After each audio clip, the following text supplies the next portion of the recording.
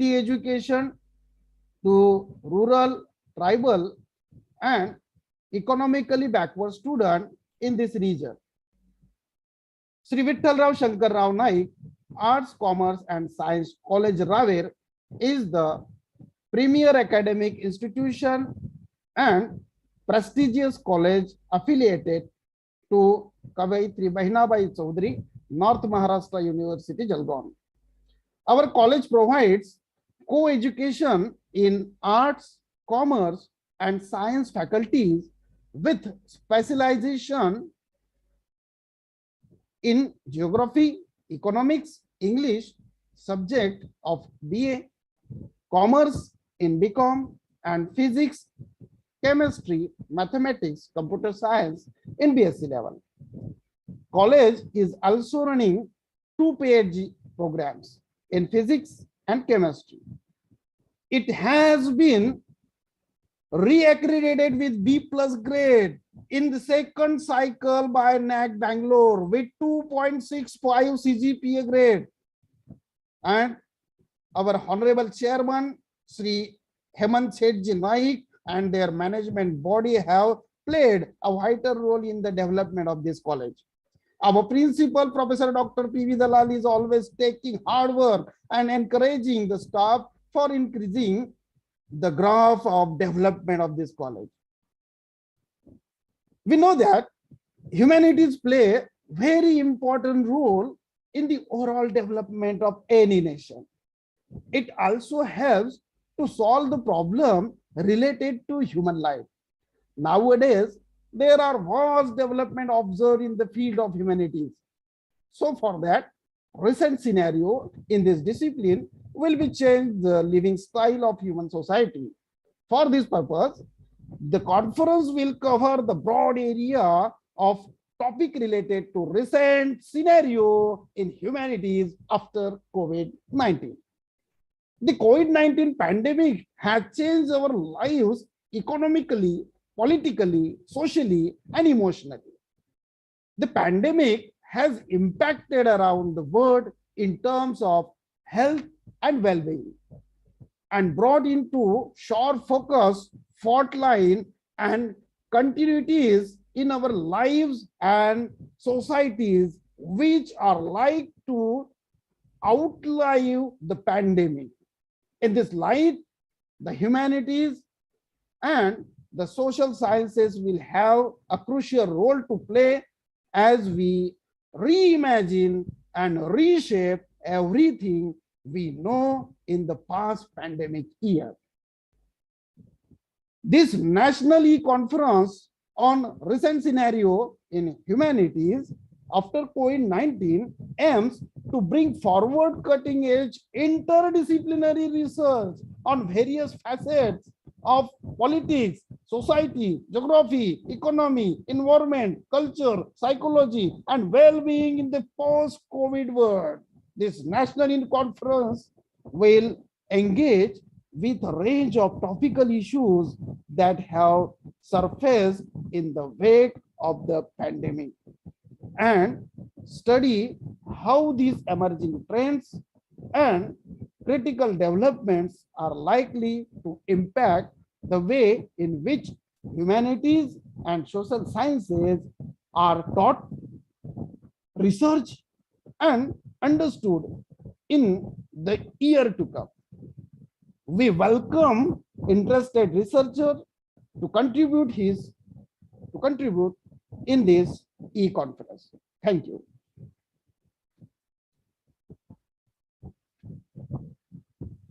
Thank you, Gadi sir. Thanks a lot for putting light on the purpose through your introductory speech. Now, I take few moments of yours for the inaugural ceremony of this National E-Conference. It is my privilege to welcome the eminent scholars whose esteemed presence makes this event gracious one for us. So now I call my colleague, Dr. G.R. Dhemre sir, for the proceedings of inaugural ceremony. Dr. G.R. Dhemre. धन्यवाद sir. धन्यवाद. कवयित्री बहिणाबाई चौधरी, उत्तर महाराष्ट्र विद्यापीठ जळगाव यांच्या सहकार्याने व रावेर परिसर शिक्षण प्रसारक मंडळाचे श्री व्ही.एस. नाईक कला वाणिज्य आणि विज्ञान महाविद्यालय रावेर जिल्हा जळगाव आयोजित एक दिवसीय ई राष्ट्रीय परिसंवादामध्ये आपणा सर्वांचं हार्दिक. आवाज येत नाही. येतोय बोला. ढेंबरे सर आवाज येतोय, बोला.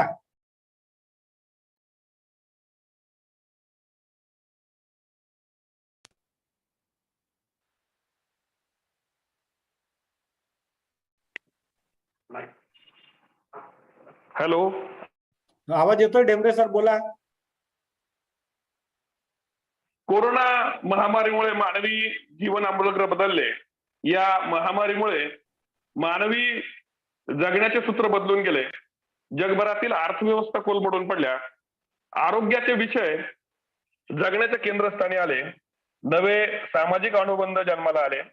किंबहुना मानवी जगण्याची परिभाषा बदलून गेली. या महामारीच्या अस्तित्वामुळे सामाजिक शास्त्रांना नवीन संशोधन अध्ययन प्रवाह सापडले. सामाजिक शास्त्र, भाषा, साहित्य, कला, मानव्य विद्या यांच्या अभ्यासाला नवे आयाम मिळाले. या संदर्भातली मांडणी मित्रो, हे ही राष्ट्रीय परिसंवाद आम्ही का घेत आहोत या संदर्भात प्रोफेसर गाडे सरांनी या ठिकाणी ही मांडणी केलेली आहे. या मांडणीच्या संदर्भामध्ये एक लीलाधर मंडोलिया यांची एक काव्यरचना या ठिकाणी मी प्रस्तुत करतो आणि आजच्या परिसंवादाच्या संदर्भामध्ये एक भूमिका मांडण्याचा प्रयत्न करतो. कितना सच समझा हमें, कितने सटीक बात की आपने, और कौन समझ सकता है इतना सूक्ष्म कि आपके पास सारा डेटा है. हमारी हड्डियां, मांस, मज्जा, रक्त में बहते लहू की ताकत, हमारे धैर्य, तप और बल को अकेले आप जानते हैं. आपको मालूम है कि हम बीच सड़क में जन सकते हैं अपना बच्चा और चुपचाप चल सकते हैं. गर्म लू की थप्पड़ों में आपको मालूम है मऊ के रहने वाले मजदूर राहुल अपने एक बैल को भूख से लड़ने के लिए बेचकर बैलगाड़ी में खुद जुट कर ढो सकता है गृहस्थी परिवार. थकने पर उसकी भाभी जूट कर खींच सकती है बोझ चिलचिलाती कड़ी धूप में. 8 माह की गर्भवती बीबी और बेटी को बिना किसी सहायता को बाहुबल से खींच सकता है. आपको यह भी मालूम है साहब कि अहमदाबाद से रतलाम तक 9 माह का गर्भ ले एक स्त्री अपने पति और 2 बच्चों के साथ पैदल 196 किलोमीटर चल सकती है.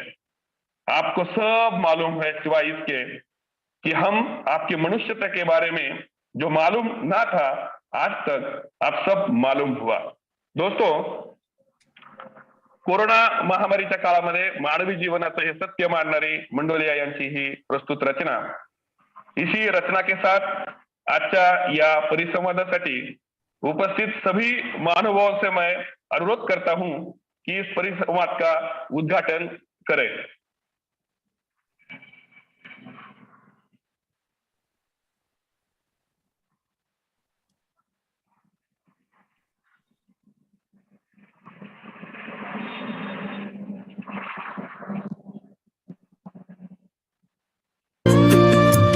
शुभं कुरुत्वं कल्याणम् आरोग्यं धनसम्पदः. शुभं कुरुत्वं कल्याणम् आरोग्यं धनसम्पदः. शत्रुबुद्धिविनाशाय दीपज्योतिर्नमोऽस्तुते. दीपज्योतिर्नमोऽस्तुते. शुभं कुरुत्वं कल्याणम् आरोग्यं धनसम्पदः. शुभं कुरुत्वं कल्याणम् आरोग्यं धनसम्पदः. धन्यवाद. आजच्या या परिसंवादाला उद्घाटक म्हणून लाभले आहेत माननीय प्राध्यापक डॉक्टर एस.टी. इंगळे सर, प्रकुलगुरू कवयित्री बहिणाबाई चौधरी, उत्तर महाराष्ट्र विद्यापीठ जळगाव. एक विद्यार्थीप्रिय प्राध्यापक अतिशय गंभीरपणे संशोधन करणारे संशोधक म्हणून आपण सर्व प्रोफेसर डॉक्टर इंगळे सरांना ओळखतो. विद्यार्थी विकास अधिकारी, त्याचबरोबर आपल्या विद्यापीठाचे राष्ट्रीय सेवा योजना संचालक या पदांवरती सरांनी काम केलं आहे.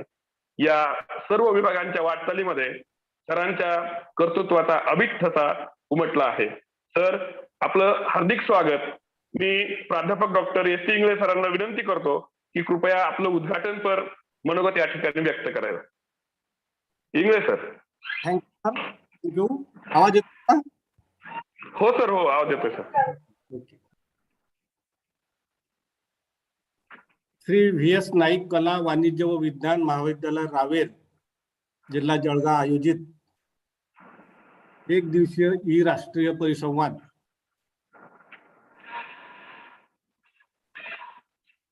याचा विषय आहे recent scenario in humanities after कोविड-19. या ई परिसंवादाचं उद्घाटन झालं असं मी सर्वप्रथम जाहीर करतो. We all are witness of the changing world in the recent past 2 years. We know that the pandemic situation was prevailing almost 2 years all over the world. Still, in some parts of the country as well as world, the pandemic cases are reported on daily basis. Friends, if you are going through the statistics of the pandemic victims, you will find that the number is very high. In the world, almost 48 crore people suffered from pandemic COVID-19 in last 2 years. Out of this 48 crores, almost 62 crores people died all over the world.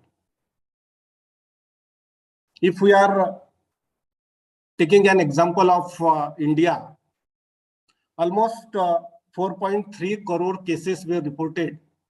These are the figures, recent figures. Yesterday, I have collected this data, and this data shows that almost 4.5 crore people are suffered during last 2 years due to this pandemic 19.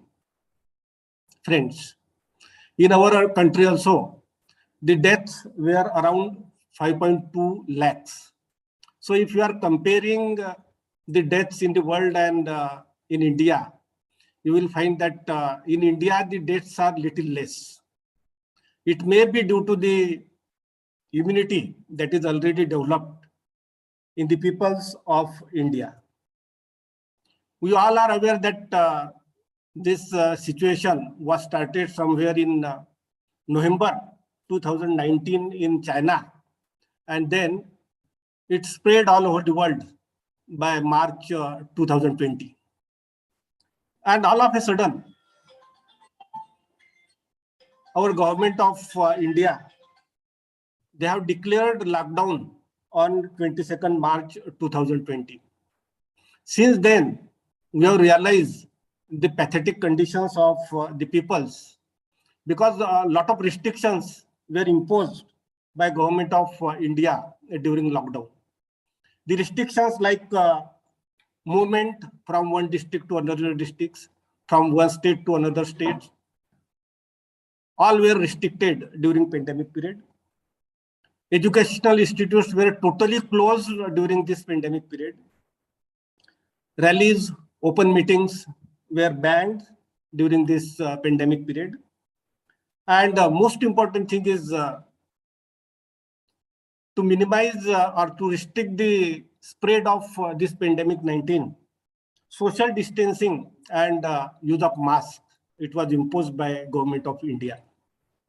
Friends, all these things are happened all of a sudden. And as a result, you will find that our population, our community has faced a number of problems.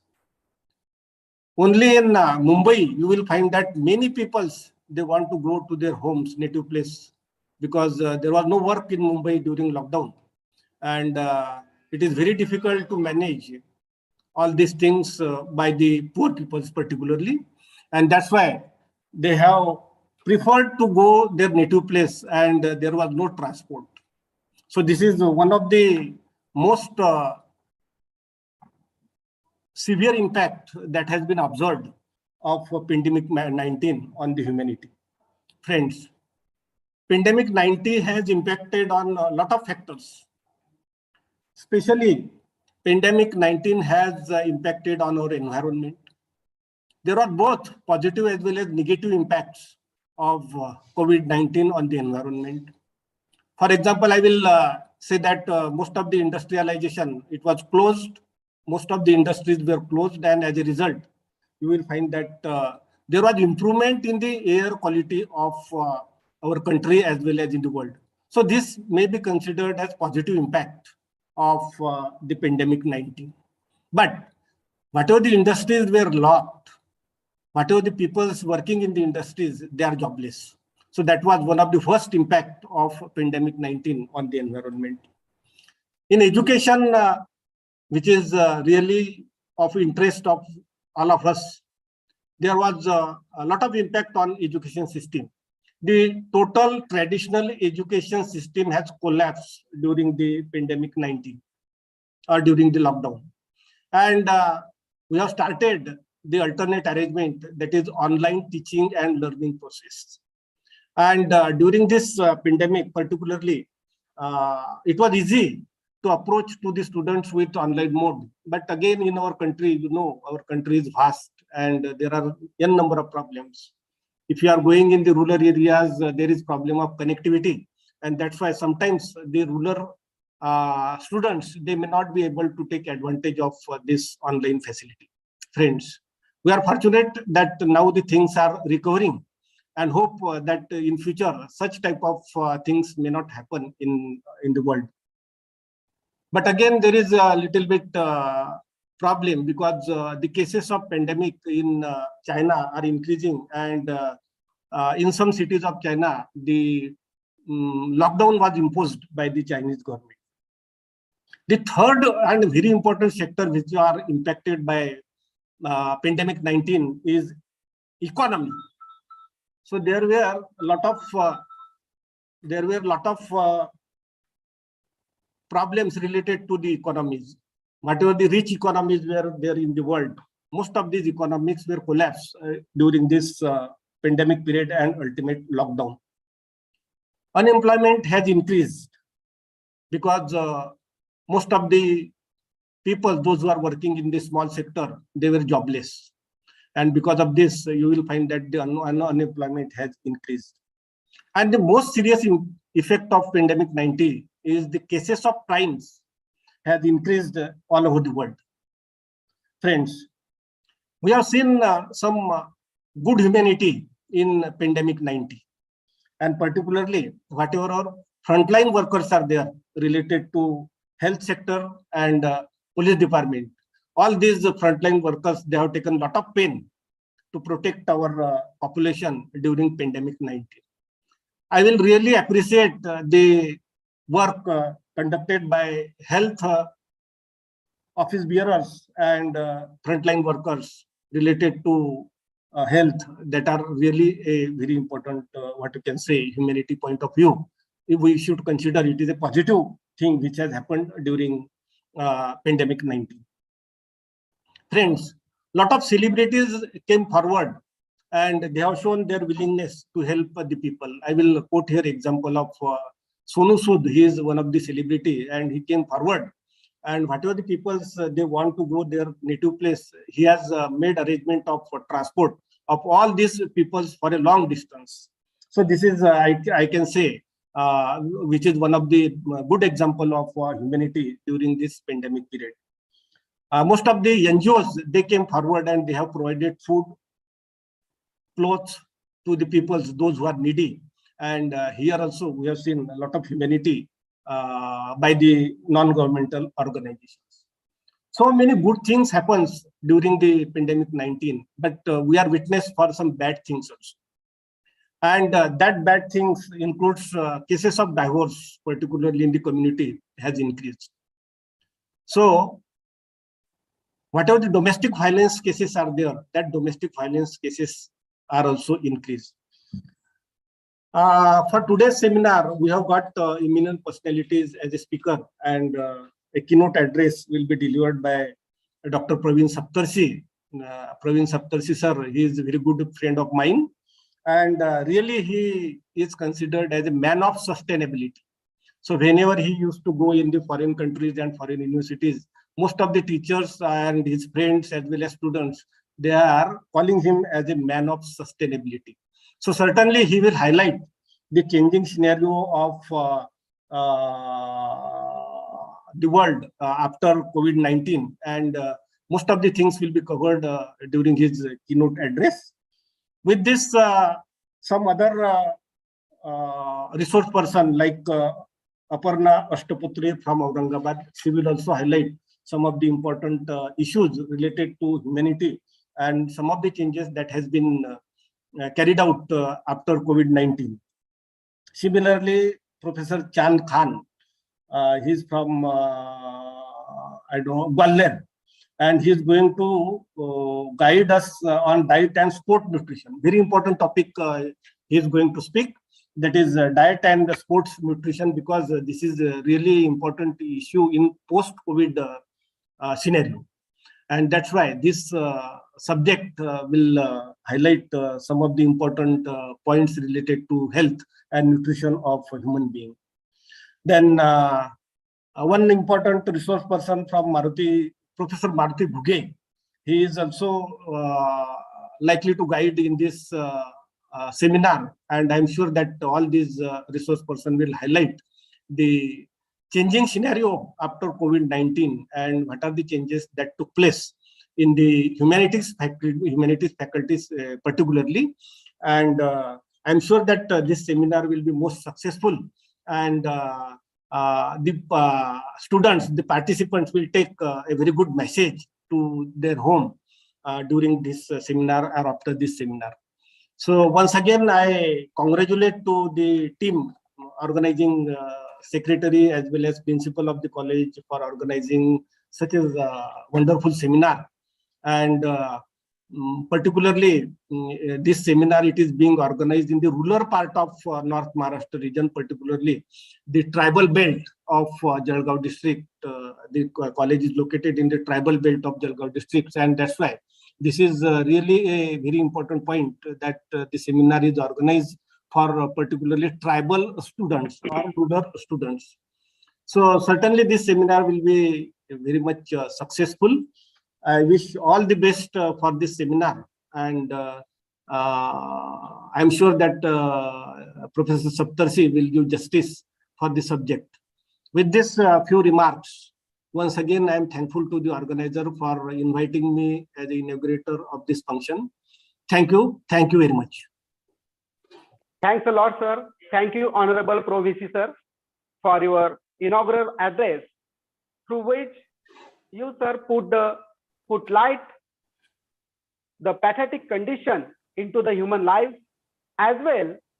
Though the human lives suffered a lot, but positive outcomes due to the pandemic, such as frontline workers related health. Thank you, sir. Thanks a lot. Once again, I submit my command to Devde, sir. धन्यवाद sir.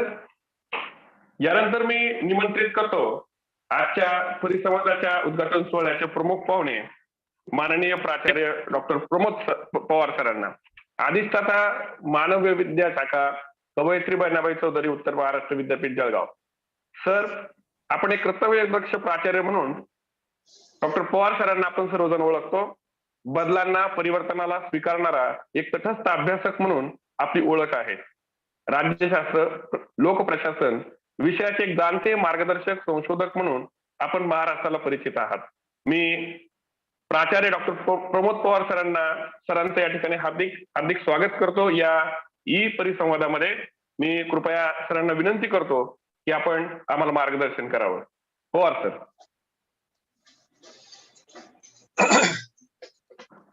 किती वेळ बोलायचंय? मर्यादा? आवाज येतोय माझा? हो sir, आवाज येतोय सर, आवाज येतोय. कवयित्री कवयित्री बहिणाबाई चौधरी उत्तर महाराष्ट्र विद्यापीठ जळगाव आणि या अंतर्गत असलेलं रावेर शिक्षण प्रसारक मंडळ रावेर या संस्थेचं विठ्ठलराव शंकरराव नाईक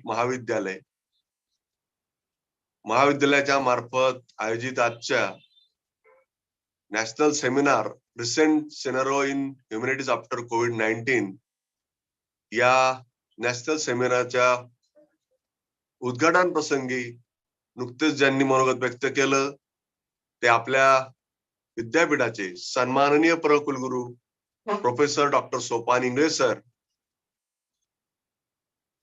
जे कीनोट स्पीकर आहेत ते डॉक्टर सप्तर्षी सर, महाविद्यालयाचे प्राचार्य डॉक्टर दलाल, महाविद्यालयाचे संस्थाचे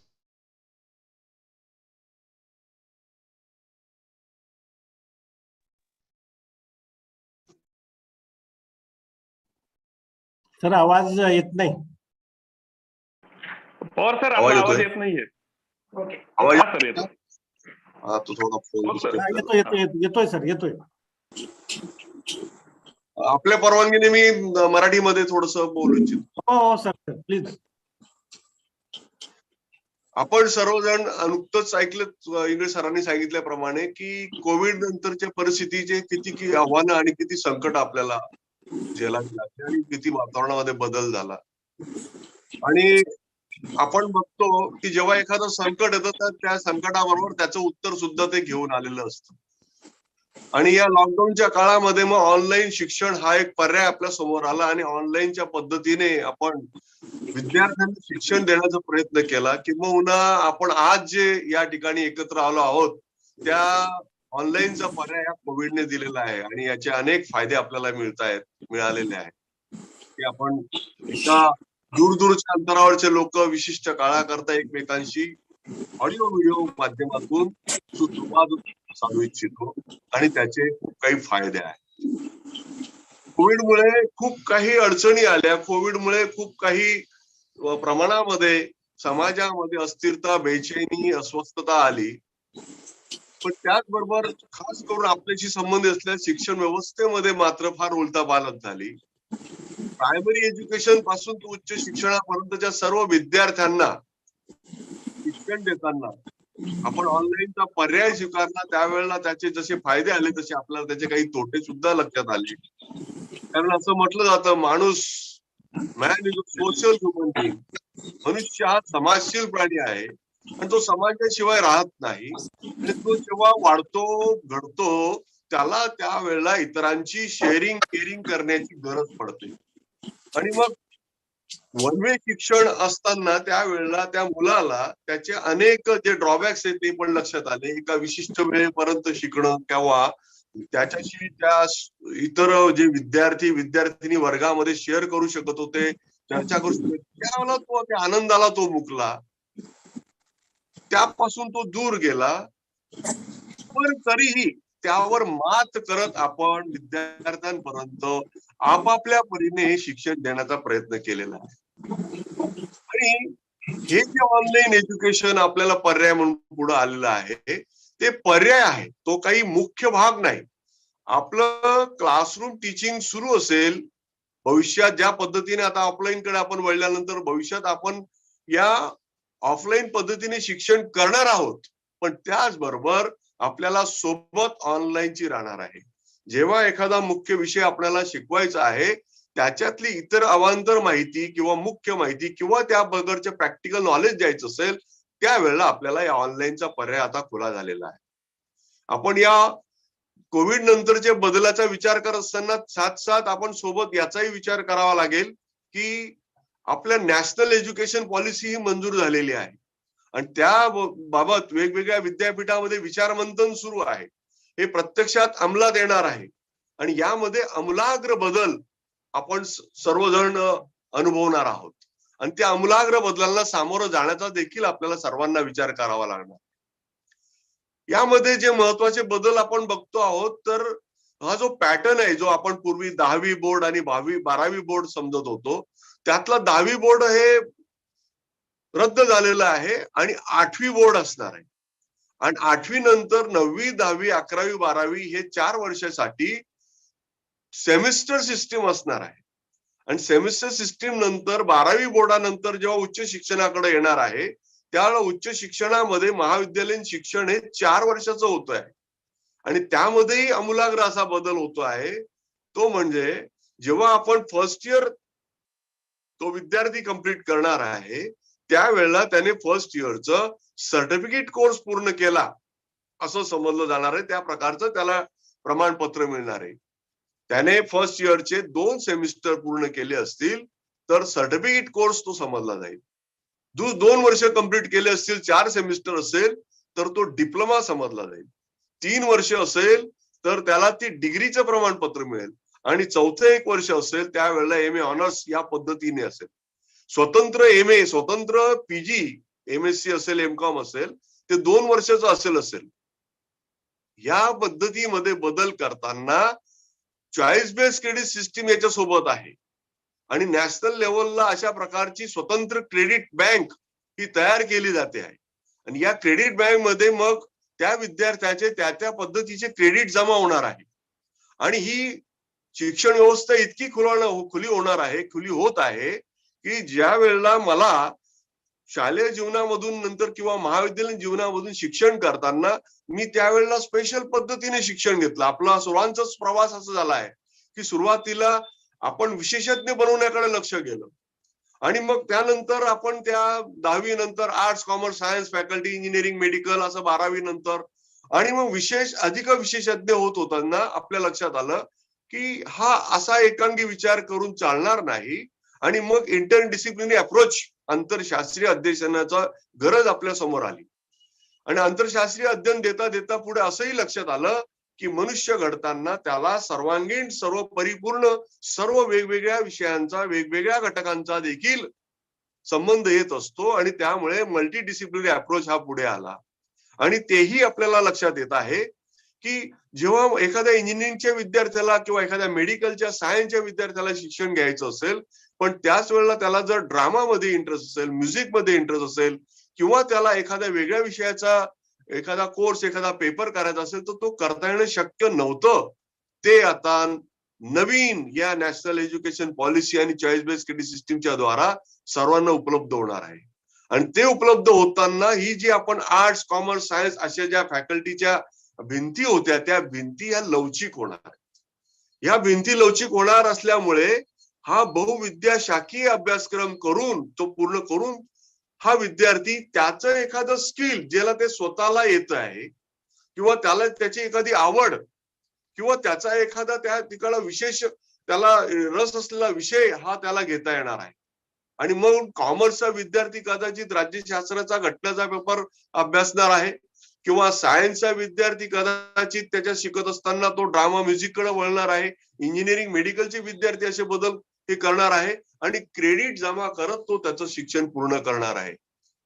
मग ह्या कोविडच्या काळामध्ये ऑनलाईन शिक्षणाचा पर्याय निर्माण झाल्यानंतर आपल्या लक्षात येतं किंवा आम्ही जे काम करतो त्या अनुभवातून लक्षात येत आहे की नॅशनल एज्युकेशन पॉलिसीमध्ये विद्यार्थ्यांना क्लासरूम किंवा वर्गातलं शिक्षण हे पुरेसं नाही तर त्याच्याकडनं फील्ड वर्क करून घेणे, प्रोजेक्ट स्टडी करून घेणे, प्रॅक्टिकल वर्क करून घेणे, त्याला थिंकिंगला, त्याच्या नवीन नवीन आयडिया व्यक्त करण्याला आणि त्या आयडिया व्यक्त करून त्यानुसार काहीतरी तो नवे रिसर्च, नवे काहीतरी घडवू शकेल, नवा बदल करू शकेल किंवा त्याला स्वतःला जाणीव झाल्यानंतर तो त्या आपल्या स्वतःच्या अंगभूत गुण, कला कौशल्यांच्या द्वारा स्वयंरोजगार प्राप्त करू शकेल किंवा स्वतः तर रोजगार मिळवेल पण त्याचबरोबर इतरांनाही अशा प्रकारचा तो या उद्योग उभारेल की ज्यातून इतरांना रोजगार मिळेल. अशा प्रकारचं शिक्षण आपल्याला आता देणं भाग पडलेलं आहे. आणि म्हणून स्किल एज्युकेशनला महत्व आलेलं आहे. म्हणूनच आता शिक्षणामध्ये प्रॅक्टिकल स्टडी, प्रोजेक्ट स्टडी किंवा या प्रकारच्या फील्ड स्टडींना महत्व आलेलं आहे. आणि हे महत्व देताना आपण जेव्हा अभ्यासक्रम बनवतोय त्यावेळेला आपल्याला त्या ठिकाणी अभ्यासक्रमात असे बदल करावे लागणार आहे की त्या परिसरामध्ये, ज्या परिसरात तो राहतोय त्या परिसरातल्या गरजा काय आहेत, त्या परिसरात तो काही करू शकतो का, हाही विचार आपल्याला करावा लागणार आहे. याचबरोबर आपण आपले पंतप्रधान मोदी साहेबांनी जे म्हटलं आहे की, किंवा आपण भारतीय लोक सुद्धा म्हणतो की भारतीय माणसं वेगवेगळे शोध लावून जुगाड टेक्निक करण्यामध्ये प्रसिद्ध आहे. त्याला जुगाड एक वेगळं नाव दिलं गेलंय.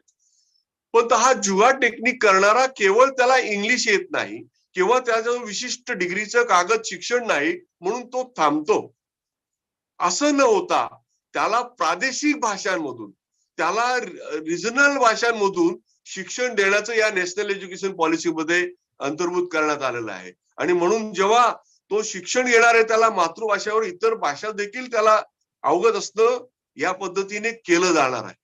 आणि मग तो महाविद्यालयीन शिक्षण घेताना सुद्धा अशा प्रकारे तो रिसर्च ओरिएंटेड, थिंकिंग ओरिएंटेड किंवा कुठल्या तरी मोटिवेशनच्या द्वारे किंवा कुठल्या तरी क्रिएटिव्ह पद्धतीने तो त्या ठिकाणी करणार आहे.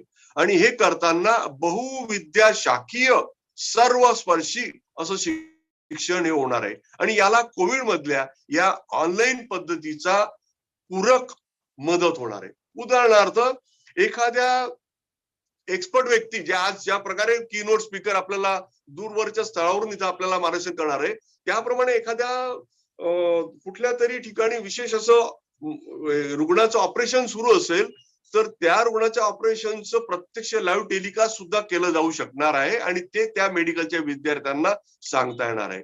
किंवा आपल्याला एखादा जो विशिष्ट भाग आहे तो प्रत्यक्ष पद्धतीने दाखवणं या ऑनलाईन पद्धतीने सोयीस्कर होणार आहे. आणि मग हे सर्व जर असं होणार असेल तर आपल्याला लक्षात घ्या की आपण जे टीचर म्हणून मर्यादित स्वतःला समजत होतो त्या मर्यादेच्या बाहेर जावं लागणार आहे. नॅशनल एज्युकेशन पॉलिसीमध्ये असं म्हटलंय की आपण सर्व आता मेंटर आहात, मार्गदर्शक आहात. आपल्याला हे सर्व त्या ठिकाणी विद्यार्थ्यांना गाईड करणं आहे. केवळ त्याची वर्गातली हजेरी आणि त्या पद्धतीने त्याला शिक्षण देणं हे पुरेसं ठरणार नाहीये. आणि मग या ठिकाणी ज्या ह्युमॅनिटी मानव विद्या शाखेमध्ये आपण अभ्यास करणार आहोत त्यावेळेला जर मी राज्यशास्त्राचा आहे आणि राज्यशास्त्रामधून मी जेव्हा बाहेर बघतो की एखादी राजकीय वर्तन, एखादं राजकीय भूमिका माझी होते, त्यावेळेला ती तात्कालिक त्या कारणाने झालेली नसते, तर त्या व्यक्तीवर ज्या वेगवेगळ्या शास्त्रांचा, वेगवेगळ्या शास्त्रातील वेगवेगळ्या घटकांचा प्रभाव पडलेला असतो. कदाचित महागाई असेल त्यामुळे तो अर्थशास्त्रीय दृष्ट्या विचार करतो, किंवा त्याला कुठल्या तरी भौगोलिक कारणाने त्या ठिकाणी उद्योग व्यवस्था त्या शहरात प्राप्त झाल्या नसल्यामुळे तो त्या ठिकाणी राजकीय वर्तन करताना त्या भौगोलिक घटकांचा प्रभाव पडून त्या पद्धतीने निर्णय घेतो, मतदान करतो. असं सर्वस्पर्शी असल्यामुळे आपल्याला आता एकांगी शिक्षणाकडून बहुविद्या शाखीय शिक्षणाकडे वळावं लागतंय. आणि ही एक नवीन पाऊल या ठिकाणी आपल्या या नॅशनल एज्युकेशन पॉलिसीच्या द्वारा आपल्या समोर आलेलं आहे. त्या नव्या नव्या चेंजेसचा विचार करून, त्याचबरोबर कोविड सारख्या परिस्थितीमध्ये येणाऱ्या अशा संकटांचा विचार करून आपल्याला विद्यार्थ्यांना जास्तीत जास्त ऑनलाईन ऑफलाईन दोघही पद्धतींचा समन्वय साधून पूरक या पद्धतीने आपल्याला त्या शिक्षण द्यावयाचं आहे. आपल्या महाविद्यालयांच्या वेबसाईट अपडेट करून त्या महाविद्यालयाच्या वेबसाईटवर आपल्याला वेगवेगळ्या प्रकारचे व्हिडिओ क्लिप्स आपण टीचिंगचे करतो आहोत आणि ते विद्यार्थ्यांना देतो आहोत. पण त्याच पद्धतीने त्याला त्याहीपेक्षा आणखी काय जास्त आपल्याला लाईव्ह देता येईल याचा विचार करावा लागणार आहे. नुकतेच आपण केंद्रीय मंत्री यांनी सांगितलं की आपल्या जवळजवळ 15 ते 25 अशा टीव्ही चॅनल्स एज्युकेशनच्या सुरू केल्या जाणार आहेत. आणि त्या चॅनलच्या द्वारा देशभरातल्या विद्यार्थ्यांना वेगवेगळे एक्सपर्ट हे त्याची प्रकारचं माहिती आणि शिक्षण देणार आहेत. आणि मग तो विद्यार्थी त्याच्या पुढे चॉईस असणार आहे की मी नेमकं वर्गातला तो प्राध्यापक आहे त्याचं ऐकणार आहे का एखाद्या वेबसाईटवर वेगवेगळे उपलब्ध त्याचं ऐकणार आहे, की युट्यूबवर त्याला एखादा टॉपिक शिकायचं त्याच्यातले 20-25 इंग्लिश मराठी हिंदीमध्ये बोलणारे आहेत त्याचं ऐकायचंय. म्हणजे त्याला भरपूर पर्याय उपलब्ध होणार आहे आणि त्यातून द बेस्ट अशा व्यक्तींची निवड करून तो टीचरची निवड करून त्यांच्याकडनं ते मार्गदर्शन घेणार आहे. आणि अशा या बदलत्या युगाला सामोरं जाण्यासाठी आपण या पद्धतीने सर्व शिक्षकांनी प्राध्यापकांनी तयार होणं गरजेचं आहे. नव्या बदलाचा विचार, त्याचबरोबर आलेल्या नव्या संकटांचा विचार करून त्यातून मार्ग काढण्यासाठी आपण सज्ज आहोत. आणि त्याचं उदाहरण म्हणजे आज रावेरच्या या नाईक महाविद्यालयाने जे महत्वाच्या गंभीर विषयावर चर्चासत्र नॅशनल लेवल आयोजित केलं आहे. ते एक प्रकारे विचार मंथन आहे.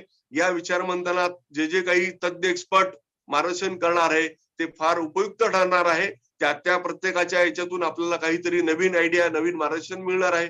त्या सर्व उपक्रमाला मी आपणा सर्वांना आणि महाविद्यालयाला शुभेच्छा देतो आणि थांबतो. धन्यवाद. थँक्यू. धन्यवाद सर. शिक्षण प्रक्रियेवरील कोरोनाच्या परिणामांची आपण चर्चा केली. नॅशनल एज्युकेशन पॉलिसीतील बदलांबद्दल आपण आपले विचार या ठिकाणी मांडले. उच्च शिक्षण व्यवस्थेतील येणारा काळ कशा प्रकारचा असेल आणि त्या परिवर्तनाबद्दलचं आपलं एक चिंतन पवार सरांनी या ठिकाणी व्यक्त केलेलं आहे. खऱ्या अर्थाने येणाऱ्या उच्च शिक्षणाच्या प्रक्रियेमध्ये जी बदल होण्याची सुरुवात आहे, हे बदलांचा वेग कोरोना या महामारीमुळे वाढल्याचं आपण या ठिकाणी नमूद केलं. धन्यवाद सर. यानंतर मैं निमंत्रित करता हूं आज के परिसंवाद के अध्यक्ष महाविद्यालय के प्राचार्य डॉक्टर पी विद्यालाल सर, इनको अध्यक्षीय मनोभाव व्यक्त करने के लिए. हेलो, आवाज येतोय सर? हो हो सर. हो sir. After corona pandemic, still situation is unpredictable. Physical meeting without any restriction is under question mark. That's why we have decided to go online organization of this one-day national e-conference on recent scenario in humanities after COVID-19.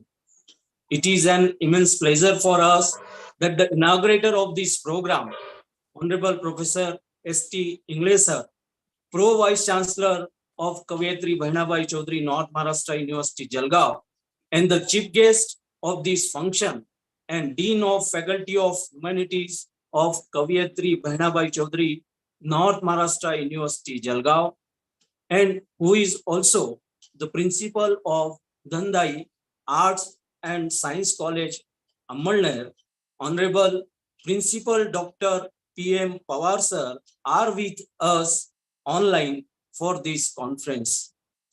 Many distinguished speakers who are expertise in their field will deliberate their speeches, in which Dr. Praveen G. Saptarshi, visiting professor, Salisbury University, USA, Dr. Aparna Ashtaputre, Head of Department of Psychology, Babasaheb Ambedkar Marathwada University, Aurangabad, Professor Virendra Jhanjaria from Gwalior, and Dr. Maruti Ghuge from Jalna. Many honorable Management Council members, honorable Senate members, honorable Academic Council members, honorable Principal from distinguished colleges, Sport Director Dr. Dinesh Patil, all physical directors, all the teachers from various colleges, Senate member and professor of my college, Professor A.G. Patil, Vice Principal Dr. V.B. Suryavanshi, the convener of this program, Professor C.B. Gade, and Professor S.D. Dapse, who is hosting this program, that is Dr. G.R. Dhemre, research scholar, and dear participants. I welcome to all for this one-day national e-conference on recent scenario in humanities after COVID-19. As Dr. Professor English sir has given information about the various sectors which get affected and get tremendous changes in that sectors after COVID-19. That is very beautifully explained by him. Similarly, Principal Dr. P.M. Pawar sir also given us information about the different aspects, as well as beautifully and very simplistic manner explain the changes in national education policy. The current pandemic has placed the whole world at a standstill. There is no specific data which can give indication that when the situation will stabilize. However, people have learned a lot of things from this global crisis. What are the major aspects get affected in recent scenario in humanities after COVID-19? I think the first is tremendous changes seen in sustainable lifestyle of human being, as healthy home cooked meals have replaced junk food because stay at home all family members were present, so delicious and tasty foods were prepared, which ultimately replaced junk food. Pollution level went down and nature flourished. Lots of money spent by government to make pollutants free to the river Ganga, but that is not happened. That is only happened because of this COVID pandemic. In that, when the industries were closed, that helps to make pollutant free to the river Ganga. Many environment friendly ways have emerged, like work from home, paperless financial transactions, and digital correspondences. Alert to the pupil, reducing consumption and increasing saving as precautions against future income uncertainties. The second aspect seen, that is family oriented society phenomena, came back. During these difficult times, families have worked together to protect all members from harm. The lockdown brought the importance of family into focus. Third aspect that realizes us to need of upgraded healthcare system. There is demand for creating adequate capacity in hospitals to cope with emergencies better. Need to prepare the healthcare system for handling emergency in the volumes of patients. There is demand of digital health technologies like the use of contactless thermometer and others. Awareness among the pupil about adequate cleanliness, use of telemedicine has come into action. Protection of their family's health has become everyone's primary concern. Such improving phase of hygiene and healthcare will relieve anxieties. The fourth aspect about the demand of digitally restructured education sector. Educational institutes will need to modernize their teaching techniques with smart technologies.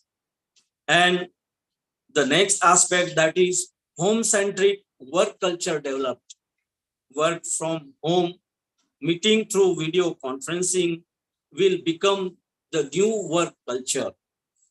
Perhaps the most vital lesson that COVID-19 has taught pupil is the need to protect their loved ones from the uncertainties of life. So at the conclusion, I would say people have realized the need for precautions and are taking steps against further future contingencies to keep the coming generation safe. I hope that this conference would be more informative and quality-based research papers will come out from the conferences. Participants can utilize the opportunity to share their remarks through feedback that will help to make necessary changes in futures. That's all. Thank you.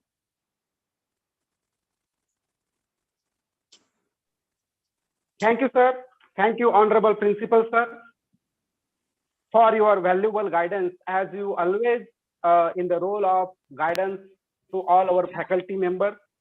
Thank you, sir, once again, through your informative words, illuminating upon various aspects like united family, upgradation of health services, and demand of digital resources, etc.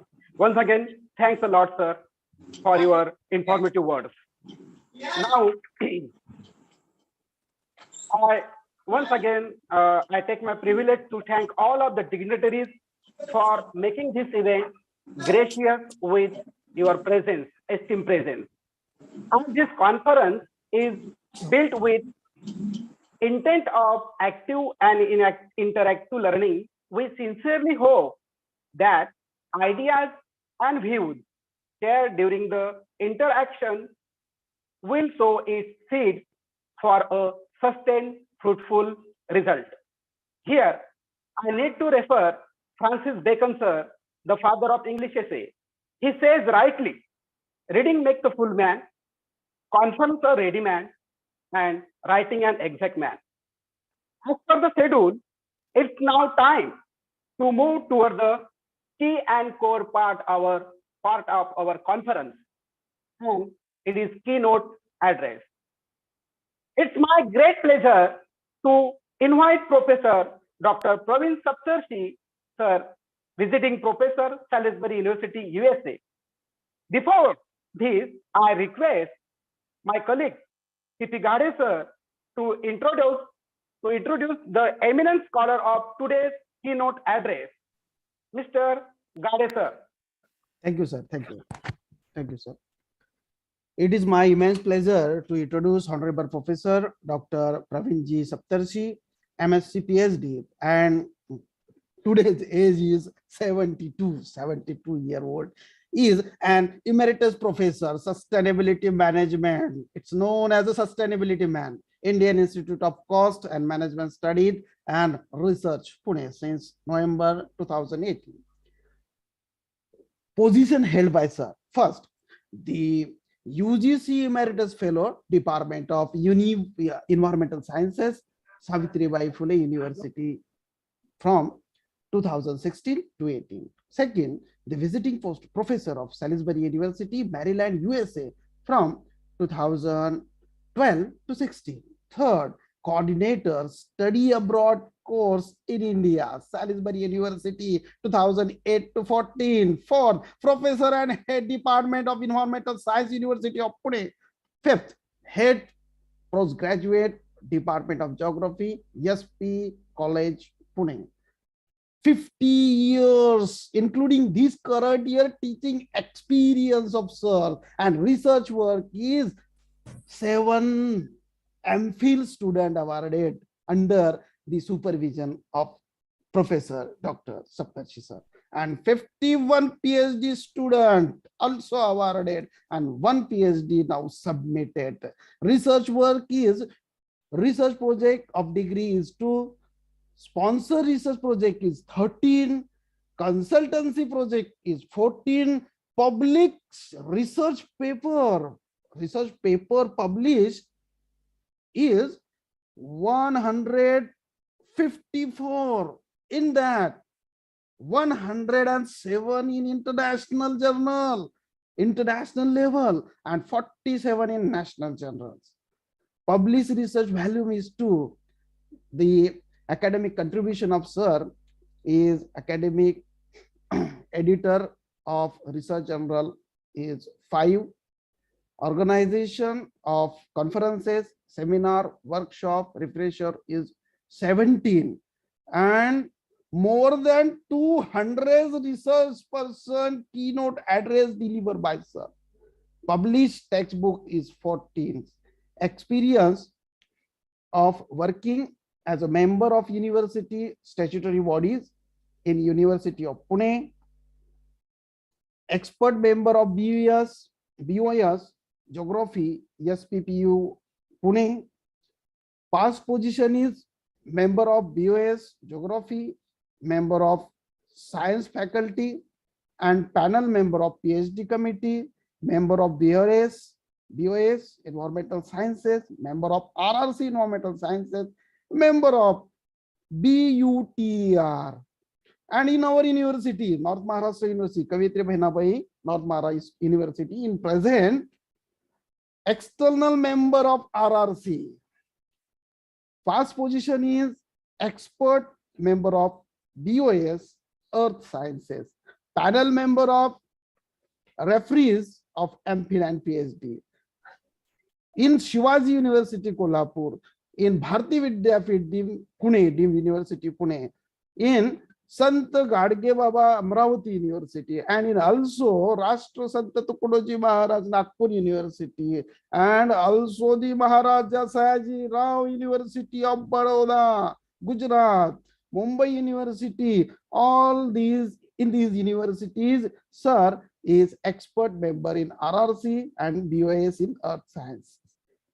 Administrative experience of sir is professor and head of department environmental science in University of Pune, 3-year reader and head of department in geography, University Central for PG teaching and research, HP College, Pune.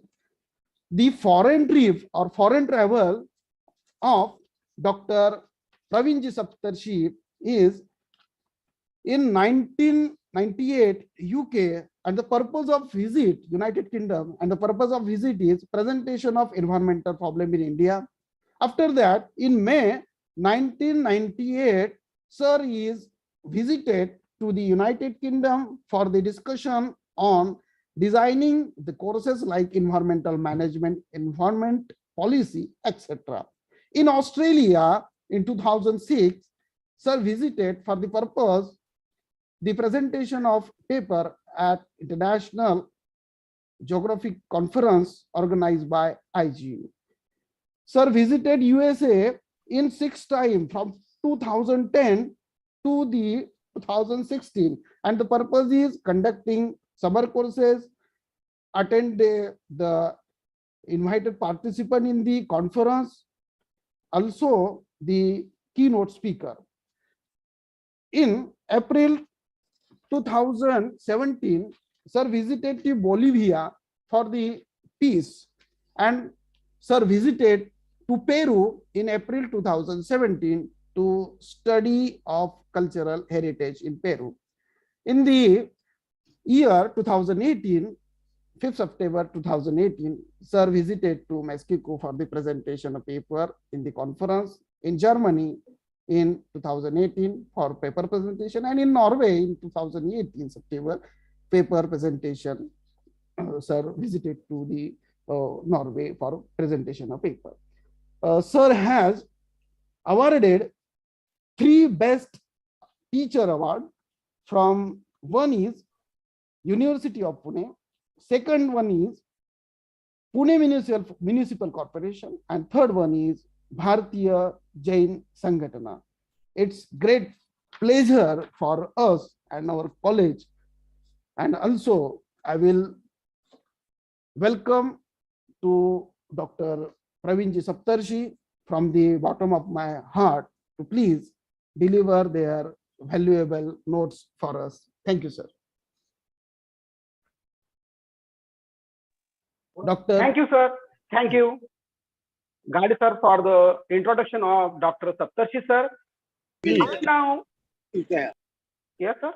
I now do request to Professor Dr. Saptarshi sir to Please, comment his keynote address. Dr. Praveen Saptarshi sir. Thank you. Hopefully, I am audible. Yes, sir. Yes. Ladies and Yes, sir, gentlemen, definitely. I am really happy to be here, join online with all the learned audiences, the people from Raver and from the Behnabai University, Jalgaon. At the outset, I take this opportunity to congratulate my friend, Professor Ingle, who has recently been appointed as the Pro Vice Chancellor of this university. So he's my association with him is very, very long. We work together for so many environmental projects. We have also good interaction between University of Pune and this Jalgaon University. So, and of course, he's heading there. I was heading there in Pune. So it is really the long association of more than 2 decades, and I really feel um, proud that my young friend, Professor Ingle, has become Pro Vice Chancellor of this university. I also I admire the wisdom and the organization skill of your Vice Chancellor, who has exhibited it in appointing Professor Ingle as his assistant as Pro Vice Chancellor. Great luck ahead to Professor Ingle. Another thing is that the principal Dalal is also my friend, and all this Professor Chatur or Professor Gade, so they are dear friends of mine, and that's why they have explained my personality something like great. So I am as simple person as you are, and in pandemic period, I visited the banana crops in Raver Tehsil, and I remember that the in pandemic the uh, banana growers are at very great loss, and so is the case with Raver Tehsil, because Raver Tehsil's economy is mainly based on the banana, and banana plantation was grown uh, uh, just to in a export quality, and this export quality banana, so the international uh, trade was stopped, and that's why this cost of growing international or the quality international quality banana is not recovered. So you can just study as a geographer.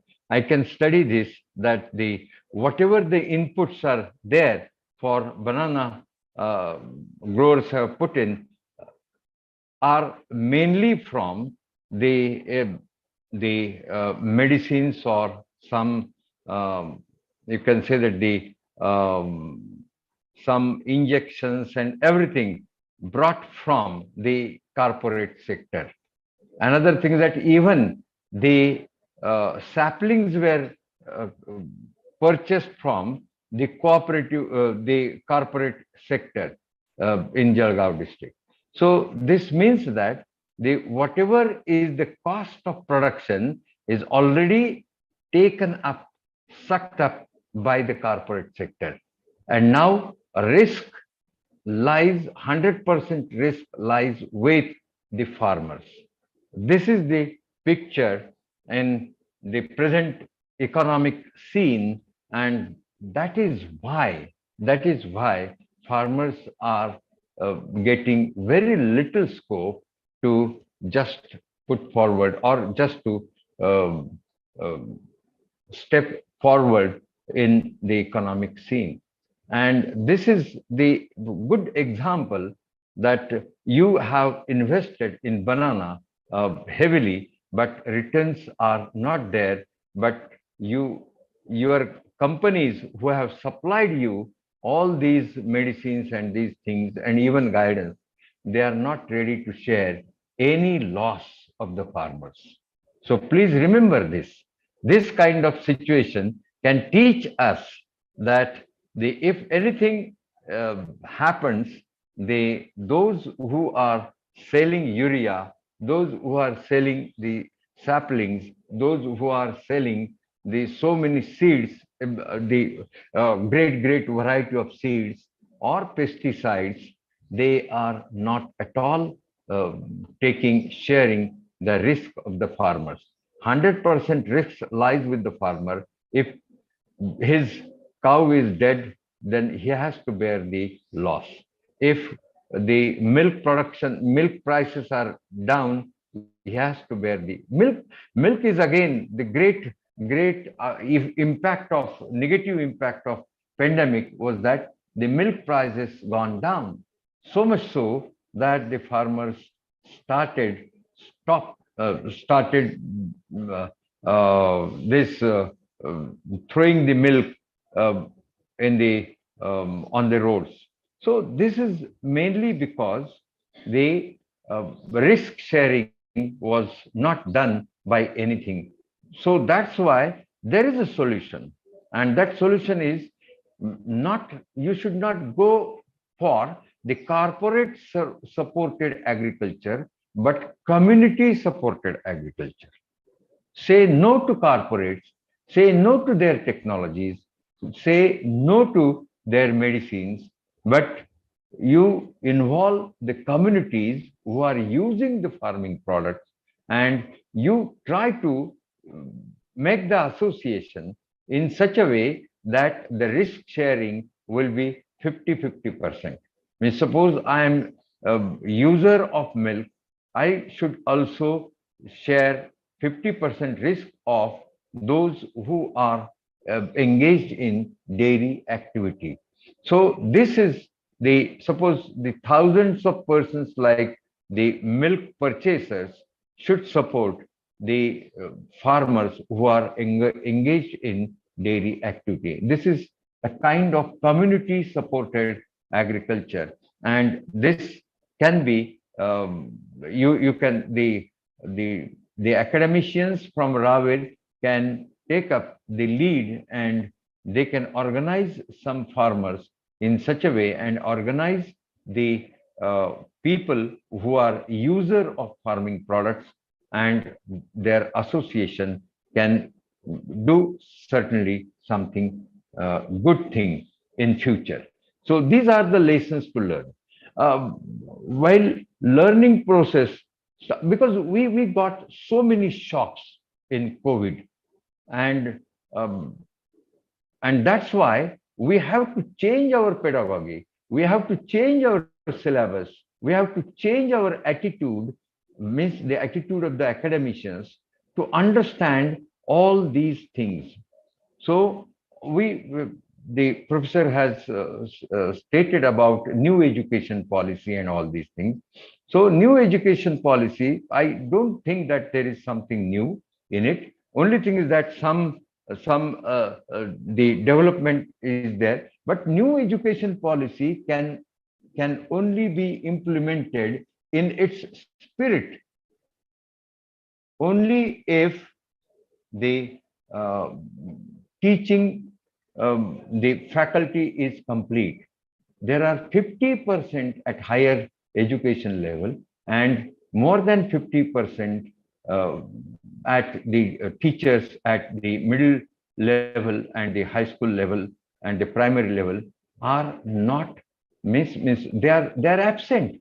They are not, all these uh, there are so many vacancies in the teaching community, and that's why forget about new education policy. Now thrust should be how to fill up all these gaps. Otherwise, education, we cannot do any experiment in education system. So the government of India should think seriously about this.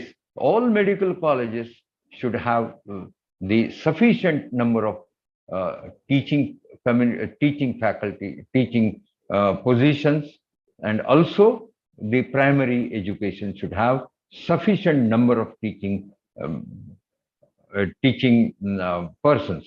And all these teachers, they run the show.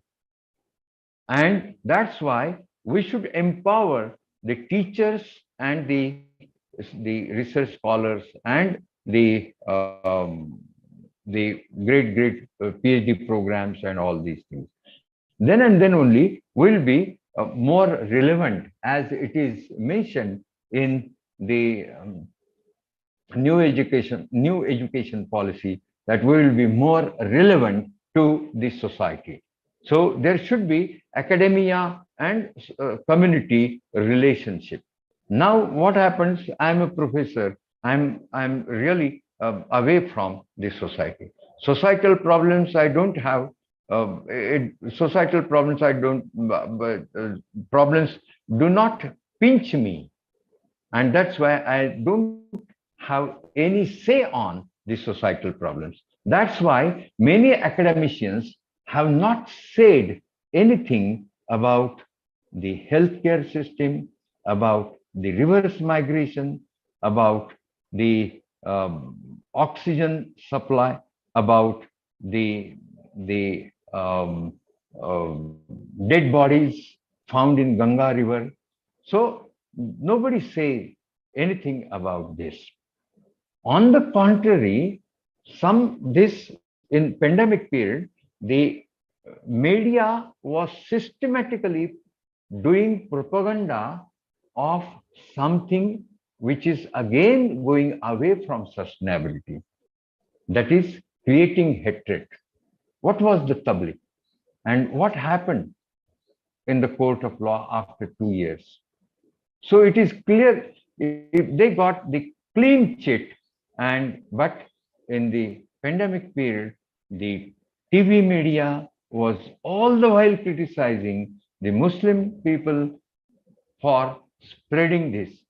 Actually, if we want to find out the culprit for the spreading this, it is as simple as the coronavirus COVID-19 came to India through aeroplane, not through any railway passengers or the truck drivers. It came to India through aeroplanes. If we would have stopped the air journey or the air movement or international air movement by the end of December 19, then the coronavirus, spread of coronavirus would have been under control, fully controlled. So who has done this mistake? I don't want to criticize the government machinery or government leaders or the political leaders, but anybody can think that who is responsible for arranging the big events, arranging the electioneering campaigns. So this is just nonsense. This shows insensitiveness towards the community development, insensitiveness of the government and the political leaders towards the day-to-day problems. And that's why the COVID pandemic has created many disasters. So this was the great hazard, but this hazard was not taken into account and the planning was not done. And that's why there was great pressure on our healthcare system. And what was our healthcare system? Healthcare network is very good in India. Almost all the villages are served with at least, or 2-3 villages are served by the subdivisional medical centers or the healthcare centers in villages. But at least one doctor should be there, but no doctors were there, no nurses were there, no infrastructure was well developed, and we gave it to private people. And if we see that the number of deaths happened in private sector healthcare system and the public sector healthcare system, we can definitely find out that the private sector has not helped us significantly. On the contrary, they were more disastrous compared with the public healthcare system. So this means that there is a question mark on privatization of healthcare system. And another thing is that the reverse migration.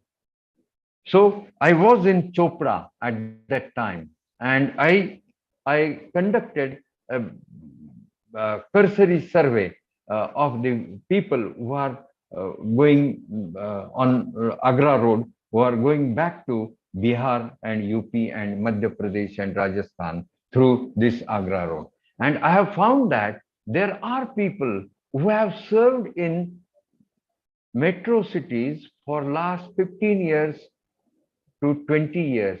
Some are 10 to 15 years.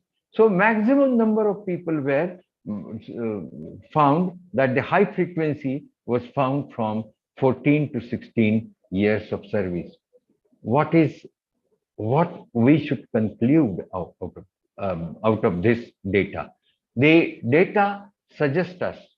People will say that simple, uh, 15 years of service, people are going reverse to their villages. No, I would say that those who have worked for last 15 years in Pune or in Mumbai or in Nagpur, but all these cities are not ready to feed them for at least 30, 40 days of pandemic if they are jobless for the period of 1 month. So this is the reason, this is basic economy, that the migrated laborers are not getting sufficient salary. Then why do they come here in Pune and why do seek the job here? That useless job, which will not give their families a slightly buffer period of 1 month or 40 days, 30, 40 days. So this is the real question. That's why we have to see the salary structure of industrial sector. So this is a kind of exploitation of poor people and those who have come from thousands of kilometers away from this industrial center. So this means another thing is that even then, what the hell? They are coming from for so many thousands of kilometers. So this is as simple as that. This means that the repelling force in their villages in UP, in their villages in MP, in their villages in Bihar is such that they are forced to come here to seek the job, gainful employment. So this means that the condition in the rural sector of UP, Bihar, or any such states, even in the southern part, is very, very bad. It is worse than the condition in the urban areas. So they come from the sector of below poverty line and they are placed here in urban in us again below poverty line, means they are just meeting the ends there in villages, and also by after migration they are also just meeting the ends in urban areas. This is because in urban areas 5,000 rupees or 10,000 rupees salary is considered to be great from a person coming from UP village. But here he has no free marginal resources, no grasses, no goat, no hens, and that's why he has to purchase egg, he has to purchase milk, he has to purchase jawar, roti. So everything, so that 10,000 rupees is far less than the 2,000 rupees in UP village. So this is the picture. In that picture shows that, so everywhere there is the big strong exploitation of the poor people. And another thing is that the GDP growth has been almost stopped. Only agriculture sector shows some production in pandemic period. But still, we are not looking towards agricultural sector. We are trying to copy the American model of economy, and that American model is based on the agricultural production is mainly based by 1 or 2% of population is dependent on agriculture. So agricultural production, that what they get is sufficient.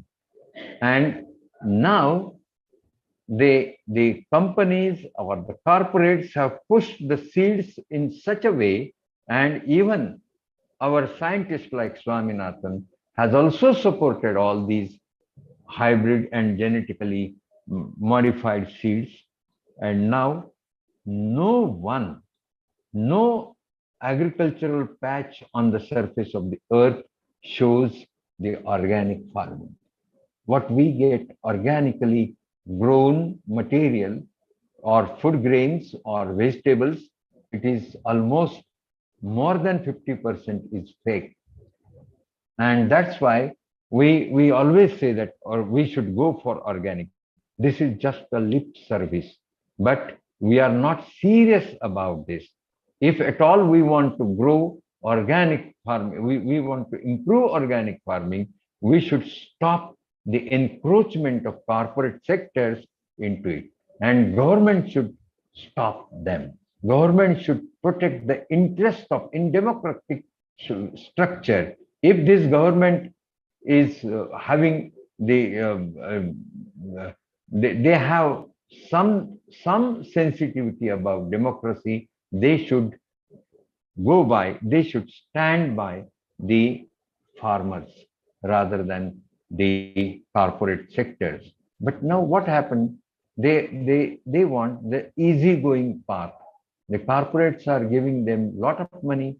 Corporates are giving them the media, and corporates are giving them the assurance for re-election. And that's why they are just becoming the agents of corporates, and they are becoming the enemies of the farming sectors. That was quite visible. I was there for 1 month in the Delhi border regarding this in pandemic period also, and I found that they are they are not only considered, they were not physically just the hindrance were put into this, but some nails were pressed, nails were constructed. They're on their way to Delhi, and this all these borders were, how those borders were sealed, that you have seen on TV, but you have become insensitive about this. Now just imagine what would be the agonies of some common people living in villages nearby Delhi. They cannot walk down to get the auto rickshaw. They have to walk down on the nails on the some compound wall, and climbing the compound walls, and they have to come like a thief and get the auto rickshaw after walking and running by running up to 5 kilometers. Every day they are doing this. So where they were doing this, this was not understood by any government. And this is I think that the role of academicians to now media has been desensitized about such issues. The people are desensitized. Now this is the time, even the judiciary is desensitized about this. And that's why we are, the teachers, the academicians, should stand up and say no to such nonsense policies. And all these three, I think that there should be seminars among the students and the teachers and the farmers. They should be given, they should discuss about these three rules, why they have brought there. So all these things should be discussed in a good atmosphere, free and frank atmosphere in the university campus and in the college campuses. Don't worry who is the who is the leader of Maharashtra, or who is the leader at Delhi. So don't worry, or who is leader of your college management. Don't worry about that. We should be courageous enough to criticize all these people. And we should be vocal, loudly vocal, because the truth, आपल्याकडं म्हणतात ना, सत्यमेव जयते, पण truth cannot win at on his own. The truth needs some support in democratic setup. And that's why Gandhiji was of the opinion that satyagraha म्हणजे सत्य सर्वांच्या समोर आणण्याचा त्यांचा आग्रह होता. तिथं काही फार शत्रू आणि कोणीतरी मित्र आहेत असं काही नाही. सत्य पुढे नेलं आणि ते जितकं लखलखीत आणि चकचकीत होईल तितकं त्याचा विजय होऊ शकतो. Otherwise the truth cannot win on its own. So we the academicians try to follow this path of truth, and this is, I think, that the spirit of new educational policy. And there are some good things that we have found, that in pandemic period the many lives were saved because of many community services. So all over the world, all over India, and in your Tahsil Raver, you would have found that there were so many NGOs who have fed the people during the pandemic. The senior citizens were given the food, the cooked food at his home, at the home delivery. So cooked food was given in Pune or even in Raver. So there are so many social workers, and I think that this is the hope for future development. So lastly, I would like to stress that the sustainable development is dependent on the ethical principles, and those ethical principles are equity, those ethical principles are democracy, those ethical principles are social equity, and the social equity and social you can say that the social activism. So that is important thing, and we should try to inculcate such values amongst our young students, and then only we can be on good path or correct path.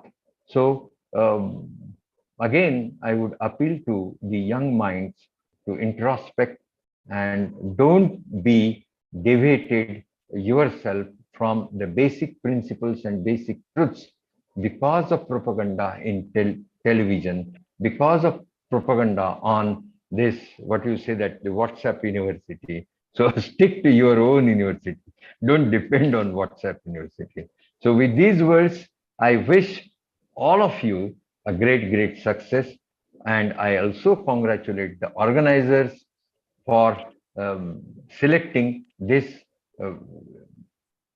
topic, which is quite relevant to society. I think that I should stop here because it is more than 11:30. Thank you very much.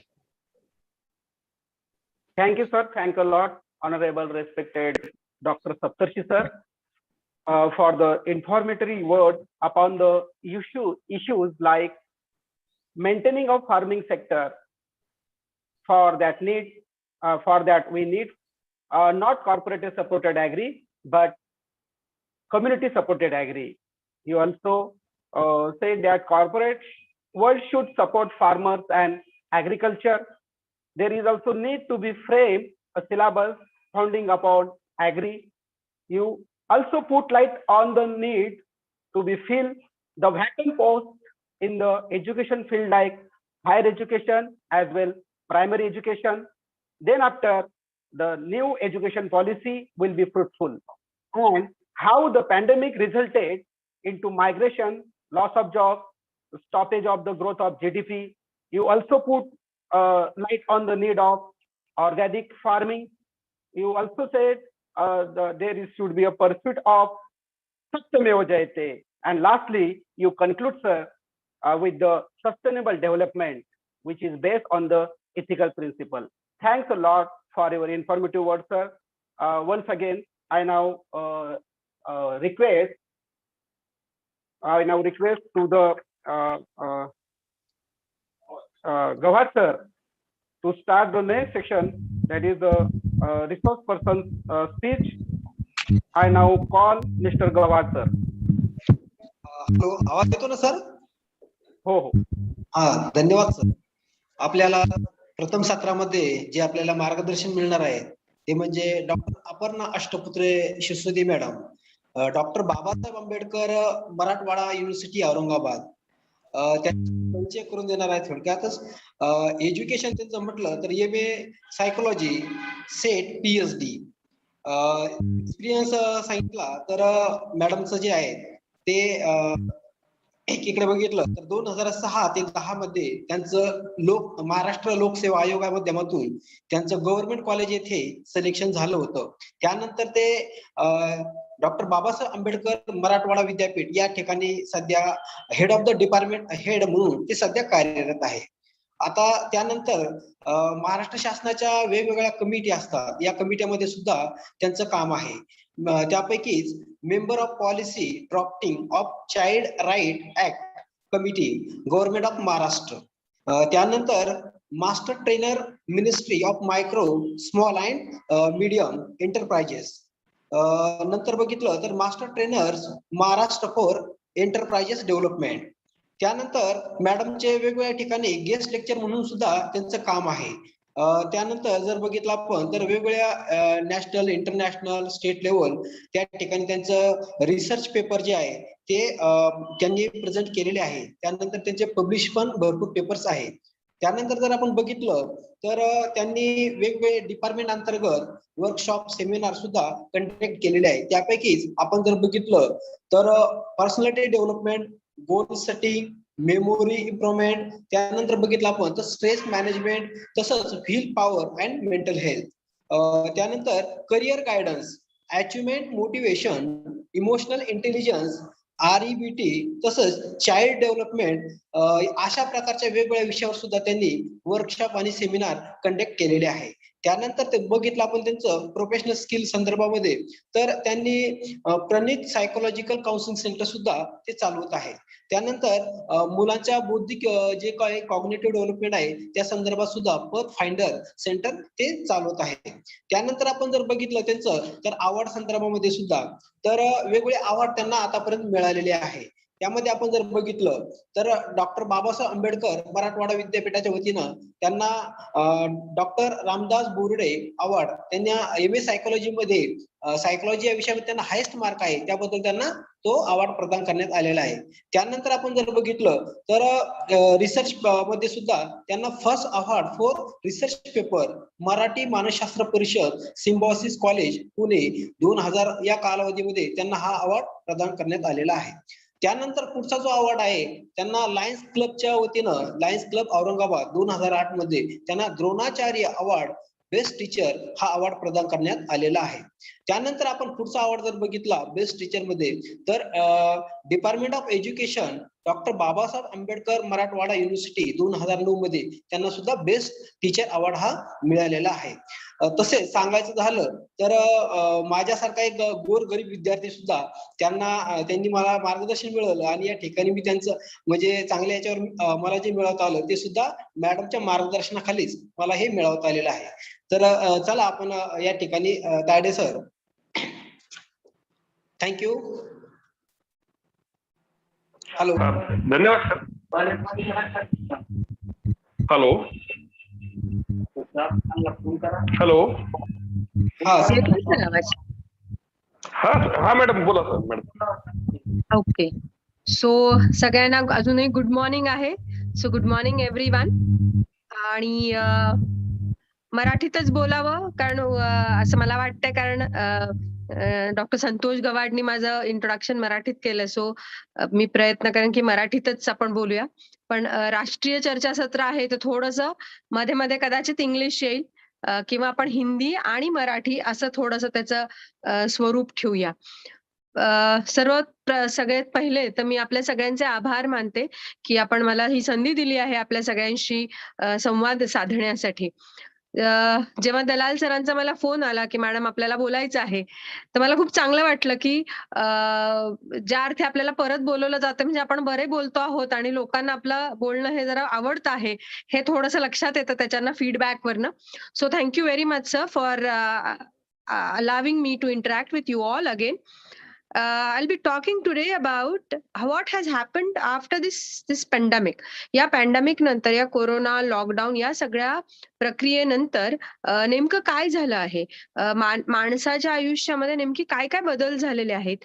त्याचाच परिणाम म्हणून काही बदल झालेत का? का आपण त्यातनं काय काय नेमकं या 2 वर्षानंतर आपल्या हातात आता काय आहे आणि आपल्यात काय बदल झालेत? पेंडेमिक होणं, कोविड असणं हा थोडासा स्ट्रेसफुल सगळा काळ होता.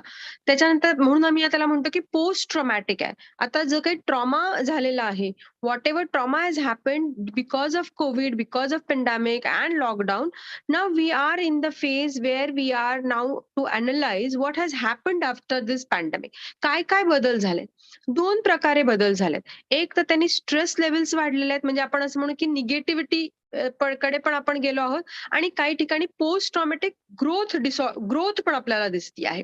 तर 2 लेव्हलवरती आपल्याला या गोष्टी दिसून येतात, की एकतर लोकांमधली चिंतेचं प्रमाण वाढलेलं दिसतंय आपल्याला. त्याच्यानंतर डिप्रेशनचं प्रमाण वाढलंय, ताणाचं प्रमाण वाढलेलं आहे. ऑब्सेशन कंपल्शन नावाचा एक आजार आहे, त्याचं प्रमाण आपल्याला वाढलेलं दिसतंय. आणि दुसरीकडे असं दिसतंय, की लोकं अधिक जागरूक झालेले आहेत, अधिक मोटिवेटेड झालेले आहेत, स्वतःमध्ये काही सकारात्मक बदल त्यांनी केलेले आहेत, समाजामध्ये सकारात्मक बदल केलेले आहेत. काही गोष्टी नव्याने कळलेल्या आहेत लोकांना स्वतःबद्दलच्याच. आणि त्याच्यातनं त्यांनी प्रेरणा घेऊन काही लोकांनी समाजकार्यात स्वतःला अजून झोकून दिलेलं आहे, जे त्यांना माहितीच नव्हतं, की आपण असं पण काही करू शकतो. ज्याला आपण म्हणू की अल्ट्रुइझम आहे. इतरांना मदत करणं हा जो भाग आहे, हा देखील काही आपल्याला वाढलेला दिसतोय. तसे 2 भाग आपल्याला ह्याचे करता येतील. आधी आपण काय करूया, की काय निगेटिव्हिटी वाढलेली आहे ते आधी समजून घेऊया आणि नंतर मग आपण जाऊया, की पॉझिटिव्हिटीकडे, की काय काय झालंय पॉझिटिव्ह. पेंडेमिक जेव्हा आलं किंवा कोरोना जेव्हा आला, तो इतका सडन होतं, इतकं इमिडिएट होतं, की लोकांना समजण्यासाठी, ते पचनी त्यांना पडण्यासाठी बराच वेळ लागला. माणसाला बदल जे आहेत ना, एकदम आले, की ते जरा त्रासदायक होतात. कारण आपण एका विशिष्ट पद्धतीने आयुष्य जगत असतो. एका विशिष्ट पद्धतीने आपलं रुटीन सेट झालेलं असतं. ते रुटीन बदलणं, बंद करणं आणि एकदम नवीन काहीतरी करणं, थोडे दिवस सगळ्यांना खूप छान वाटलं. पण नंतर कसं असतं ना, की बाहेरगावी जर आपण गेलो, तर आपल्याला खूप छान वाटतं. बाहेरचं जेवण 3, 4, 8, 15 दिवस छान वाटतं आणि मग नंतर आपल्या लक्षात येतं, की नको आता हे कंटाळा येतो. आपण घरचं खाऊया. घरचं छान आहे. हा जो आपला माइंडसेट आहे, की आपल्या ब्रेनमध्ये काही जे वायर्ड चेंजेस झालेले आहेत, त्याला परत आपल्याला सामोरं जाणं थोडं अवघड व्हायला लागलं होतं. यातनं झालं काय, तर लोकांमध्ये एक इन्सिक्युरिटी डेव्हलप झाली. इन्सिक्युरिटी कशाविषयीची? अनेक गोष्टींविषयीची. कोणत्या होते? तर सगळ्यात पहिले तर आर्थिक इन्सिक्युरिटी वाढली, की नेमकं काय होणार आहे? कसं होणार आहे? जे शासकीय नोकरीत होते, ज्याला आपण म्हणूया, की पर्मनंट गव्हर्नमेंट जॉबमध्ये होते, त्यांना ठीक आहे. त्यांना माहित होतं, की माझा महिन्याला पगार होणार आहे. पण मोस्ट ऑफ द पॉप्युलेशन जे होतं, जे प्रायव्हेटमध्ये होतं, बिझनेसमध्ये होतं, सेल्फ एम्प्लॉईड होते, अशा सगळ्यांना चिंता पडली, की आता कसं होणार आहे? कारण आपण असा काही विचारच केलेला नव्हता आणि एकदम हे सगळं आपल्यापुढे संकट आलं. त्याच्यामुळे फायनान्शियली मी काय करायला पाहिजे, कसं करायला पाहिजे हे मला माहितीच नव्हतं. खूप जणांना आपल्या लक्षात येईल, की हेल्थ इन्शुरन्स घेतलेलाच नव्हता. म्हणजे those who are well educated, those who are well non, की इन्शुरन्स घ्यायला लागतो. जे गव्हर्नमेंटमध्ये तर त्यांना ते पण माहिती होतं, की आपल्याला त्याला टॅक्स बेनिफिट आहे. But still people have not taken that insurance. पण ह्याच्यातनं इन्शुरन्स घेणं म्हणजे आता सोबत जातंय बघा, की या सगळ्यातनं मी काय शिकले किंवा आम्ही काय शिकलो आहोत, तर सगळ्यात पहिले जर मला सिक्युरिटीज हव्या असतील, तर मला त्याच्यासाठी काहीतरी तजवीज करणं गरजेचं आहे. कारण मग पॅन्डेमिकमध्ये काय झालं, की ही जी इन्सिक्युरिटी, फायनान्शियल इन्सिक्युरिटी जी होती ना, ती खूप जास्त वाढली. त्याचे परिणाम खूप जणांना भोगावे लागले. जे आज आणि आत्तामध्ये, की आज आपल्याकडे पैसा आहे ना, खर्च करून घ्या. क्रेडिट कार्ड आहे ना, ते मी वापरून घेऊ. हा जो सगळा ट्रेंड वाढायला लागला होता, तो आपल्याला असं दिसेल, की तो कुठेतरी थांबला या पॅन्डेमिकमध्ये. आता लोकं आपल्याला असं दिसतं, की जसं मी म्हटलं, की निगेटिव्ह इम्पॅक्ट झाला, की लोकं खूप त्रासातनं गेले फायनान्शियली. पण त्याचा पॉझिटिव्ह इम्पॅक्ट असा झाला, की आज जर आपण बघितलं तर इतके सारे फायनान्स रिलेटेड लोकं क्युरीज घेऊन येतात, की कसं मी सेव्हिंग करायला पाहिजे, कुठे सेव्हिंग करायला पाहिजे, किती सेव्हिंग करायला पाहिजे.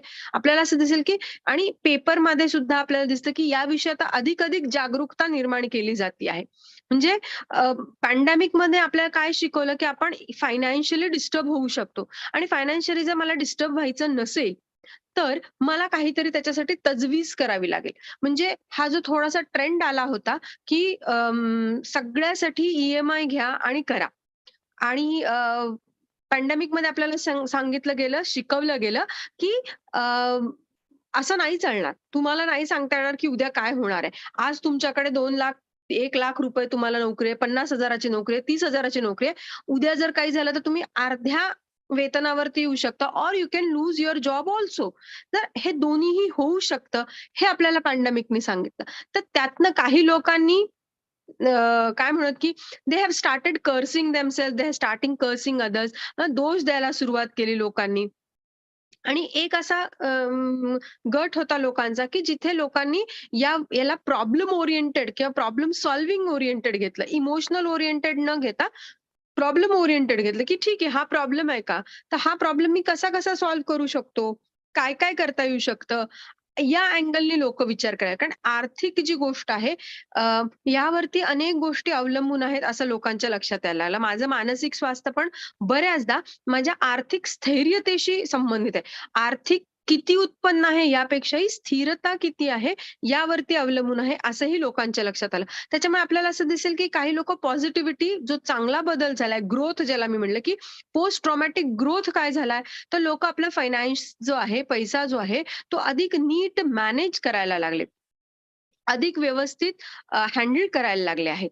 हे आर्थिक पातळीवरती झालं. दुसरा जो त्रास झाला, तो शारीरिक पातळीवरचा झाला. शारीरिक पातळीवर काय झालं, या पॅन्डेमिकमध्ये आपल्या एक लक्षात आलं, की तुम्ही कितीही अं, पैसेवाले असाल, पण जर तुमचं शारीरिक स्थिती ही जर चांगली नसेल, if you are not healthy, then no money can help you. तुमचं स्वास्थ्य हे सगळ्यात महत्वाचं आहे.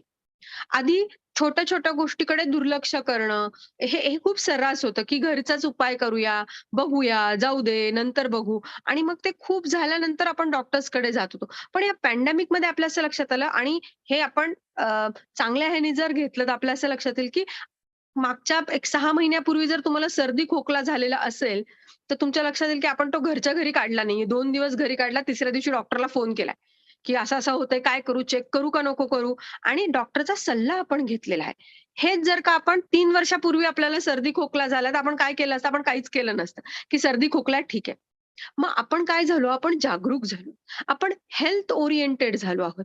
आता आपल्या असं लक्षात येईल, की प्रत्येक जण आता सप्तर्षी सरांनी पण सांगितलं, की आपण ऑर्गॅनिक फूड, ऑर्गॅनिक्सच्या गोष्टी बोलायला लागलोय, सस्टेनेबिलिटीकडे बोलायला लागलोय आणि त्याचं नुसतं बोलत नाहीये, तर अंगीकार सुद्धा करायला लागलोय.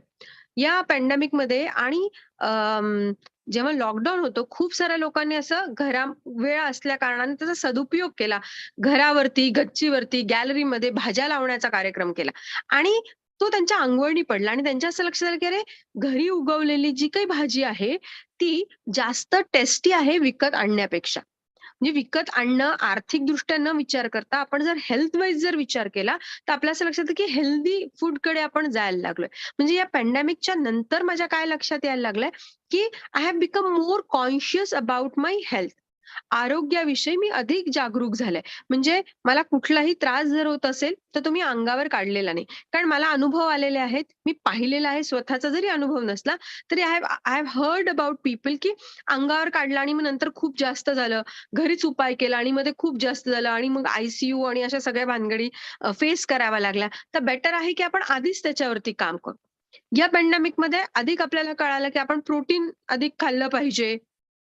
आपलं जे घरचं अन्न आहे ते अधिक चांगलं आहे, ते आपण खाल्लं पाहिजे. म्हणजे we have moved towards more healthier life. मला असं वाटतं की आफ्टर पॅन्डेमिक आता लोकं अधिक आरोग्यपूर्ण आयुष्य जगण्याकडे वळतायत. हा इफेक्ट किती दिवस राहील हा वैयक्तिक प्रश्न आहे. काही लोकांमध्ये तो थोडे दिवस दिसला आणि नंतर परत रुटीनमध्ये ते लागले. पण बरेच जणांमध्ये आपल्याला असं दिसलं की नाही, तो लाँग टर्म इफेक्ट दिसला. की व्यायाम करणं असेल आणि हेही लक्षात आलं की फक्त जिम करणं तेवढं पुरेसं नाहीये. तर आपले फुफ्फुसं चांगली असली पाहिजे, आपली ब्रीथिंग चांगलं असलं पाहिजे आणि मग त्याच्यासाठी प्राणायामकडे लोकं वळालीत. जिथे ब्रीथिंग एक्सरसाइज गरजेचे आहेत, याकडे लोकं वळालेली आहेत. So they have shifted to certain positive health lifestyle, healthy lifestyle. कारण आज आपल्याला हेही लक्षात येत आहे, की जे काही आजार आहेत, बरेचसे आजार हे आपल्या लाईफस्टाईलशी कनेक्टेड आहेत. आपलं ज्या पद्धतीने आपण आयुष्य जगतो आहोत, जे आपण खातो आहोत, ज्या पद्धतीने वावरतो आहोत, त्यानुसार आपल्या आजारांचं प्रमाण वाढतं आहे. म्हणजे बऱ्याचदा असंही दिसतं, की लोकं खूप धावपळ करतात, खूप अट्टाहास करतात. पैसे कमवण्यासाठी, काहीतरी मिळवण्यासाठी अगदी हरकत नाही. पण ते जर आपण लाँग टर्म करत गेलो अट्टाहास, तर त्याचा आपल्या शरीरावरती पण परिणाम होतोय हे आपल्या लक्षात आलंय. सो आफ्टर पॅन्डेमिक आपल्या लक्षात यायला लागलं, की हेल्थ इश्यूज खूप महत्वाचे आहेत. या हेल्थ इश्यूजकडे मी लक्ष दिलं पाहिजे. त्याच्यावरती मी काम केलं पाहिजे. आणि आता तिसरा आणि महत्वाचा जो फॅक्टर होता, तो होता सायकॉलॉजिकल.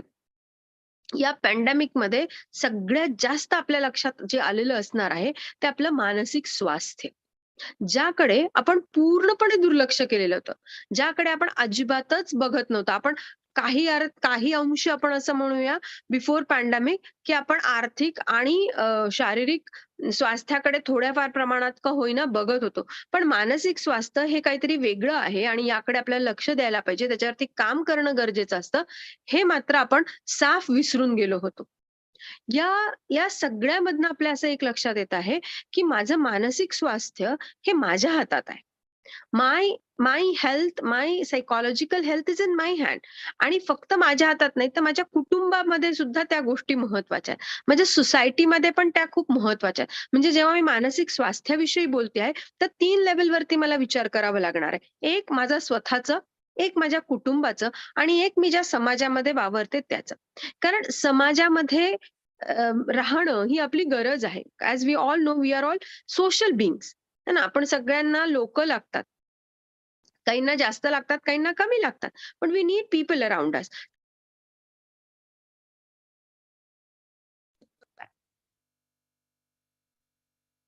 तिथे खूप महत्त्वाच्या ठरतात, की मला काहीतरी त्या त्या त्या ठिकाणी मला करायचं आहे. आता या सायकॉलॉजिकली काय-काय बदल झाले बरं? किंवा काय-काय दिसलं मला? जसं मी म्हणाले, की काही निगेटिव्ह इम्पॅक्ट पण झाले. हे निगेटिव्ह इम्पॅक्ट कसे झाले, की इतके दिवस एकट्याने राहणं हा सगळ्यात त्रासदायक गोष्ट वाटायची आपल्याला. आणि जर आपण पॅन्डेमिक किंवा कोरोनानी हा जो COVID-19 चा जो व्हायरस आहे, त्यांनी जे लोकं पहिल्या वेव्हमध्ये गेले, ह्याचं जर एनालिसिस केलं, ह्याच्यावरती रिसर्च आलेले आहेत, की लोकं सायकॉलॉजिकलीच खचून गेले होते. की माहित नाही कोरोना झाला की ती जी धसकी लोकं घेत होते आपण जे म्हणतो, की त्यातनं बाहेर यायलाच त्यांना खूप अडचण येत होती. आणि मग असं लक्षात आलं, की आपल्याला ते माहिती नसलं म्हणजे आपण एखाद्या गोष्टीचा स्ट्रेस किती घेतो आहे, हे बघणं गरजेचं आहे. या पॅन्डेमिकमध्ये मला हे कळलं, की माझी स्ट्रेसेस काय आहे? ह्याच्यातनं आपल्याला हेही कळालं. आमच्याकडे काही असे रिसर्चेस आहेत किंवा काही असे काही क्लायंट्स असे आले, की ज्यांना बीपीची गोळी होती आणि त्यांनी त्यांचं लाईफस्टाईल चेंज केलं. फॉर्च्युनेटली किंवा अनफॉर्च्युनेटली आपल्या सगळ्यांना घरी राहावं लागलं. काही कामं आपल्याला कमी करायला लागली. थोडीच कामं आपल्याला करता येत होती आणि या सगळ्या धावपळ जी होती ती थोड्या प्रमाणात का होईना ती कमी झाली होती. फिजिकल जी धावपळ होत होती, शारीरिक धावपळ होती ती कमी झालेली होती आणि आम्ही असे क्लायंट बघितलेत, की ज्यांची बीपीची गोळी बंद झालेली आहे.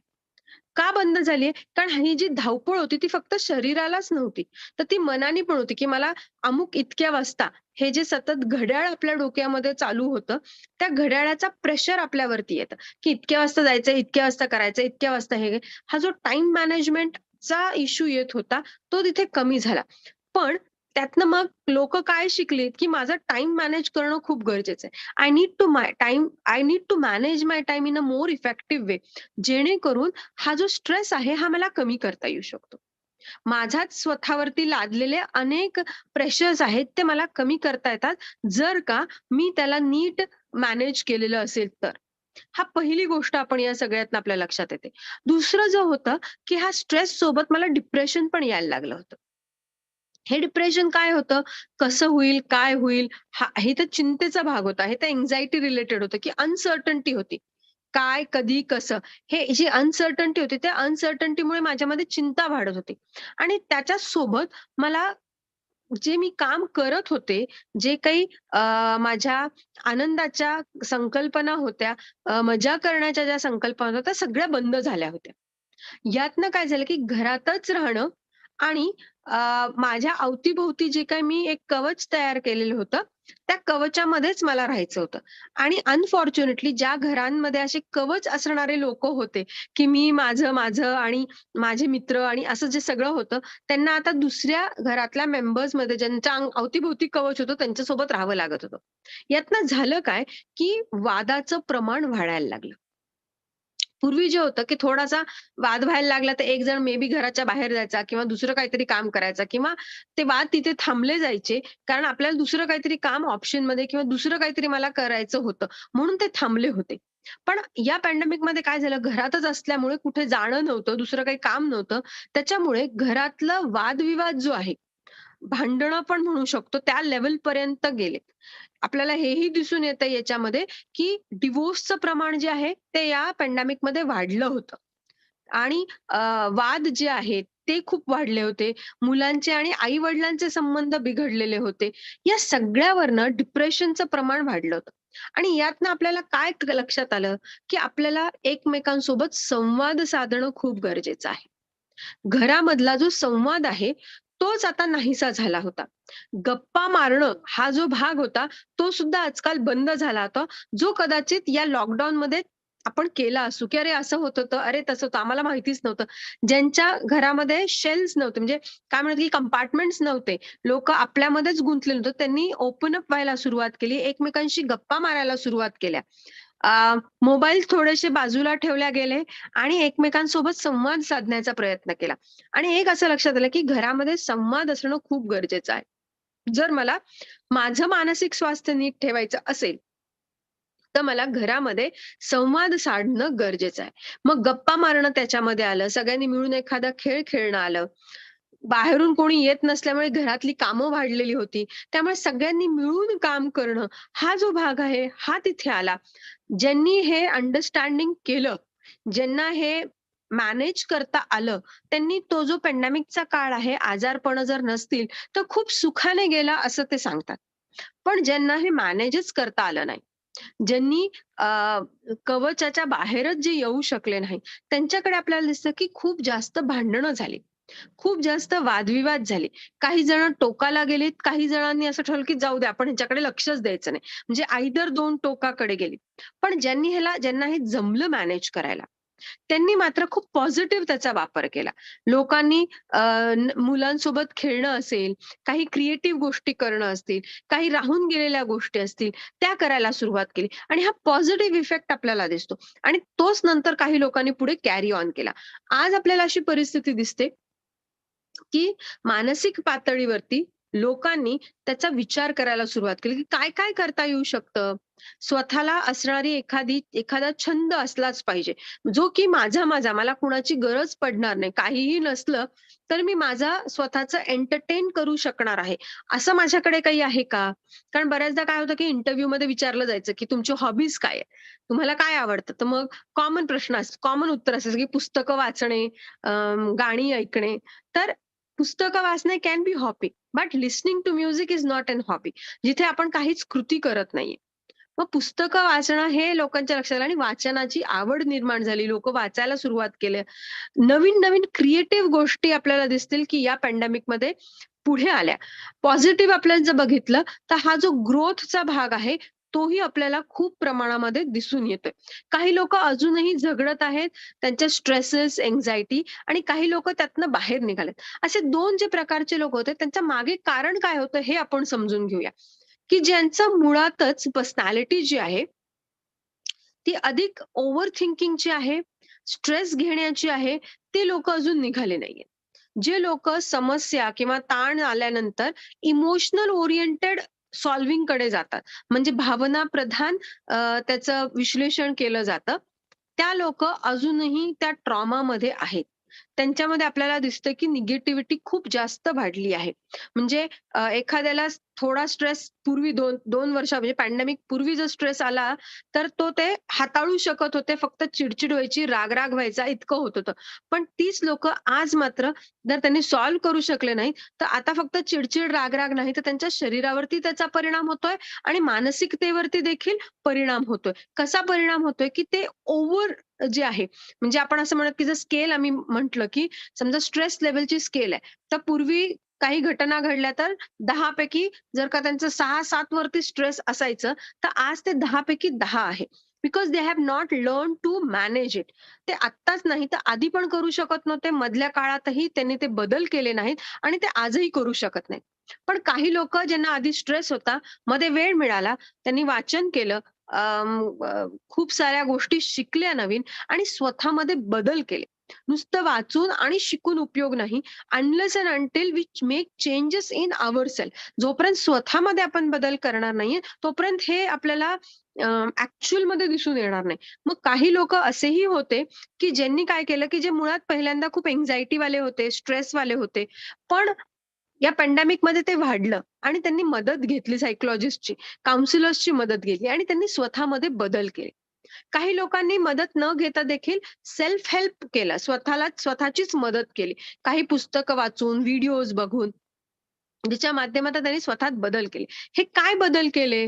तर सगळ्यात पहिल्यांदा आपले जे विचार आणि वर्तन आणि भावना या 3 ज्या गोष्टी आहेत, ह्याचं माहिती त्यांनी घेतली. की नेमकी काय वर्तन होतंय, नेमकी काय विचार येतायत आणि माझ्या भावना काय आहेत. या 3 गोष्टीवरती त्यांनी काम करायला सुरुवात केली. जे पण आधी आपल्याला सोपं वाटतं, त्यावरती आधी आपण काम करणं महत्वाचं आहे, असं त्यांच्या लक्षात आलं. की काही लोकांनी विचारांच्या माध्यमातून बदलायला सुरुवात केली. काही जणांनी असं ठरवलं, की आपण आपले विचार बदलूया, मग वर्तन बदलता येईल. काही जणांनी मात्र काय केलं, की आधी वर्तन बदललं आणि मग विचार बदलांकडे ते गेलेले आहेत.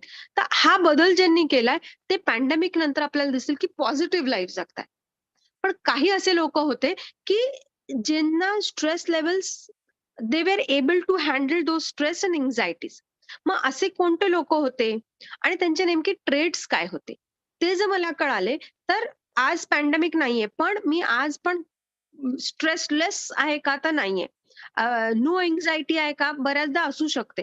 पण बऱ्याच जणांना थोडीफार अँक्झायटी. सो इफ मला हे जर मॅनेज करायचं आहे, मला हे जर हँडल करायचं आहे, तर माझ्या पर्सनॅलिटीमध्ये कोणते ट्रेट्स असले पाहिजे? तर सगळ्यात पहिल्यांदा जो भाग आहे, तो माझा ओव्हर थिंकिंग असू नये. मी जो ओव्हर थिंकिंग, अतिविचार ज्याला आपण म्हणतो, असं होईल का, तसं होईल का, तसं होईल का, हा जो ओव्हर थिंकिंगचा भाग आहे, तो मला थोडासा थांबवायचा आहे. आता तो कसा थांबवायचा आहे? त्याच्यासाठी वेगवेगळ्या थेरपीजचा आपण वापर करू शकतो. ते लिहून काढू शकतो. स्टॉप थॉट मेथड नावाची एक मेथड आहे. त्याचा वापर आपण करू शकतो किंवा आपण चेक करू शकतो, की हे जे ओव्हर थिंकिंग होतंय, त्याच्या मागे काही शारीरिक कारणं आहेत का? असं पण दिसून आलेलं आहे, की ज्या लोकांमधचं हिमोग्लोबिन कमी झालेलं आहे, व्हिटॅमिन्स डिफिशियन्सी आहे, काही हार्मोनल इम्बॅलन्सेस झाले आहेत, अशा लोकांमध्ये अँक्झायटी आणि डिप्रेशनचं प्रमाण जास्त आहे. पण त्याचं कारण त्यांचे विचार, भावना नसून शारीरिक जे घटक आहेत, त्याच्यामधला जो झालेला इम्बॅलन्स आहे, तो आहे.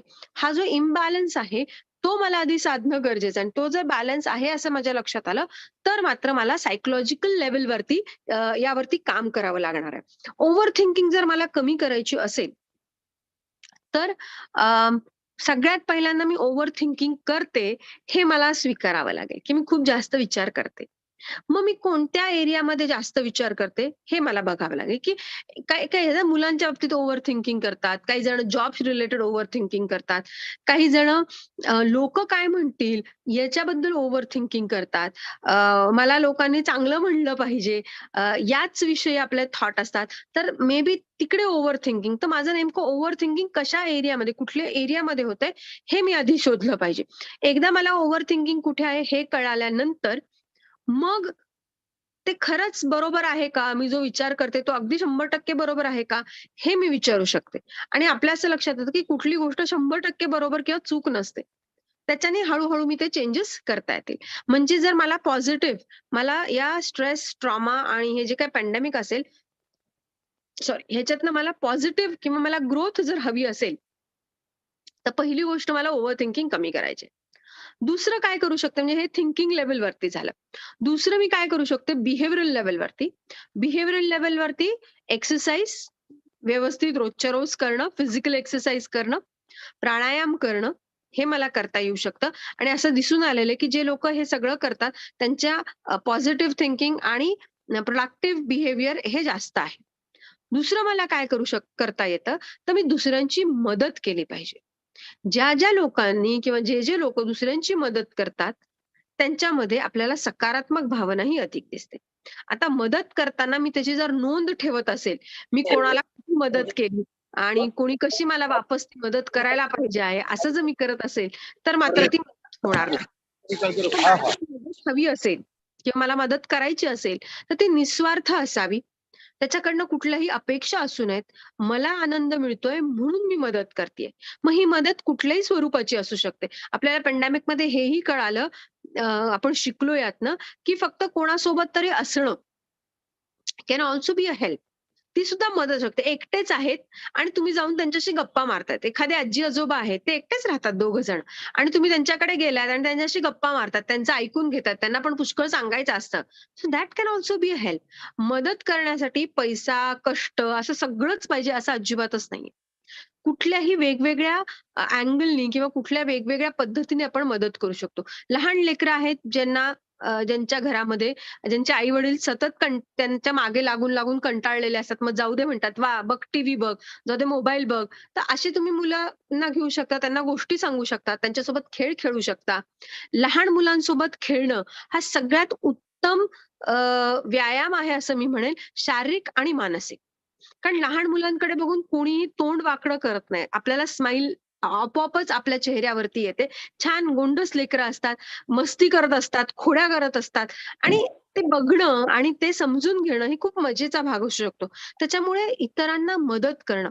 मला जर का सकारात्मक गोष्टी माझ्या ह्याच्यात हव्या असतील, तर किंवा पॉझिटिव्ह आपण जे ट्रेट्स बघितले, की कोण लोकांमध्ये या पेंडेमिकचा निगेटिव्ह इम्पॅक्ट कमीत कमी झालेला आहे किंवा झालेला नाहीये. तर असे लोक होते, की जे ओव्हर थिंकिंग करत नाहीत, जे इतरांनी मदत करतात, इतरांची मदत करतात. अशा लोकांमध्ये आपल्याला हे सगळं कमी दिसून आलेलं आहे. तिसरं अजून काय बघण्यात आलं या सगळ्यामध्ये, की ज्या लोकांमध्ये क्रिएटिव्हिटी आहे, ज्यांनी सृजनशीलता जागृत ठेवलेली आहे, अशा लोकांमध्ये सुद्धा आपल्याला त्याचा निगेटिव्ह इम्पॅक्ट जो आहे तो कमी दिसून आलेला आहे. आता क्रिएटिव्हिटी कशी वाढवायची किंवा आम्ही तर काही आर्टिस्ट नाहीये. मग फक्त आर्टिस्ट लोकांमध्येच क्रिएटिव्हिटी असते, ही सगळ्यात चुकीची गोष्ट, चुकीची माहिती आहे आपल्या डोक्यामध्ये मेंदूने फिट केलेली. सगळेच जण आपण क्रिएटिव्ह असतो. सगळ्यांमध्ये सृजनशीलता आहे. फक्त प्रत्येकाची सृजनशीलता ही वेगवेगळी आहे. काही जण लिखाणात असतील, काही जण गाण्यात असतील, काही जण स्वयंपाकात असतील, काही जण ड्रॉइंग मध्ये असू शकतील, काही जण नवीन नवीन वस्तू बनवण्यामध्ये असू शकतं. फक्त एवढंच आहे की आपल्याला ती आपली क्रिएटिव्हिटी शोधणं गरजेचं आहे.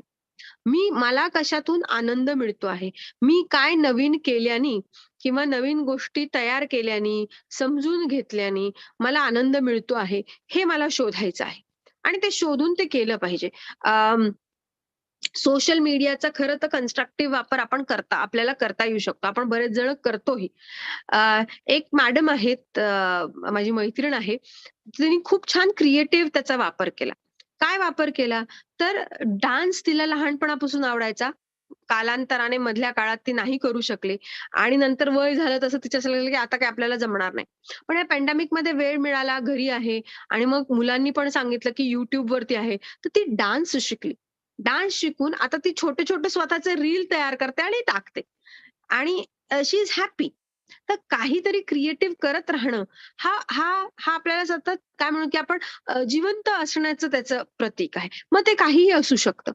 आमच्या एका मैत्रिणींनी कागदाच्या वस्तू जे ओरिगामी आहे ते ओरिगामी सुरुवात केली करायला. So that has also help her a lot to be productive, to be constructive. काहीतरी करत राहणं. बऱ्याचदा काही गोष्टी या आपल्याला वरती लादल्या जातात. मग काही लादल्या गेलेल्या आहेत म्हणून आपण करतो. पण त्याच्यातनं आपल्याला आनंद घेता येत असेल तर फारच चांगलं. पण नसेल तर ज्या लादलेल्या आहेत त्या तर आपल्याला करायच्याच आहेत. आपल्याकडे त्याला पर्याय नाहीये. पण आपण असंही करू शकतो, की ज्या मला आवडतात त्या गोष्टी मला करता येतील का? मी त्या केल्या पाहिजेत. मग त्या कितीही छोट्या किंवा मोठ्या असोत. मला त्यातनं आनंद मिळतो आहे ना, हे खूप महत्वाचं आहे. असे जर का ट्रेड्स आपण डेव्हलप केले स्वतःमध्ये, तर मला असं वाटतं, की पॉझिटिव्हिटीकडे किंवा प्रोडक्टिव्हिटीकडे आपण नक्कीच जाऊ शकतो. ताण पूर्वीचा वेगळा होता, पॅन्डेमिक मधला वेगळा होता, आताही आहे. असं नाहीये, की ताण नाहीच आहे. पण ताण असणार आहे. आपल्याला हे थोडंसं आता आपल्या काय म्हणत, की अंगवळणी करून घेणं गरजेचं आहे, की we have to live with stress.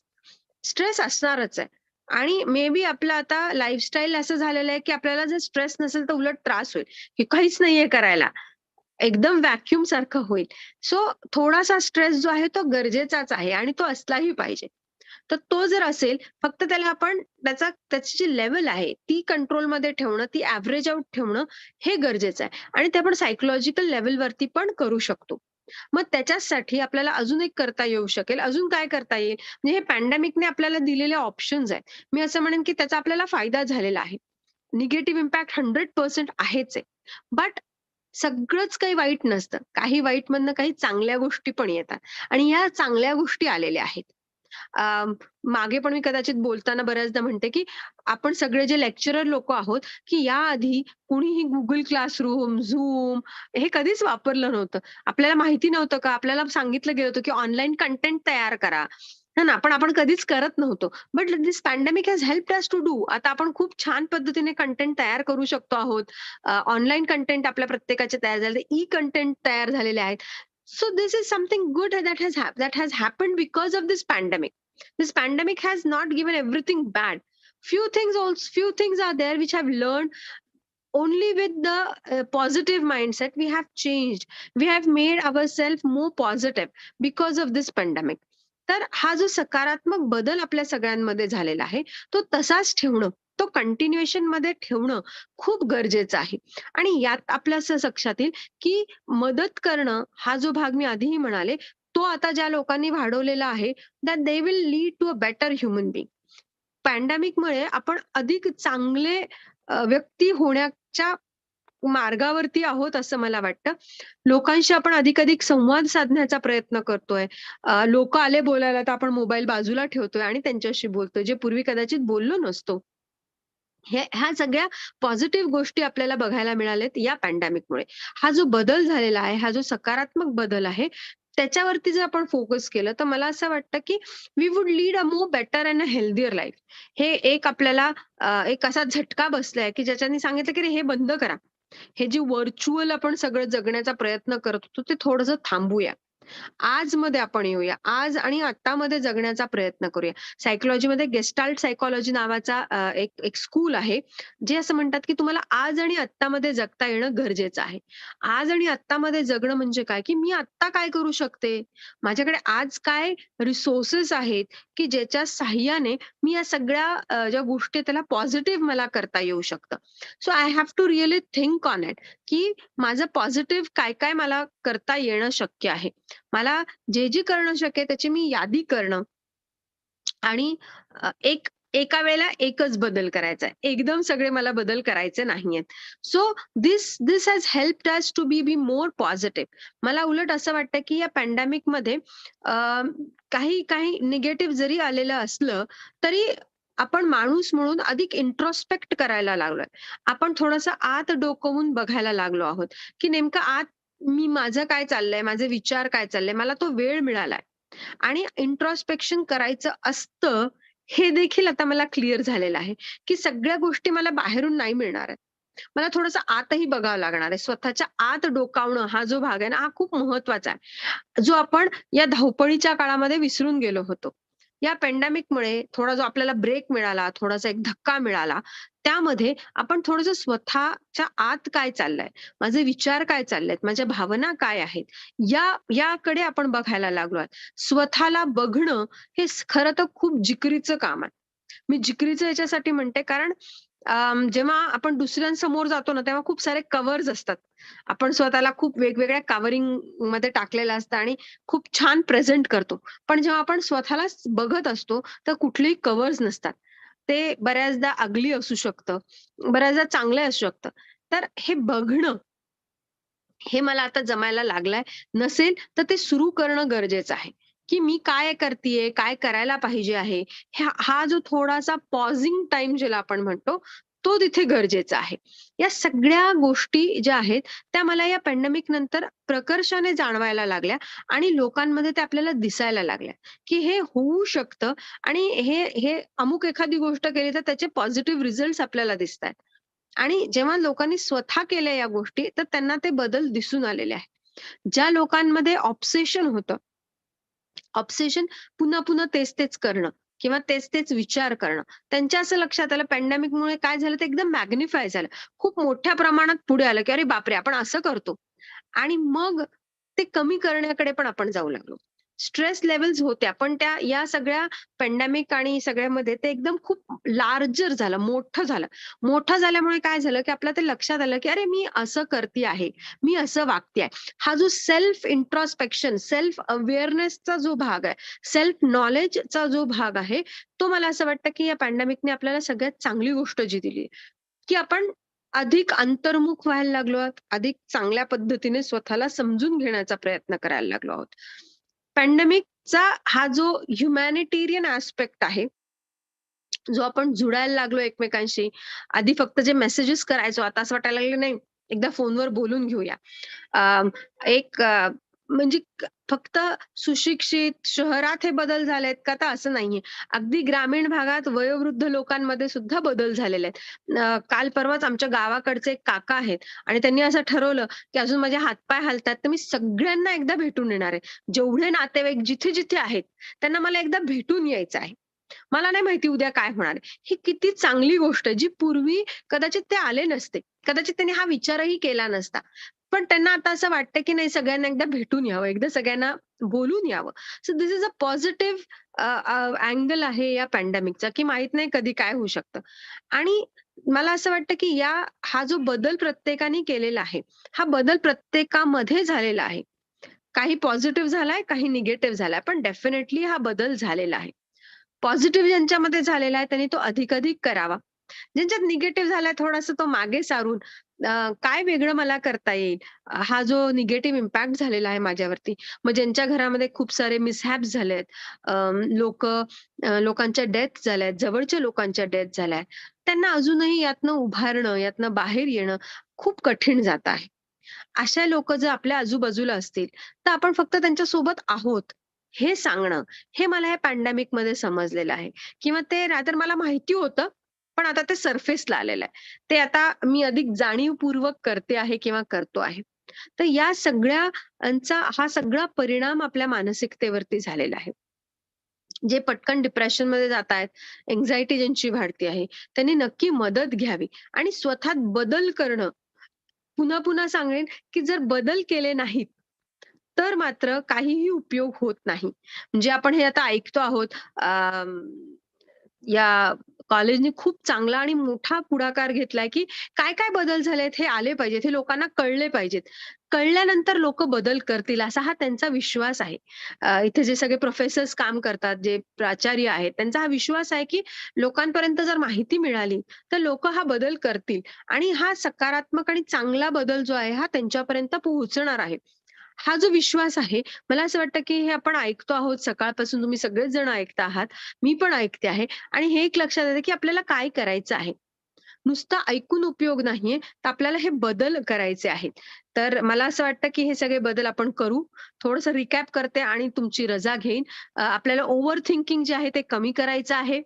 त्याच्यानंतर आपण जे काही पॉझिटिव्ह गोष्टी करतो, इतरांना मदत जी करतो आहे, ती मदत आपल्याला अधिक करायची आहे लोकांची.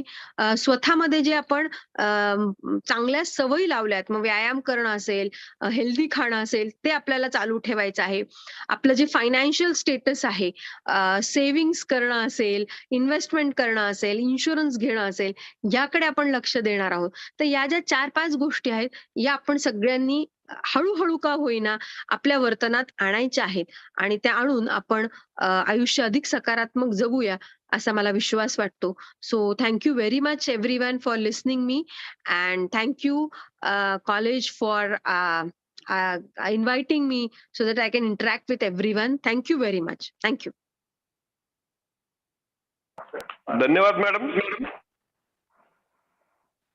अतिशय चांगल्या पद्धतीने कोरोना या महामारीचा मानवी स्वास्थ्य आणि मानसिकतेवरती झालेला परिणाम, या परिणामांची नकारात्मक आणि सकारात्मक दोन्ही बाजूंची मांडणी अतिशय सटीकपणे मॅडमांनी या ठिकाणी केली. त्यांच्या प्रती धन्यवाद व्यक्त करतो आणि पुढील सत्र या ठिकाणी होणार आहे प्राध्यापक डॉक्टर वीरेंद्र झांझरिया यांचा परिचय करून देण्यासाठी प्रोफेसर डॉक्टर चांद खान यांना आमंत्रित करतो. खान सर. नमस्कार सरजी. हा नमस्ते. नमस्कार सर. माझ्यासाठी हे सौभाग्याचा दिवस आहे की मी श्री झांझरिया सर यांचा परिचय करून देत आहे. मी प्राध्यापक चांद खान, इकरा इजेथी महाविद्यालय इथं क्रीडा संचालक म्हणून कार्यरत आहे. माझ्याकडे झांझरिया सर यांचा परिचय करून देण्याचा एक चांगला योग आलेला आहे. मी त्यांचा इथं परिचय करून देत आहे. Doctor Virendra Jhanjharia, associate professor and director of sports in LNIP Gwalior. Doctor Virendra Jhanjharia sir यहाँ 16 साल से एसोसिएट प्रोफेसर के तौर पर काम कर रहे हैं. Department of exercise end physiology, LNIP Gwalior का ये एक डिपार्टमेंट है. वहाँ पर झांझरिया जी अपने लेक्चर्स के फराइज अंजाम दे रहे हैं. सर एक बहुत अच्छे खिलाड़ी भी है, कोच है और साथ ही साथ एक बहुत अच्छे वक्ता भी है. आपने 16 साल से यहाँ पर पढ़ा रहे, आपको टीचिंग एक्सपीरियंस है 16 साल से field of physical education and sports. आपने अब तक के 250 लेक्चर्स दिए हैं as a resource person. National conference, national workshop, international workshop, conference, इसमें आपने एज अ रिसोर्स पर्सन के लेक्चर्स दिए हैं. उसी तरह 40 से ज्यादा आपके अभी तक के रिसर्च पेपर पब्लिश हो चुके हैं. आपके अभी 7 स्टूडेंट PhD स्कॉलर आपके अंडर में, आपके गाइडशिप में काम कर रहे हैं. 7 PhD स्टूडेंट. आप स्क्वैश इस खेल के कोच भी हैं. साइकिलिंग आपका बहुत अच्छा खेल है जिसमें आप 300 मीटर दूरी पार करके इसमें जो है रिकॉर्ड बनाया लॉकडाउन पीरियड में खास तौर से. तो बहुत ही अच्छे खिलाड़ी, बहुत ही अच्छे वक्ता, बास्केटबॉल के बहुत अच्छे प्लेयर हमारे को यहाँ पर आज मिले हैं. इस अवसर पर मैं उनका अपनी ओर से VS नाइक कॉलेज की ओर से यहाँ पर बहुत बहुत स्वागत करता हूँ. उनको धन्यवाद देता हूँ कि सर अपना कीमती वक्त निकालकर हमारे इस कॉन्फ्रेंस के लिए उन्होंने वक्त दिया. मैं उनकी नज़र एक शेयर करना चाहता हूँ कि मैं तुम्हें अच्छे बुरे की खबर दे के जाऊँगा. मैं तुम्हें अच्छे बुरे की खबर दे के जाऊँगा. चेहरों को पढ़ने वाली नजर दे के जाऊँगा. यारो मैं इस जमाने का वो संग तराश हूँ. यारो मैं इस जमाने का वो संग तराश हूँ. पत्थरों को बोलने का हुनर दे के जाऊँगा. ऐसे हमारे वीरेंद्र झांझरिया जी. मैं जब रिफ्रेशर कोर्स को वहाँ पर ग्वालियर में था तब सात अंडर में मैंने वो कोर्स भी अटेंड किए हैं. बास्केटबॉल भी मैंने उनके साथ खेला हूँ, वॉलीबॉल, स्क्वैश, इन तमाम की मालूमात सर ने वहाँ पर दी थी. मैं उनका बहुत बहुत धन्यवाद देता हूँ और उनसे गुजारिश करता हूँ कि वो आपका आज का लेक्चर शुरू करें. Thank you very much sir. Thank you sir. Virendra Jhanjharia ji. Thank you very much, Dr. Chand Khan. जी sir. For warm welcome and touchy welcome to me, and thank you very much for your warm words. And I remember the time we spent together when you were here at LNIP Gwalior. So, on the outset, I would like to first of all would like to congratulate the organizers for having for organizing such a wonderful conference on a very important theme that is the need of the hour. And I want to thank the organizers for having me, especially Professor Umesh, who was after me since a long time for this particular conference. So without wasting much time, let me start with sharing my presentation.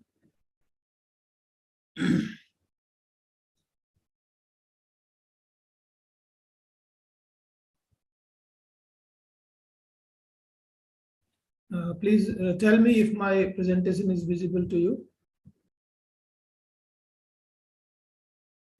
Yes, sir. Yeah, it's visible. Yes, sir. Yes, it's visible.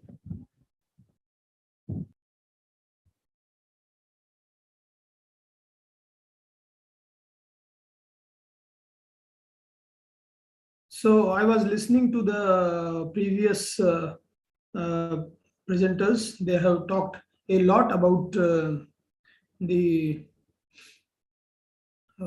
various aspects of the theme that has been chosen for this conference.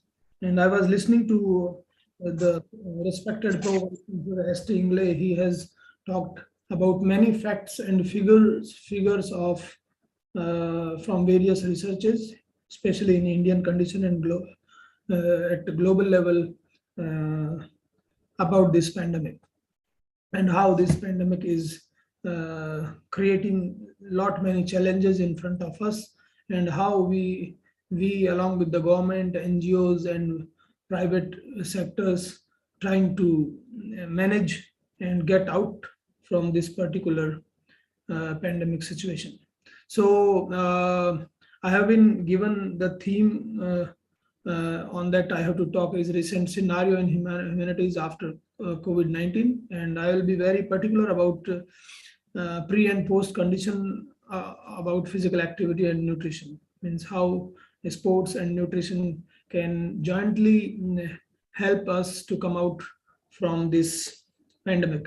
And we have great lessons that we can learn from this pandemic.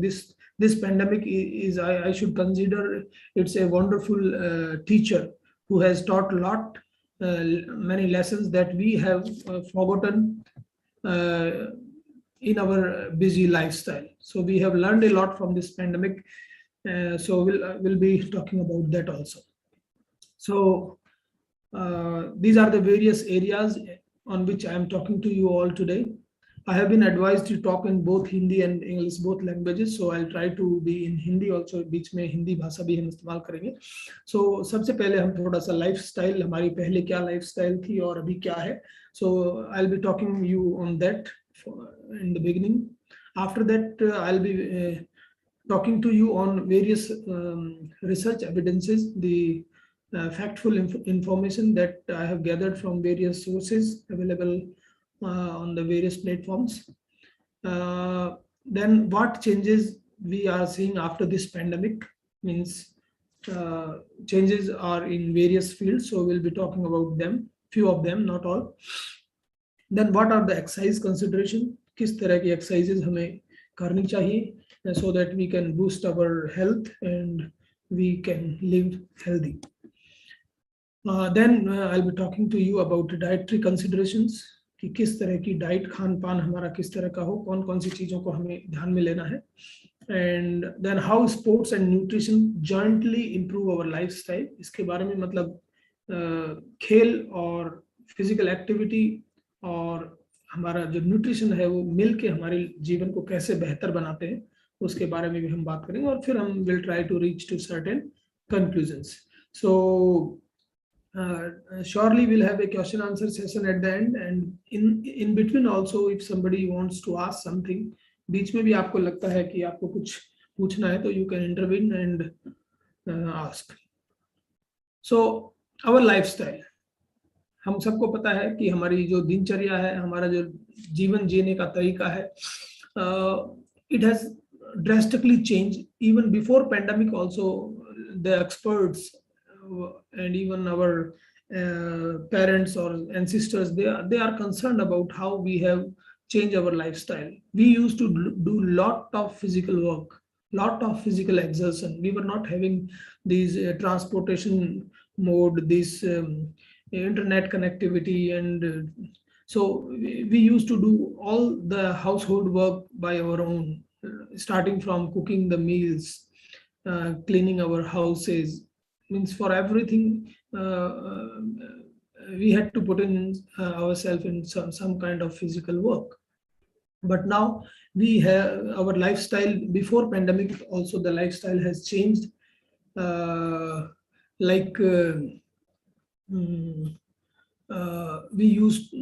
go to the office, we live in our houses, we go to the office in cars and trains, or we live in AC rooms. We have remotes for everything. On a button everything is available. You need not to walk down to switch on the TV, or switch on the fan, or switch on your car's AC, and for everything we have a switch. So that switch, we used to walk, we used to use bicycle before, but now again we are coming to the roots. The lesson that this pandemic has taught is we are again coming to the roots. We have started again walking. We have started walking, we have started cycling, we have started doing some exercises, we have started the food culture that our ancestors and our forefathers used to do. पहले हम जो पाश्चात्य शैली के पीछे भाग रहे थे, western culture के, उनकी diet, उनका खाना, उनका रहन सहन, सब जो हम फॉलो कर रहे थे, लेकिन अब इस पेंडेमिक के बाद हमने दोबारा ये रियलाइज किया है कि हम जो कर रहे थे वो बहुत सही था, और जो कर रहे हैं वो इतना ठीक नहीं है. तो लोगों ने इसकी इम्पोर्टेंस को समझा है, और अभी हम दोबारा से अपने जीवन को सुधारने में लग गए हैं. तो पहले अभी देखिए मास्क आ गए हैं. पहले मास्क बहुत कम लोग यूज करते थे, सिर्फ हॉस्पिटल्स में कुछ डॉक्टर्स हैं या फिर कुछ लोग जो एलर्जेटिक वगैरह रहते थे वो करते थे. But now we have understood the importance of mask and medical fraternity. So our life has changed. We used to have physical meeting, and now we have like, but this particular conference we are using on virtual platform. So this is the change scenario. Earlier we used to have physical classroom. Right now, almost everywhere we are again back to the physical classroom, but still a lot of virtual classroom, lot of e-learning is going on. That has changed. Practical classes भी in sports and physical education, that हमारा जो खेल है और शारीरिक शिक्षा है वो बहुत ही बुरी तरह प्रभावित हुआ है, क्योंकि बाकी काम जो आप इंटरनेट से कर सकते हैं वो पॉसिबल है, पढ़ाई कर सकते हैं, but sports you have to come out, you have to be in contact with your coach or trainer or your athletes. So that has been drastically affected by this pandemic. So, but still we have managed, all the professional, all are professional, you have managed to provide some kind of online classes to your students in physical mode also.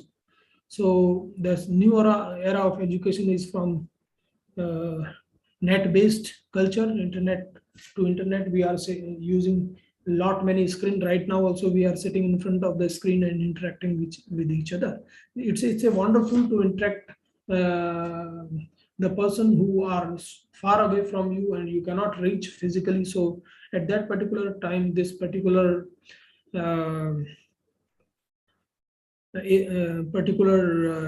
technology is very helpful. So now let me present you few research findings, and what these research findings says.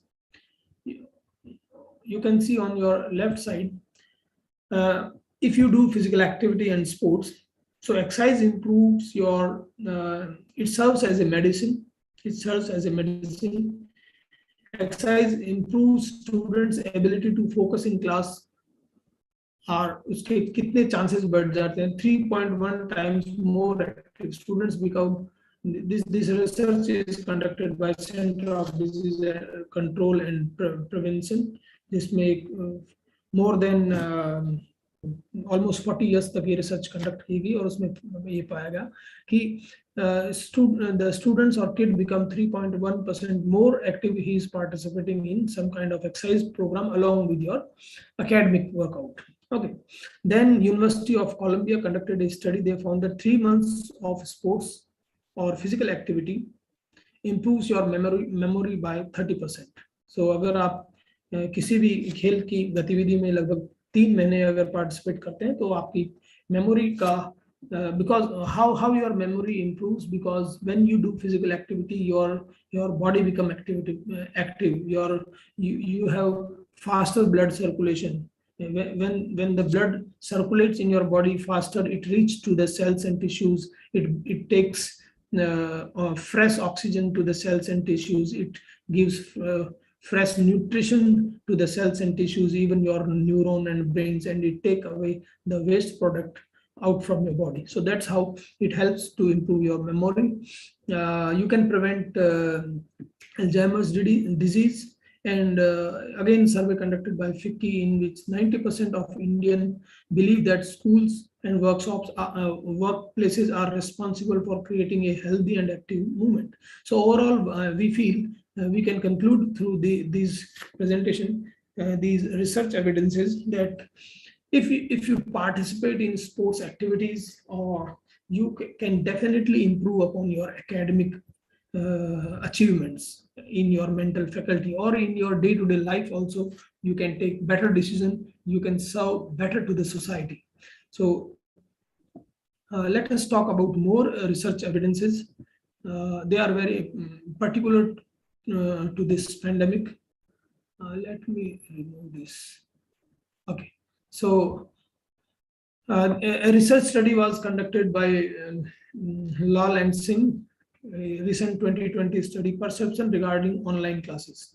आपको पता है अभी सिर्फ online classes चल रही हैं, और ये ऑनलाइन क्लासेस में क्या स्टूडेंट्स सोचते हैं, क्या वो उनको क्या अच्छा लगता है, उसके बारे में स्टडी है. तो 74% they like the online classes, end 52%, 26% they dislike the online classes by one or another reason. Now, reason of their likeliness and dislikeness are these. 10% said that we have limited interaction. We have limited interaction with our classmates, friends, or teachers because of this online mode.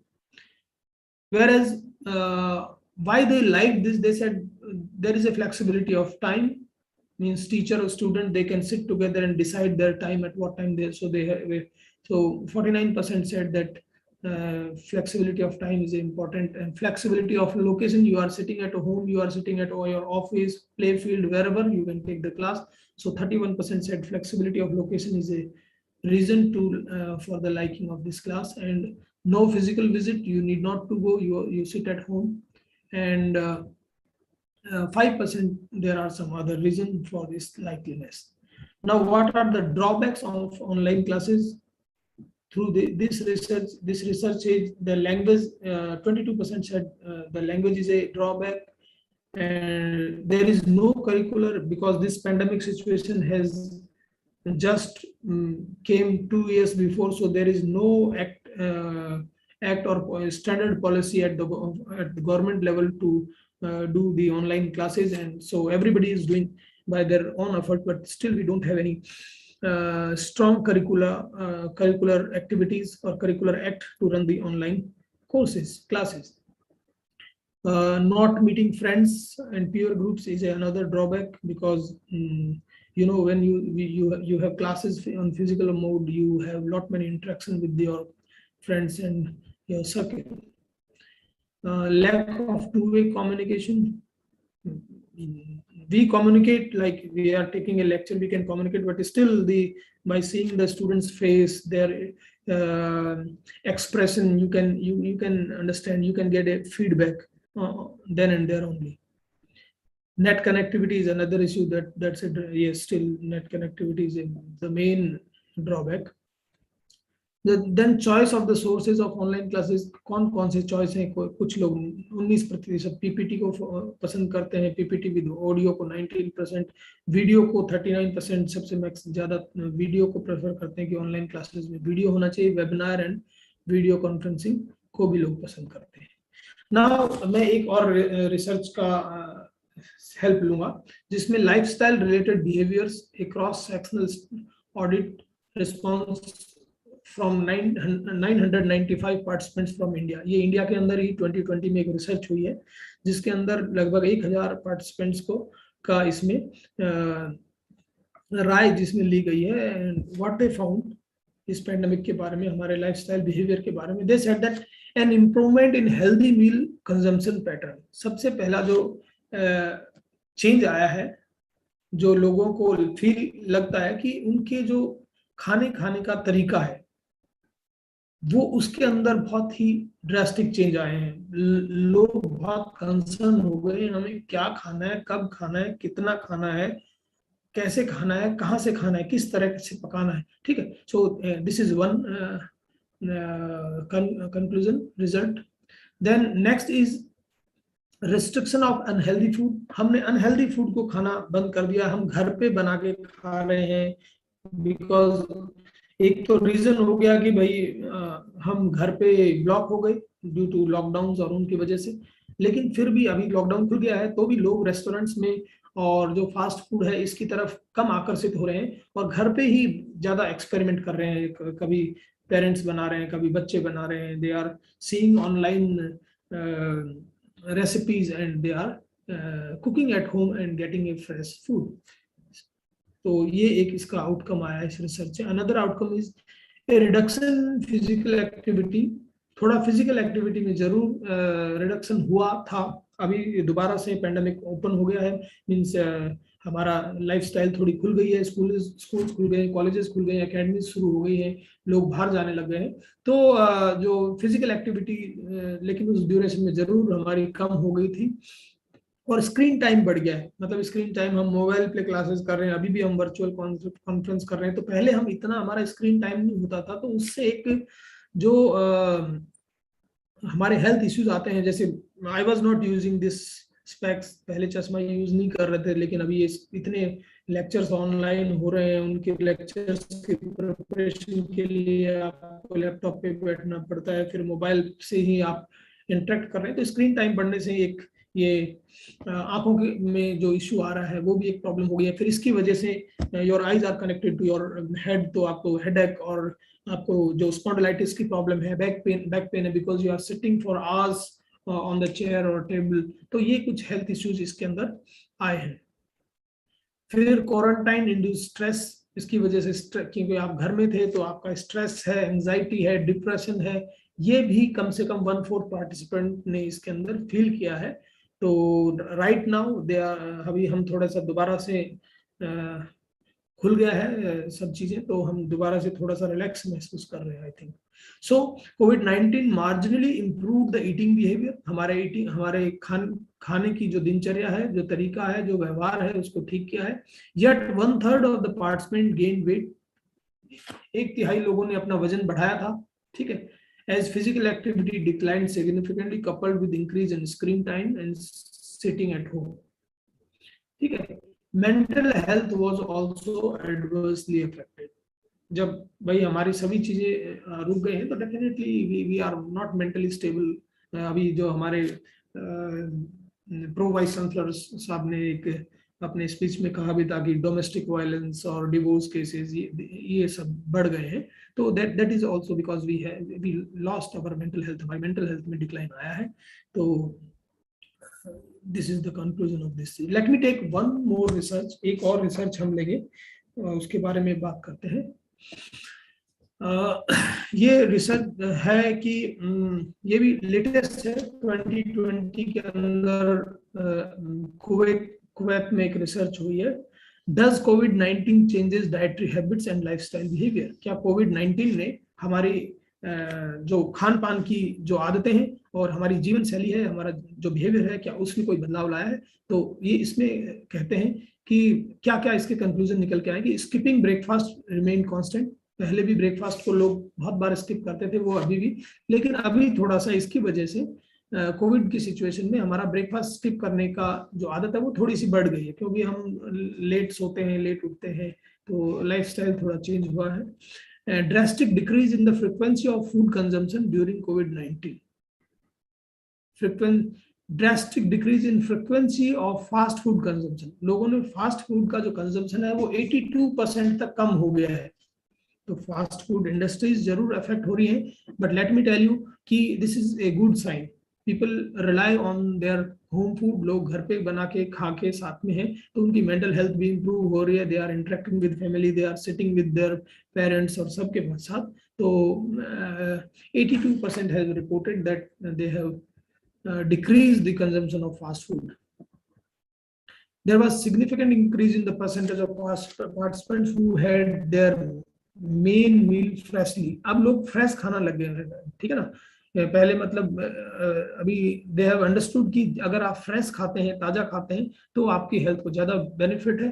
तो there is a significant increase in percentage of participants who had their main meal freshly made.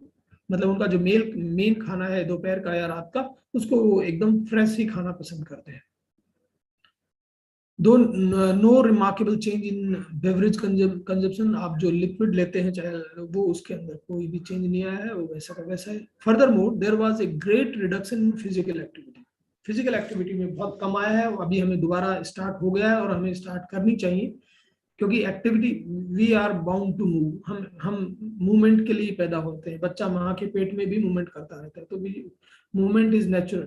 तो physical activity का बहुत reduction हो गया था. इसकी वजह से क्या हो गया, increase in the amount of screen time and sedentary behaviour. हमारा बिहेवियर एक नॉर्मल घर पे बैठने वाला हो गया है, और स्क्रीन हमारे इनएक्टिव लाइफ जिसको हम कहते हैं वो उससे हो गई है. और एक बहुत ही क्लियर इंडिकेशन है, देयर वाज इंक्रीज वाज detected in day time sleep. लोग दिन में सोने लग गए और नाइट स्लीप में डिस्टर्बेंस आने लग गए. ये भी एक ऑब्जर्वेशन स्टडी से आया है. तो स्लीपिंग पैटर्न्स में भी कुछ चेंज आए हैं, जो अभी पैंडेमिक खुलने के बाद में हमें थोड़ा टाइम लगेगा उसको ठीक होने में. ये लास्ट रिसर्च है जो 2021 में रिसेंट आई है. इसके बारे में और मैं एक दो रिजल्ट्स आपके सामने रखूंगा. Dietary habits before and during कोविड-19. मतलब पहले और इसके बीच में हमारी जो डाइटरी हैबिट्स है उनमें दो कंक्लूजन निकल के आए. Then aggravation of problem of excess body weight. एक तो हमारा वजन बढ़ा है, ठीक है ना, एंड और उस वजन बढ़ने से जो उसके हेल्थ कॉन्सिक्वेंसेज हैं कि ओवरवेट है, ओबेसिटी है, हाइपरटेंशन है, ब्लड प्रेशर है, और कुछ केसों में डायबिटीज के भी इश्यूज आने शुरू हो गए हैं. तो ये उससे एसोसिएटेड प्रॉब्लम्स हैं, तो जो aggravating हुई. So it is extremely important to maintain a proper diet with physical activity. So a combination of diet and physical activity is very essential. This is the outcome of this study. Another outcome is encourage the positive food related behaviors. मतलब हम जो हमें हमारे खान पान में जो positive चीजें लानी चाहिए वो उसके लिए हम थोड़े से आकर्षित हुए हैं. Particularly those related to meal frequency, कि हमें कितनी देर बाद खाना चाहिए, कितना खाना चाहिए, कितनी बार खाना चाहिए, and the quality and the manner of preparation. Look how you are cooking the food, that is more important. If you are over cooking you will lose lot many nutrients, ठीक है. तो उसको इसके ऊपर भी लोग प्रिपरेशन पे बहुत ध्यान दे रहे हैं, और क्वालिटी ऑफ फूड की आपको फ्रेश खाएं, और इस चीजों पे भी लोगों का ध्यान आकर्षित हुआ है. So this is about this latest research. Now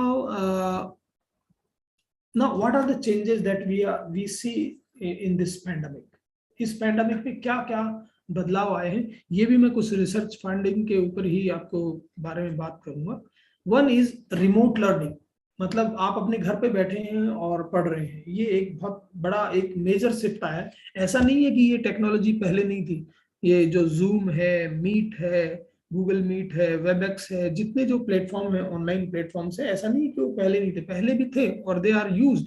उनको यूज भी किया जाता था, लेकिन बहुत कम में. मतलब जो भी कॉर्पोरेट वर्ल्ड में इसका इस्तेमाल होता था, लेकिन डे टू डे लाइफ में हर किसी की जिंदगी में ये नहीं थे, लेकिन इस पैंडेमिक में it has reach to each and everyone by one or other means.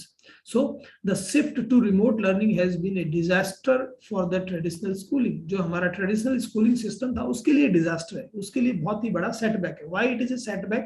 Because the students, they lost lot many important lessons that they used to learn in the school. They used to come to the schools and sit with their friends. और उनके साथ जो interaction होता है, जो cultural exchange होता है, जो लैंग्वेज का एक्सचेंज होता है, जो वी फीलिंग है, ग्रुप फीलिंग है, वो सब चीजें उसमें लॉस हुई हैं. और mental health of both parents end बच्चों की वो इफेक्ट हुई है. ठीक है. So both pre and post pandemic, a variety of studies have been found online remote learning simply cannot replace the classroom experience. तो ये classroom experience जो होता है वो that is a different flavor, that is a different sense of achievement to the students. So it is it cannot provide that experience that they have. Lack of personal interaction and social engagement appear to impair knowledge retention. तो जो personal touch जो teacher के द्वारा दिया जाता है, जो personal जो social engagement होता है, that definitely is affecting. Okay, so this is one. Next is relationship with nature.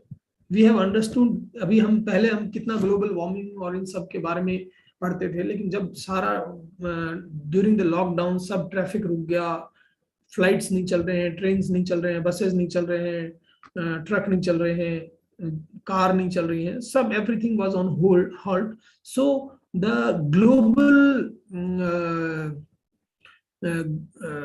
pollution rate has gone down. So people have realized that unnecessarily they were using these vehicles. So if we stop using vehicles, most of the places we can go by walk, we can go by cycle, we can save lot of resources, we can save lot of money, and at the same time we can improve our health if we go by walking and cycling or running. So it is we have learned this thing from this pandemic, and various studies over the years have shown the advantage of spending more time outdoors. लोग बहुत मतलब outdoors में जाने लग गए हैं, camps में जाने लग गए हैं. ये एक US की स्टडी है, not Indian study.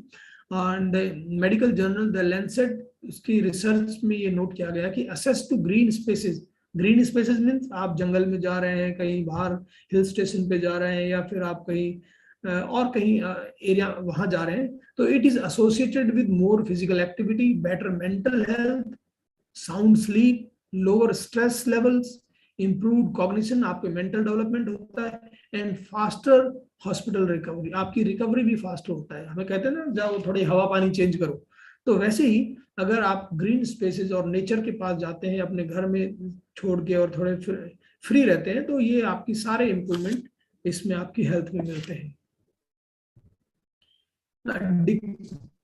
Diminished college experience, जो कॉलेज में जो एक्सपीरियंस होता है, मतलब जो college is not for teaching. College में you make lot many relationship with your friends, with your teachers, professor, coaches, trainer, जो आपको लाइफ लॉन्ग याद करते हैं. अब किसी से भी अगर पूछे कि आपने कॉलेज में क्या किया आपने, तो यू विल नॉट से कि मैंने ये पढ़ा. यू विल से हम ये करते थे, हम वहां जाते थे, उस कैंटीन में खाते थे, हम अपने वो वहां पे खेलते थे, वो हमारे कोच थे, वो हमारे टीचर थे, वहां पे हम ऑडिटोरियम में प्रोग्राम करते थे, we used to do this. So nobody will the studies. colleges are not just for studies, they are to develop lifelong relationship with their coaches, teacher, friend, और बहुत से जो आपके even many of this, and they get their life partners in the college life. So that is missing, that is discouraged due to this online mode. We have become technology driven. सब कुछ हमारे tips पे आ गया है. हम ज्यादा अभी सारे काम, चाहे वो payment हो, चाहे ऑनलाइन ट्रांजेक्शंस हो, चाहे internet banking, everything is on. ये भी एक ड्रास्टिक चेंज आया है after pandemic. Physical active life ये होनी चाहिए, ठीक है, जो नहीं हो पा रही है, तो इस पे हमें थोड़ा सा ध्यान देना चाहिए। End awareness about family values. During this pandemic, everybody has understood they have given more time to their families, their parents, their kids, and they have understood the value of the family life. Eating pattern के बारे में और behavior के बारे में हम we have already talked about. So these are the few changes that has come in this pandemic. Now exercise consideration, इसके बारे में हम थोड़ी C बात करेंगे कि अब हमें अपनी जीवन शैली को, हमने ये we have reach to a conclusion that exercise और sports activity helps in your academics. Exercise and sports activity helps in your health, your fitness. Means इस पैंडेमिक में those person who are fit, who are physical fit, they were more confident about their survival of the fittest. तो अगर आप एक moderate intensity की exercises करते हैं तो वो आपको आपके एकेडमिक्स में बहुत हेल्प करते हैं. ये भी मैं आई एम टॉकिंग अबाउट, एक लाडूज ने रिसर्च की थी कि मॉडरेट इंटेंसिटी की एक्सरसाइजेस होनी चाहिए.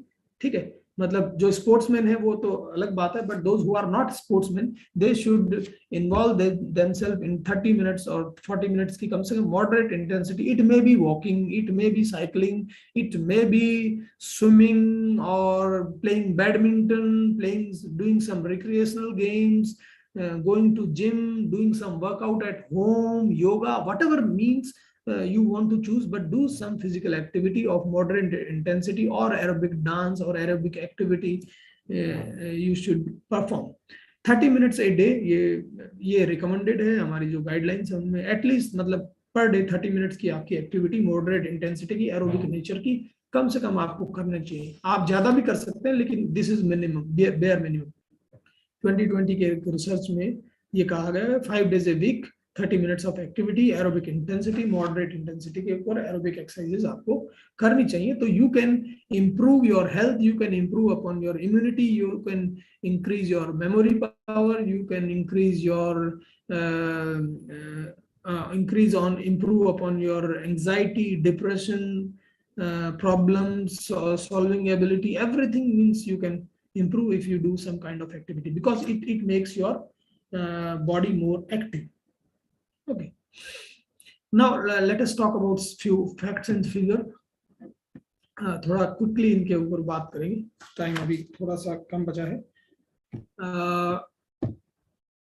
स्पोर्ट्स अलाउ स्टूडेंट्स, मैं स्पोर्ट्स के बारे में बात कर रहा हूँ. Sports allow students to take break from their workload. उनको अपने वर्कलोड से थोड़ा सा रेस्ट मिल जाता है और they feel a little bit relaxed and they can perform better in their education. Now, strengthens and stimulates the brain. अगर आप sporting activity, कोई भी फिजिकल एक्टिविटी में पार्टिसिपेट करते हैं तो you become more active, you can avoid anxiety, depression and stress.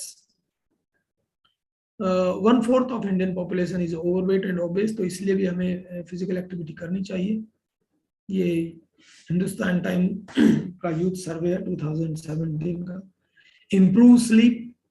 कई बार हम बिस्तर पे सोते हैं और नींद नहीं आती, 2-2 घंटे तक we are waiting to sleep. So अगर आप फिजिकल एक्टिविटी करते हैं तो you have a sound sleep. आप मतलब कोई आप 8 घंटे का सोते हैं या 6 घंटे सोते हैं, 6 घंटे के बजाय अगर आप 5 घंटे साउंड स्लीप लेते हैं तो that is more than enough. Okay, so you need not to spend 8 hours on the bed. आप अगर अच्छा वर्कआउट करके और आप सोते हैं तो आपको 5-6 घंटे में भी आपको अच्छी साउंड स्लीप आ सकती है, end you can have better recovery end better memory. Obesity for 12 to 19 years have tripled, ये भी हो गई है. तो अगर हम एक्टिविटी करते हैं तो हम इसको भी we can get relieve from this also. अब खान पान में हमें क्या चेंजेस करना चाहिए? खान पान में हमारी कुछ, we have certain good habits and certain bad habits. ठीक है, तो we should get away from the bad habits and we should take the positive side. अच्छी आदतों को हमें अपनी जीवन शैली में लाना चाहिए और बुरी आदतें जो हैं, जो अच्छी आदतें नहीं है, उनको हमें गेट अवे करना चाहिए. तो क्या है poor nutritional habits? What are the poor nutritional habits? हम देखते हैं कंज्यूमिंग लो, हम कम खाते हैं, खास तौर से जो कॉलेज में और स्कूल्स में लड़कियां होती हैं, स्लिम ट्रिम होना है. Even boys also these day they eat less, तो अगर आप कम खाएंगे तो आपका एनर्जी लेवल तो वैसे ही डाउन है, ठीक है। तो एनर्जी लेवल डाउन है तो आप you can not concentrate on your even academic activities. So don't eat लेस। अगर आपको लग रहा है कि मोटापा हो रहा है, कुछ भी हो रहा है, तो do some activity but don't eat less. Consuming low is a very poor nutritional habit. Irregular eating time, हम कभी स्किप कर देते हैं, कभी अभी खा। Look, at a particular time we have a circadian rhythm in which at a particular time our body responses to certain kind of things। मतलब एक समय पे हमें नींद आती है, एक समय पे हमें मोशन फील होता है, एक समय पे हमें भूख लगती है, ठीक है। तो वी हैव, सपोज आपको अभी लंच का टाइम हो रहा है, लंच होने वाला है, आपका 1 बजे लंच करते हैं या 2 बजे, जो भी आपका टाइमिंग है, तो your stomach release gastric juice, और तो this gastric juice is having a very high pH value, low pH value, 2 से 3 इसका pH value होती है। तो ये इतना एसिडिक होता है कि जो हमारा नॉर्मल एसिड के बराबर होता है। तो when the gastric juice is secreted in your stomach and at that point the food is not available, so it may destroy your internal lining of your stomach and it can create lot many digestive issues। So it is very important कि आप particular time पे खाएं, खाने का समय जो है वो fix करें, आप उसी पे खाएं, कम खाएं लेकिन खाएं जरूर, ठीक है। This is very important. Don't get allow your body to be dehydrated, क्योंकि आवर बॉडी इज 70% वाटर। अगर हम पूरा डिहाइड्रेशन नहीं लेंगे तो हमारा ब्लड गाढ़ा हो जाएगा, the viscosity of blood increases, end when the viscosity of blood increases the blood do not travel easily. और जब ब्लड ट्रेवल नहीं करेगा तो प्रॉपर न्यूट्रिएंट और प्रॉपर ऑक्सीजन हमारे सेल्स और टिश्यू और न्यूरॉन्स तक नहीं पहुंचेगी, तो हमारी जो परफॉर्मेंस है, चाहे एकेडमिक है चाहे फिजिकल है, that डिटोरिएट्स। Fluid intake, proper fluid intake कीजिए, स्किपिंग मील कभी नहीं करना है, ठीक है। हमें स्किप नहीं करना चाहिए, चाहे कम खाएं। अगर आप फास्टिंग भी कर रहे हैं तो उस समय आप जूस पी लीजिए, पानी पी लीजिए, कुछ फ्रूट्स खा लीजिए, कुछ, but you should consume something। Skipping is not a solution, it create problem in the long run। Avoiding some nutrients, कुछ न्यूट्रिएंट्स को आप अवॉइड भी कर सकते हैं जो आपके हेल्थ के लिए नुकसान करते हैं, तो और कुछ स्पेशल न्यूट्रिएंट आप ले भी सकते हैं इन एज ए सप्लीमेंट अगर आपको कोई न्यूट्रिशनल डेफिशिएंसी है। तो these are the poor nutritional habit. Let us talk about the optimum nutritional habit और गुड न्यूट्रिशनल हैबिट्स। तो ऑप्टिमल न्यूट्रिशनल हैबिट्स क्या क्या है? सबसे पहले तो ईटिंग शेड्यूल, आप अपना शेड्यूल बनाइए और शेड्यूल के हिसाब से खाइए, ठीक है ना। तो दैट इज वेरी इंपॉर्टेंट। ये हर इंडिविजुअल की अलग रिक्वायरमेंट रहती है कि उसको कितना खाना है, क्या खाना है, बट जो भी आपकी रिक्वायरमेंट है, you should eat according to your schedule. We should have shorter meals, क्योंकि आप हैवी मील लेते हैं तो आपके डाइजेस्टिव सिस्टम पे अननेसेसरी लोड पड़ता है। तो व्हेन यू आर टेकिंग, हमारे स्पोर्ट्स में होते हैं बच्चे यहाँ तक भर के खाते हैं, तो you should always have a space in your stomach so that the food get mixed with the gastric juice, the digestive juice, the other enzymes। So it is very important that you eat less। आप कम खाएं, छोटे छोटे frequent meal, आपके दिन में 3, 4, 5 meal आप ले सकते हैं, but you should have shorter meals so that it can be easily digested, it can be easily absorbed, and you can get best out of the best nutrition out of that diet. कई बार क्या होता है, हम खाते बहुत healthy हैं but it is not supporting और we can not extract out the best energy out of that nutrient. तो अगर हमारे मेटाबॉलिज्म ठीक नहीं है, मेटाबॉलिक एक्टिविटीज ठीक नहीं है, तो आप कितने भी अच्छे न्यूट्रिएंट्स खाते रहें, वो you want get the advantage out of that, ठीक है। फिर Q nutrients, protein, carbohydrate, fat, vitamin, इनको आपको अपनी हर डाइट में लेना चाहिए। आपका ब्रेकफास्ट हो, लंच हो, डिनर हो, आपको उसके अंदर सभी चीजें होनी चाहिए। ऐसे नहीं कि आप सिर्फ ब्रेकफास्ट में कार्बोहाइड्रेट और कार्बोहाइड्रेट ही खा रहे हैं, या नाइट में सिर्फ आपने चिकन और ये खा रहे हैं, ठीक है। तो हर डाइट में आपका कार्बोहाइड्रेट, फैट, विटामिन, चाहे वो ब्रेकफास्ट हो चाहे इवनिंग स्नैक्स हो, उसके अंदर भी आपका एक फाइबर बहुत इंपॉर्टेंट पार्ट है जिसको आपको अपनी डाइट में इंक्लूड करना चाहिए। वेज, आप वेज खा रहे हैं, नॉन वेज खा रहे हैं, इसका भी थोड़ा सा ध्यान रखना है कि प्लांट बेस्ड सोर्सेज में प्रोटीन के थोड़े से सोर्सेज, ओमेगा 3 और ओमेगा 9 के सोर्सेज कम होते हैं, तो food selection is another important area जिसमें आपको ध्यान रखना चाहिए। हाई कॉस्ट इज नॉट ऑलवेज। कई बार हम सोचते हैं कि जितना ज्यादा कॉस्टली हम खाना खाएंगे जितना महंगा खाना हम ले रहे हैं तो उतनी ज्यादा हमें न्यूट्रिटिव वैल्यू मिल रही है, ऐसा नहीं है। देयर आर चीपर सोर्सेज, आपको थोड़ा आंख खोल के देखना पड़ेगा कि search for the cheaper sources, और उनको आप लीजिए। उनसे ज्यादा अभी मैंने I saw during this pandemic लोग कीवी फ्रूट खा रहे हैं। कीवी फ्रूट में क्या है? विटामिन सी है। विटामिन सी आप अगर घर पे हमारे जो बेर है या आंवला है, एक आधा आंवला भी आप, छोटा सा आधा आंवला भी लेते हैं, वो भी उस कीवी फ्रूट से डबल विटामिन सी आपको देता है। ठीक है, तो अमरूद है जो, और बहुत सी चीजें हैं जो आपको सिंपल सोर्सेज उसके हैं, विटामिन डी के सोर्सेज हैं। ठीक है, आपको इजीली मिल जाते हैं।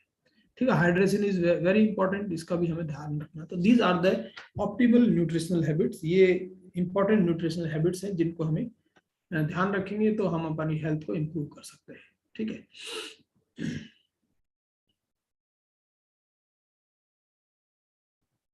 ठीक है। ये अब हाइड्रेशन का पता कैसे लगाएं? हाइड्रेशन का पता का सिंपल है कि if you are not on any kind of multivitamin, आप कोई मल्टीविटामिन नहीं ले रहे हैं, तो आप you can check your the colour of your urine. अगर आपका कलर, यूरिन का कलर येलो हो रहा है तो इट मीन्स आप प्रॉपरली हाइड्रेटेड नहीं है। आपको थोड़ा सा अपने जो बेवरेजेस हैं, लिक्विड है डाइट में, वो बढ़ाना चाहिए। ठीक है, और अगर आप मल्टीविटामिन ले रहे हैं तो ऑटोमेटिकली वो कलर येलो उसमें आता है। तो ये मैंने पुअर न्यूट्रिशनल हैबिट्स आपको बता दी हैं, good end poor nutritional habits, this is very important. तो हमें करना क्या चाहिए? हमें करना क्या चाहिए? हमें अपने जीवन शैली को सुधारने के लिए, ठीक है, अपनी स्वास्थ्य को इम्प्रूव करने के लिए, अपनी लाइफस्टाइल को इम्प्रूव करने के लिए अच्छा खाना और at least one activity every day. कोई भी एक्टिविटी आप देख रहे हैं, यहाँ पे स्विमिंग है, फेंसिंग है, साइकिलिंग है, पब्लिक लाफिंग पार्क भी है, ठीक है, और डांस है, कोई भी फॉर्म की एक्टिविटी, साइकिलिंग, आप स्विमिंग, कुछ भी आप ले लीजिए। ठीक है, घर पे होम वर्कआउट, योगा, पिलाटेस, जो भी एक्टिविटी आप करना चाहते हैं, जुम्बा, एरोबिक, कुछ भी जो भी आपको ठीक लगता है। ऑनलाइन क्लासेस मिल रही हैं आजकल इनके लिए, तो आप कोई भी एक एक्टिविटी चूज कीजिए। जैसे हमें रोज ब्रेकफास्ट चाहिए, वैसे ही हमें फिजिकल एक्टिविटी रोज चाहिए, चाहे मॉडरेट इंटेंसिटी की हो। मतलब हमारा इनपुट आउटपुट रेशियो बैलेंस होना चाहिए। Whatever we are eating, we should be able to digest that every day, that is important. So 365 a day, you keep yourself doing some kind of physical activity and manage your nutrition, manage your diet. These two things if you are doing, you will be physically healthy, you will be mentally healthy, you will be socially well accepted in the society, because you have plenty of energy to do social work, you have plenty of energy to take better decision, you have plenty of energy to interact with in your social circles. So it will overall build your personality in all respects. So it is very important to take care of your sports activity and the diet and nutrition.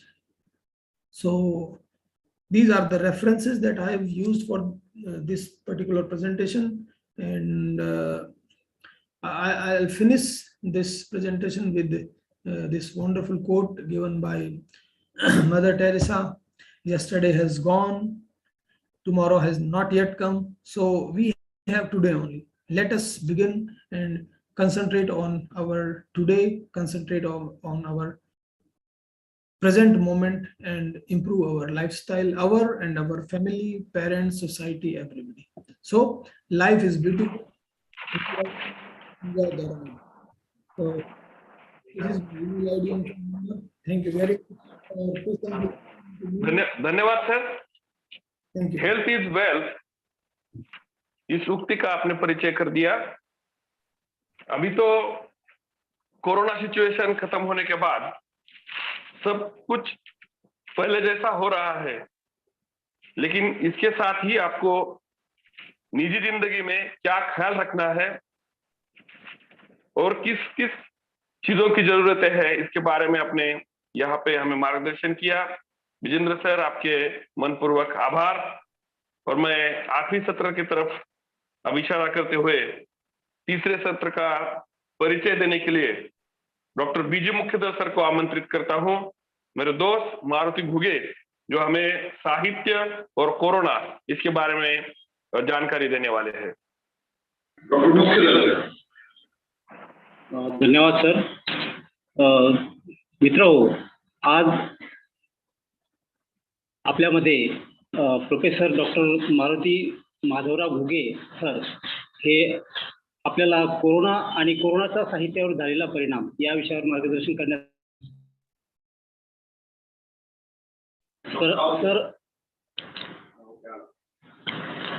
Sir Marathi विभाग प्रमुख आहेत संत रामदास कला वाणिज्य व विज्ञान महाविद्यालय घनसावंगी जिल्हा जळगाव येथे जिल्हा जालना येथे सरांचं शिक्षण MA MPhil PhD आणि सर नेट सुद्धा पास आहेत. संशोधन मार्गदर्शक म्हणून सरांचं डॉक्टर बाबासाहेब आंबेडकर मराठवाडा विद्यापीठ औरंगाबाद येथे सध्या कार्यरत आहेत. सरांकडे सध्या 8 PhD विद्यार्थी कार्यरत आहेत. मराठी विभाग सावित्रीबाई फुले पुणे विद्यापीठ पुणे येथे PhD चे एक्सपर्ट पॅनलिस्ट म्हणून सुद्धा सर कार्यरत आहेत. डॉक्टर घुगे सरांनी विविध चर्चासत्रामधून सहभाग व निबंध वाचन केलेला आहे. विविध कवी संमेलनातून सुद्धा सरांनी सहभाग नोंदवला आहे. सरांच्या नावावर 42 विविध जर्नल पेपर विविध जर्नल कॉन्फरन्स प्रोसिडिंग मॅगझिन मधून प्रकाशित केलेले आहेत. सरांनी इंद्रजित भालेराव यांची कविता समीक्षा ग्रंथ हा स्नेहवर्धन प्रकाशन पुणे यांच्या माध्यमातून पब्लिश केलेला आहे, प्रकाशित केलेला आहे. सरांचं हे पुस्तक मला सांगायला इथे खूप अभिमान वाटतो की सरांचं हे पुस्तक महाराजा सयाजीराव गायकवाड विद्यापीठ बडोदा व गोंडवाना विद्यापीठ गडचिरोली येथे संदर्भ ग्रंथ म्हणून घेतलेला आहे. सरांचं दुसरं पुस्तक मायबाप आणि मी हा कविता संग्रह सरांनी प्रकाशित केलेला आहे.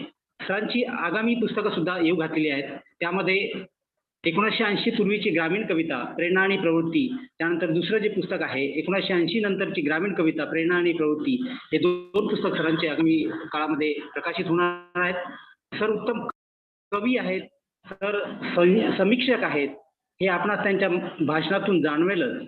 मी त्यांच्या आणि तुमच्यामध्ये जास्त वेळ थांबणार नाही. मी सरांना या ठिकाणी विनंती करतो की सरांनी आपले विचार मांडावे. डॉक्टर प्राध्यापक घुगे सर.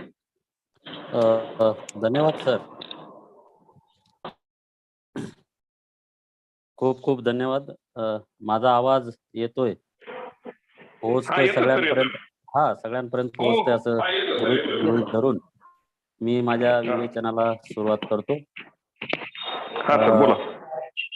खर तर सकाळपासून आपण या चर्चासत्रामध्ये अतिशय चांगले पाहुणे बोलवलात.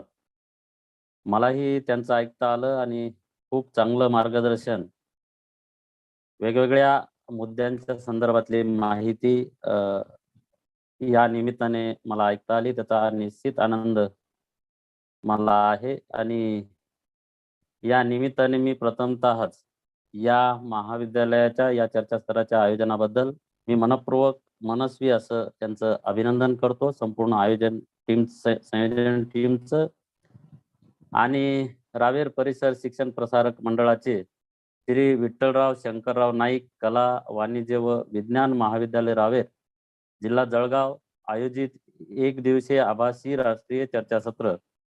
या चर्चासत्राच्या 3ऱ्या सत्राकडे आपण वळतो आहोत आणि या 3ऱ्या सत्रामध्ये आमचे सन्माननीय मित्र डॉक्टर प्राध्यापक गणपतजी ढेमरे सर यांनी मला कोरोना काळ आणि साहित्य अशा 2 मुद्द्यांवरती बोलण्याची विनंती केली.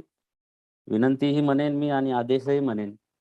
खरं तर या कार्यक्रमासाठी उपस्थित असलेले या महाविद्यालयाचे प्राचार्य सन्माननीय डॉक्टर PV दलाल सर, त्याचबरोबर आता माझा ज्यांनी परिचय करून दिला ते सन्माननीय महोदय आणि उपस्थित सर्व महाराष्ट्रातील महाराष्ट्राबाहेरून असलेले सर्व चर्चास्थळाला उपस्थित असलेले श्रोतेजन हो. खरं तर एक कोरोना नंतरचं साहित्य असं म्हणण्यापेक्षा मला असं वाटतं की कोरोनाच्या सोबत निर्माण झालेलं जे साहित्य असेल आणि त्या साहित्याची चर्चा या अनुषंगाने आपण करूयात. पुढचे 30 मिनिटं 25 ते 30 मिनिटं मी माझं विवेचन तुमच्या समोर ठेवेल. तत्पूर्वी या सर्व कोरोनाच्या काळाचा अनुभव आपण गेल्या 2 वर्षांपासून घेतो आहोत आणि आजही फारशी परिस्थिती बदललेली आहे असे आपल्याला म्हणता येत नाही. या निमित्ताने मला गणपत डेमरे यांनी सांगितल्यानंतर, खरं तर ते माझे मित्र आहेत आणि मित्रांनी एखाद्या वेळेस ज्यावेळेस सांगितलं तर त्यावेळेस ऐकावं लागतं आणि त्यांचं ऐकून मी हा विषयावरती तुमच्या समोर बोलतो आहे. आणि मग काल या विषयाच्या अनुषंगाने जेव्हा मी चिंतन करायला सुरुवात केली, काही वाचायला सुरुवात केली, तर त्यामध्ये मला अतिशय महत्त्वाचा एक मुद्दा वाचण्यास मिळाला आणि मला तो अतिशय महत्त्वाचा वाटतो यासाठी, की प्लेगच्या अनुषंगाने पण महामारीच्या अनुषंगाने पण आपल्याला बोलता येईल. फ्रेंच तत्वज्ञ अल्बर्ट कामू नावाचे जे तत्वज्ञ होते, पत्रकार होते, संपादक होते, नोबेल पारितोषिक ज्यांना मिळालं, असे अल्बर्ट कामू यांचं द प्लेग नावाचा ग्रंथ सुप्रसिद्ध आहे आणि प्लेगच्या महामारीच्या संदर्भामध्ये त्यांनी त्या ग्रंथामध्ये विवेचन केलेलं आहे. त्या ग्रंथामधलं एक पात्र आहे डॉक्टर बर्नार्ड म्हणून, आणि त्या पात्राचा संवाद मी प्रथमतः आपल्या समोर ठेवतो आणि मग मी माझ्या विवेचनाला सुरुवात करतो.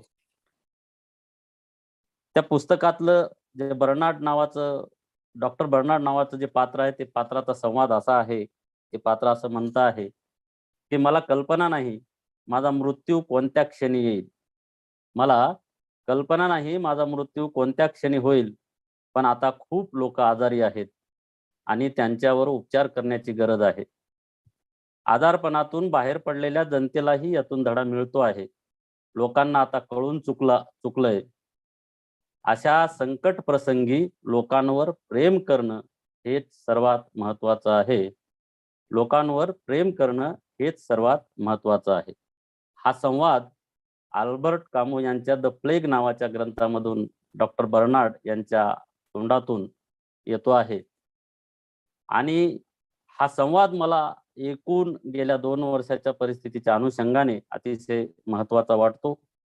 या अनुषंगाने महत्वाचा वाटतो की जो कोणी हा डॉक्टर आहे, तर या डॉक्टरांच्या मुखावाटे निघणारा हा संवाद आपल्याला काहीतरी मार्गदर्शन करून जाते आहे, आपल्याला काहीतरी नवीन गोष्ट शिकवून जाते आहे असं मला वाटते. आणि हीच गोष्ट गेल्या 2 वर्षामध्ये अनेक लोकांकडून आपल्याला अनुभवायला मिळाली. त्यांना खरं तर खूप सॅल्यूट केलं पाहिजे, वंदन केलं पाहिजे त्यांना. आणि एकूण या परिस्थितीच्या अनुषंगाने ज्या ज्या काही गोष्टी घडलेल्या आहेत, त्या गोष्टींचाही उहापोह करणं मला क्रमप्राप्त वाटतं. खरं तर साहित्य आणि समाज यांचा परस्पर अनुबंध हा अनन्यसाधारण असतो. साहित्य हा समाजाचा आरसा असतो असं म्हटले जाते. हे दोन्हीही घटक एकमेकांना परस्पर पूरक आहेत. समाज साहित्याचा मूलाधार असतो, तर साहित्य हे समाजाला संस्कारित करीत असते. म्हणून समाजातील बऱ्या वाईट घटनांचे प्रतिबिंब साहित्यातून दिसणे अपेक्षित असते. तर यातील वाईट घटना त्याजून वसुंधरेच्या सुंदरतेचे तत्व लोकांमध्ये साहित्याने रुजवायला हवे. या तत्वांशी आजपर्यंतचे साहित्य हे प्रामाणिक राहिलेले दिसते. मराठी साहित्यात साहित्य कसे असावे, त्याचे प्रयोजन काय असावे, यासाठी प्लेटो, अरिस्टॉटल पासून ते भारतीय मीमांसकांपर्यंत अनेक तत्वज्ञांनी आपली मतं मांडलेली दिसतात. कलेसाठी कला की जीवनासाठी कला, हा फडके खांडेकर वाद हे सर्वश्रुत आहे. याविषयी मी अधिक विवेचन करणार नाही, अथवा त्याचा उहापोहही करण्याची आवश्यकता आहे असे मला वाटत नाही. मात्र मानवी जीवनाचे वास्तव चित्रण करून त्यांच्या जीवनाला मार्गदर्शित करणारे साहित्य असावे, हा विचार खरे तर 1960 नंतर आलेल्या वेगवेगळ्या साहित्य प्रवाहांनी पुढे नेला. यामध्ये दलित, ग्रामीण, स्त्रीवादी, आदिवासी आदी साहित्य प्रवाहांचा उल्लेख करावा लागेल. खरे तर समता, बंधुता आणि न्याय ही आंतरिक मूल्ये या साहित्य प्रवाहांचा आत्मा होय. गेल्या 5-6 दशकांपासून या मूल्यांची समाजात रुजवण व्हावी यासाठी जगभर साहित्य निर्मिती झालेली दिसते. मात्र गेल्या 1-1.5 वर्षात कोरोनाने ज्या परिस्थितीचा अनुभव माणसांना दिला, तो इतका भयावह होता की याही पुढे जाऊन माणसाचे अस्तित्वच किती महत्वाचे आहे याविषयी आपणास विचार करायला या परिस्थितीने लावलेले आपल्याला दिसते. या अनुभवाशी मराठी साहित्याने समांतर असायला हवे. तसे होते का, तसे होत आहे का, हे एकदा आपण तपासून पाहायला हवे असे मला वाटते. आणि ही तपासून पाहण्याची प्रक्रिया खरे तर आज आपल्या महाविद्यालयाने या विषयावर विषयाच्या अनुषंगाने हे चर्चासत्र ठेवून केलेले आहे असे मला वाटते. वर्षानुवर्ष या देशात पडत असलेले दुष्काळ, जागतिक पातळीवरती लढले गेलेले पहिले महायुद्ध व दुसऱ्या महायुद्धाने मानवी जीवनासमोर जे प्रश्न उभे केले, तेच तसेच काही प्रश्न कोरोना महामारीनेही आपल्या समोर आज उभे केलेले आहेत. मानवी जीवनात नैराश्य, निरसता, कृत्रिमता व वैफल्य ज्याप्रमाणे महायुद्धाच्या नंतरच्या काळात निर्माण झाले, त्याचप्रमाणे कोरोना काळातही मानवी जीवन आतून बाहेरून ढवळून निघालेले दिसते. याची देही याची डोळा दुसऱ्या महायुद्धातील मानवी संहार माणसांनी अनुभवल्यामुळे ते त्या काळात कमालीचे अस्वस्थ झालेले होते. अशीच अस्वस्थता आजही मानवी जीवनात आढळते आहे. हे अशा अस्वस्थतेतूनच खरे तर मर्ढेकरांनी कविता लिहिली असे म्हटले जाते. म्हणूनच त्यांच्या कवितेतून मानवी अस्तित्वाच्या संदर्भातील जीवन जाणीवा येताना दिसतात. 6-7 दशकांपूर्वी लिहिलेली पिपात मेल्या ओल्या उंदीर ही कविता वाचल्यास कोरोना काळातील परिस्थिती आणि दुसऱ्या महायुद्धाने जगभर निर्माण केलेली परिस्थितीतील साम्य आपल्या लक्षात येईल असे मला वाटते. पिपात मेले ओल्या उंदीर, पिपात मेले ओल्या उंदीर, माना पडल्या मुरगळल्या विण, गरीब बिचारे बिळात जगले, पिपात मेले उचकी देऊनी. हे यातलं या कवितेतलं हे जे वाक्य आहे ना, हे वाक्य मला अतिशय महत्वाचं वाटतं. पिपात मेले ओल्या उंदीर, माना पडल्या मुरगळल्या विण, गरीब बिचारे बिळात जगले, पिपात मेले उचकी देऊन, जगायची पण सक्ती आहे, मरायची पण सक्ती आहे, पिपात मेले ओल्या उंदीर, पिपात मेले ओल्या उंदीर. मानवी जीवनातील हीच असहाय्यता खरे तर गेल्या 2 वर्षाच्या कोरोना काळात मानवी समूहाने अनुभवलेली दिसते. मुद्दामहून मी मर्ढेकरांचं उदाहरण दुसऱ्या महायुद्धाच्या नंतर जी परिस्थिती मानवी जीवनामध्ये उद्भवली, एकूण माझं विवेचन असं आहे की महामारी आजच आहे असं नाही, तर या देशाने या जगाने अशा पद्धतीच्या महामाऱ्या अनेक वेळेस अनुभवलेल्या आहेत आणि त्या अनुषंगाने मी तुमच्या समोर बोलतो आहे. उंदीर ही प्रतिमा घेऊन मानवी जीवनातील अर्थशून्यता वरील कवितेतून मर्ढेकरांनी खरे तर प्रकट केलेली आहे. त्याचप्रमाणे कोरोनाने यातून या जाणीवेचे साहित्य मराठी साहित्यामध्ये निर्माण झालेले दिसते. यापूर्वीही मानवी जीवनावरती असंख्य कोरोना सदृश्य संकटे येऊन गेली, त्याचेच प्रतिबिंब साहित्यातून पडलेले दिसते. काय खावे आता कोणीकडे जावे, गावात राहावे कोण्या बळे, हा संत तुकारामांचा अभंग तत्कालीन दुष्काळाने हतबल झालेल्या मानवी जीवनाचे चित्रण करणारा आहे असे म्हटले तर वावगे ठरणार नाही. संत तुकारामांच्या अभंगाची, बाशी मर्ढेकरांच्या कवितांची व 1960 नंतरच्या साहित्य प्रवाहांची ओळख करून देणे हा माझा खरं तर हेतू नाही. मात्र साहित्य आणि समाज यांचा परस्पर संबंध कसा राहिलेला आहे यासाठीची ही उदाहरणे आहेत. मानवी जीवनात घडणाऱ्या असंख्य घटनांचे प्रतिबिंब साहित्यातून आजपर्यंत पडलेले दिसते. समाज जीवनात घडलेल्या घटनांची साहित्य हे कमालीचे समांतरपणे अभिव्यक्त होत आलेले आहे. मानवी उत्क्रांतीचा विचार करता सृष्टीतील असंख्य घटकांशी संघर्ष करीत माणूस 21व्या शतकापर्यंत येऊन पोहोचलेला आहे. याविषयीचे पुरावे देण्याची गरज आहे असे मला वाटत नाही. आश्मयुगातील माणसाने निसर्गाशी संघर्ष करीत आपले अस्तित्व शाबूत ठेवले. या अस्तित्वाच्या लढाईत त्याला काही गमवावे लागले असेल. आसमानी आणि सुलतानी संकटांनी माणसांना अगदी सुरुवातीपासून हैराण करून सोडलेले आहे. मानव निर्मित व निसर्ग निर्मित संकटांसमोर तो कधी हातबल तर कधी वरचढ ठरत आलेला आहे. लढाई, युद्ध, महामारी व निर्माण होणाऱ्या आसमानी संकटाकडून आपण तरी काय सुजलाम सुफलामतेची अपेक्षा कशी करावी. कुठल्याही अशा घटनांमुळे मानवी जीवन उद्ध्वस्तच झालेले दिसते. तरीही तो निकराने या समस्यांना तोंड देत उभा राहिलेलाच आहे. यानंतरही मानवी जीवनाच्या वाटचालीत असंख्य संकट आली. या अशा अनेक संकटाशी सामना करीत करीत मानवी जीवन तावून सुलाखून आज पुढे आलेले आपल्याला दिसते आहे. 19व्या शतकातील नुसत्या प्लेगच्या साथीचे उदाहरण घेतले तरी आपणास चर्चासत्राच्या अनुषंगाने घेतलेला विषय लक्षात येईल. खरे तर प्लेगची साथ ही युरोप खंडात 16व्या शतकापासून सुरू झाली होती. याचे प्रमाण आज मितीला असलेल्या युरोप खंडातील साहित्यावरून आपल्याला लक्षात येते. आणि पुढच्या काळात सुद्धा कोरोनाची जी परिस्थिती असेल किंवा कोरोनाचे जे काही परिणाम मानवी जीवनावरती झालेले आहेत, याचा सुद्धा ऐतिहासिक दस्तऐवज म्हणून आपल्याला या काळातल्या साहित्याकडे निश्चित पाहता येते. प्लेगच्या साथीने मानवी जीवनाची जी हानी झाली, असंख्य माणसे या महामारीच्या साथीत युरोपात मृत्युमुखी पडले. एकाच लंडन शहरामध्ये 68,596 लोक प्लेगच्या साथीने त्या काळात गेलेले होते. यावरून या महामारीची आपणास कल्पना करता येईल. ही साथ पुढे जगभर पसरलेली दिसते. त्यामुळे या संदर्भात मोठे लेखन झालेले आपल्याला दिसते. ब्रिटिश लेखक डेनियल डेफो बऱ्याच विचारवंतांनी या लेखकाचा उल्लेख केलेला आपल्याला दिसतो. डेनियल डेफो याने 1722 साली a journal of the plague year हे पुस्तक लिहिले आहे. प्लेगच्या साथीचे भयावह चित्रण या पुस्तकातून आलेले दिसते. तर फ्रेंच तत्वज्ञ व नोबेल पारितोषिक विजेते अल्बर्ट कामूंचा जो मी उल्लेख केला, यांनीही द प्लेग नावाची कादंबरी लिहून अल्जेरियातील ओरा शहरातील प्लेगच्या साथीचे वर्णन केलेले आपल्याला दिसते. याप्रमाणेच 1918च्या स्पॅनिश फ्लू या महामारी संदर्भातही ब्रिटिश लेखिका कॅथरीन पोर्टर यांनी पेल हॉर्स पेल रायडर ही कादंबरी लिहिलेली होती.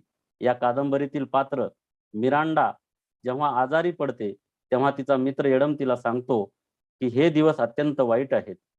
तो एडम त्या मिरांडाला म्हणतो आहे, हे दिवस अत्यंत वाईट आहेत. सर्व थिएटर्स, दुकानं, रेस्टॉरंट्स बंद आहेत. गल्लीतून दररोज अंत्ययात्रा निघालेल्या दिसतात आणि रात्री सतत रुग्णवाहिकेचा आवाज अस्वस्थ करतो आहे. या कादंबरीतील परिस्थिती आपण गेल्या 2 वर्षांपासून सगळेच जण अनुभवतो आहोत. कोरोनामुळे मानवी मनही असेच बधीर झालेले होते. कोरोना काळातील मानवी जगण्यातील अर्थशून्यता संवेदनशील लेखकांना, कवींना खुणावते आहे. प्रचंड दुःखाचे ओझे घेऊन वावरणारे आपल्या अवतीभोवतीच्या व्यक्ती घटना पुस्तकांच्या पानावरील अनुभव होऊन पाहत आहेत. मानवी जीवनावर आलेल्या असंख्य संकटाचे ज्ञान आपणास पुस्तक वाचून होते. त्याचप्रमाणे आजच्या कोरोना काळातील समाज वास्तव उद्याच्या पिढीसाठी इतिहास म्हणून शब्द होऊ पाहतो आहे. भारतातील लोकांमध्ये अंधश्रद्धा होती की प्लेग हा सिंधू नदीच्या अलीकडे येऊ शकत नाही, किंवा आपल्याकडे अशा प्रकारच्या खूप अंधश्रद्धा होत्या की 7 समुद्र पार करून आपण पुढे शिकण्यासाठी बाहेरगावी जाऊ नये. आणि असाच एक गैरसमज त्याही काळात होता की प्लेग हा युरोप खंडामध्ये ज्याप्रमाणे वावरत होता, तर हा प्लेग रोग सिंधू नदी पार करून आपल्याकडे येणार नाही, अशी एक गैरसमज अशा पद्धतीचा भारतामधल्या लोकांमध्ये असलेला आपल्याला दिसतो आहे. मात्र संपूर्ण 19वे शतक दुष्काळ व अशा महामारींनी व्यापलेले आपल्याला दिसते. भारतात आलेल्या प्लेगच्या साथीनेही फार मोठी जीवितहानी झाली. प्लेगची साथ किती भयंकर होती. मुंबई शहरात ही साधारणपणे 1853 ते 1898 पर्यंत झाली. या संदर्भाने त्या काळातील महात्म्यांनी व समाजसेवकांनी केलेले कार्य उल्लेखनीयच आहे. प्लेगच्या संदर्भामध्ये छत्रपती शाहू महाराजांनी काढलेला लॉकडाऊन विषयीचा जाहीरनामा महामारी संदर्भात मार्गदर्शनीय आहे. आपल्या कोल्हापूर संस्थानात लागू केलेल्या लॉकडाऊनमुळेच साथ नियंत्रणात आणण्यात ते यशस्वी झाले होते. तर त्याचप्रमाणे डॉक्टर यशवंताच्या खांद्याला खांदा लावून प्लेगमध्ये जनतेची सेवा करणाऱ्या सावित्रीबाई फुले यांचे धैर्य मला या अनुषंगाने महत्वाचे वाटते. पुढे त्यातच त्यांना प्लेग झाला, दुर्दैवी त्यांचा अंत झाला. वरील सर्व संदर्भ सांगण्यामागे एकच हेतू आहे की जगभर अशा असंख्य महामाऱ्यांनी थैमान घातलेले दिसते. या अशा महामारीशी 2 हात करीत माणूस आजपर्यंत जगत आलेला आहे. म्हणजे कोरोना आला म्हणून खूप काही बिघडलं असं मला वाटत नाही. कारण अगदी सुरुवातीच्या काळापासून आपल्या पुराण ग्रंथाचा जरी उल्लेख केला तर खूप मोठी आकडेवारी अशा पद्धतीच्या महामारीची तुम्हाला आजपर्यंत सापडताना आपल्याला दिसते. आणि म्हणून मी हे संदर्भ माहितीस्तव तुमच्या समोर ठेवलेले आहेत. आपल्या जीवनातील कटू सत्य समजून आजपर्यंतचा मानव जगत आलेला आपल्याला दिसतो आहे. याप्रमाणेच गेल्या 2 वर्षांपासून संपूर्ण विश्व कोरोनाच्या प्रचंड संकटातून मार्गक्रमित होते आहे. माणसाच्या माणूसपणावरती या काळात मोठे प्रश्नचिन्ह निर्माण झालेले दिसतात. आपली वाटणारी आपल्या जवळची अनेक माणसं या काळात आपल्यातून निघून गेली. सगळ्याच क्षेत्रात भयान परिस्थिती निर्माण झालेली दिसते. पहिल्या लाटेत शहरांकडून गावाकडे पायपीट करीत निघालेली माणसं आजही मला आठवतात. प्रवासादरम्यान त्यांची झालेली हालापेष्टा आजही आठवणीत आहे. घरं, गाव, शहरं सारी कुलूपबंद झालेली आजही आपणास आठवतात. कोणीच कोणाच्या संपर्कात नसलेली माणसं आजही आपणास आठवतात. रस्ते, बगीचे, खेळाची मैदाने, शाळा, महाविद्यालये, वाचनालय, हॉटेल असे सर्व काही बंद झालेले आजही आपणास आठवतात. तर अजूनही जगभर हे चित्र सुरूच असलेले आपल्याला दिसते आहे. आजही चीन, दक्षिण कोरियामध्ये 4थ्या लाटेचे लॉकडाऊन सुरूच आहे. आपली आपली वाटणारी माणसे कोरोना काळात परके परके वाटू लागलेली होती. आईच्या समोर मुलं गेली, मुलांच्या समोर आई वडील गेली, पती गेल्याचे पत्नीच माहीत नाही, तर पत्नी गेल्याचे पतीच माहीत नाही. दोघेही एकमेकांच्या परोक्ष या इहलोकाला सोडून निघून गेलेली आपल्याला अनेक उदाहरणं आपल्या समोर सांगता येतील. अशा असह्य वेदनांचे ओझे घेऊन माणसं आज घडीला जगत असलेली दिसतात. या सर्व अनुभवांची मांडणी संवेदनशीलतेने कथा, कादंबरी, चित्रपटातून व्हायला हवी. परकेपणाच्या अनुभवाबरोबरच ओलावा जपणारी असंख्य हातही या काळात वावरत असलेले आपल्याला दिसतात. अश्रूंनी डबडबलेल्या डोळ्यांना आधार देणारी माणसंही आपापल्या परीने कामं करीतच होती. खचलेल्या मनाला पुन्हा उभे करण्याचे अथक प्रयत्न असंख्य सामाजिक संस्था व वैयक्तिक पातळीवरून होतच होते. ज्यांनी आपल्या जीवाची पर्वा न करता पायपीट करणाऱ्या माणसांना मदत केली. आपणच नात्यागोत्यातील माणसं समजून अग्नी दिला. वैद्यकीय क्षेत्र, पोलीस, स्वच्छता करणारे कर्मचारी, शिक्षक, आशा वर्कर्स या फ्रंटलाईन काम करणाऱ्या माणसांनी याही काळात माणुसकी जपलेलीच आपल्याला दिसते. अशा माणसांमुळेच माणूस पण टिकून आहे. याविषयीचे अनुभव पुढच्या काळात पुस्तकांचे विषय होतील आणि हीच पुस्तकं पुढच्या मानवी पिढीसाठी मार्गदर्शक तत्व म्हणून वावरतील यात मला काही शंका वाटत नाही. या महाभयंकर कोरोनाच्या जागतिक आपत्तीच्या काळातही असंख्य दृश्य व अदृश्य मदतीचे हात माणूस पण टिकविण्यासाठी सरसावलेले होते. रस्त्यावर, पालावर जीवन जगणाऱ्या माणसांना, मुक्या जनावरांना 2 घास भरून कोणीतरी त्यांची जबाबदारी या काळात घेतलीच होती ना. स्मशानात जात धर्म विसरून माणुसकीचे दर्शनही आपल्याला झालेच ना. अशा माणुसकी जपण्याच्या असंख्य घटना विसरून तरी कशा चालतील. या अशा घटनांमुळे मानवता हे मूल्य सुदृढ होण्याचे कार्य याही काळात झालेले आपल्याला दिसते. या संदर्भातील असंख्य यशोगाथा सांगता येतील. या यशोगाथाच पुढच्या मानवी जगण्याचा आधार होतील. ज्याप्रमाणे कोरोना काळातील वेदनांचे चित्रण साहित्य करेल, त्याचप्रमाणे काळातील मदतीच्या हाताच्या यशोगाथाही निश्चितपणे पुढच्या काळामध्ये लिहिल्या जातील एवढं असे मला वाटते आहे. या संपूर्ण परिस्थितीशी कविता वाङ्मय प्रकार ज्याप्रमाणे संवादी झाला, त्याप्रमाणे कथा कादंबरीला अजून अवकाश आहे. एवढ्या लवकर अशा अपेक्षा करणेही चुकीचे आहे. मात्र एखाद्या संवेदनशील लेखकाला त्याचे अंतर्मन शांत बसू देत नाही. त्याचेच उदाहरण म्हणून दिग्दर्शक नागराज मंजुळे यांचे आपल्याला देता येईल. त्यांनी केलेला वैकुंठ हा लघुपट या चर्चासत्राच्या अनुषंगाने चिंतनीय आहे असे मला वाटते. बाहेर स्मशानात जळत असलेले प्रेत वैकुंठ नावाच्या चित्रपटामधलं हे दृश्य आहे. बाहेर स्मशानात जळत असलेले प्रेत आणि जाळणाऱ्या व्यक्तीच्या अंतर्मनातील द्वंद्व माणसाला कमालीचे अस्वस्थ करते आहे. त्यातल्या त्यात प्रेत जाळून घरी आलेल्या आपल्या बापाला आपला मुलगा विचारतो की कोरोना झालेला आपला आजोबा बरा होईल ना रे.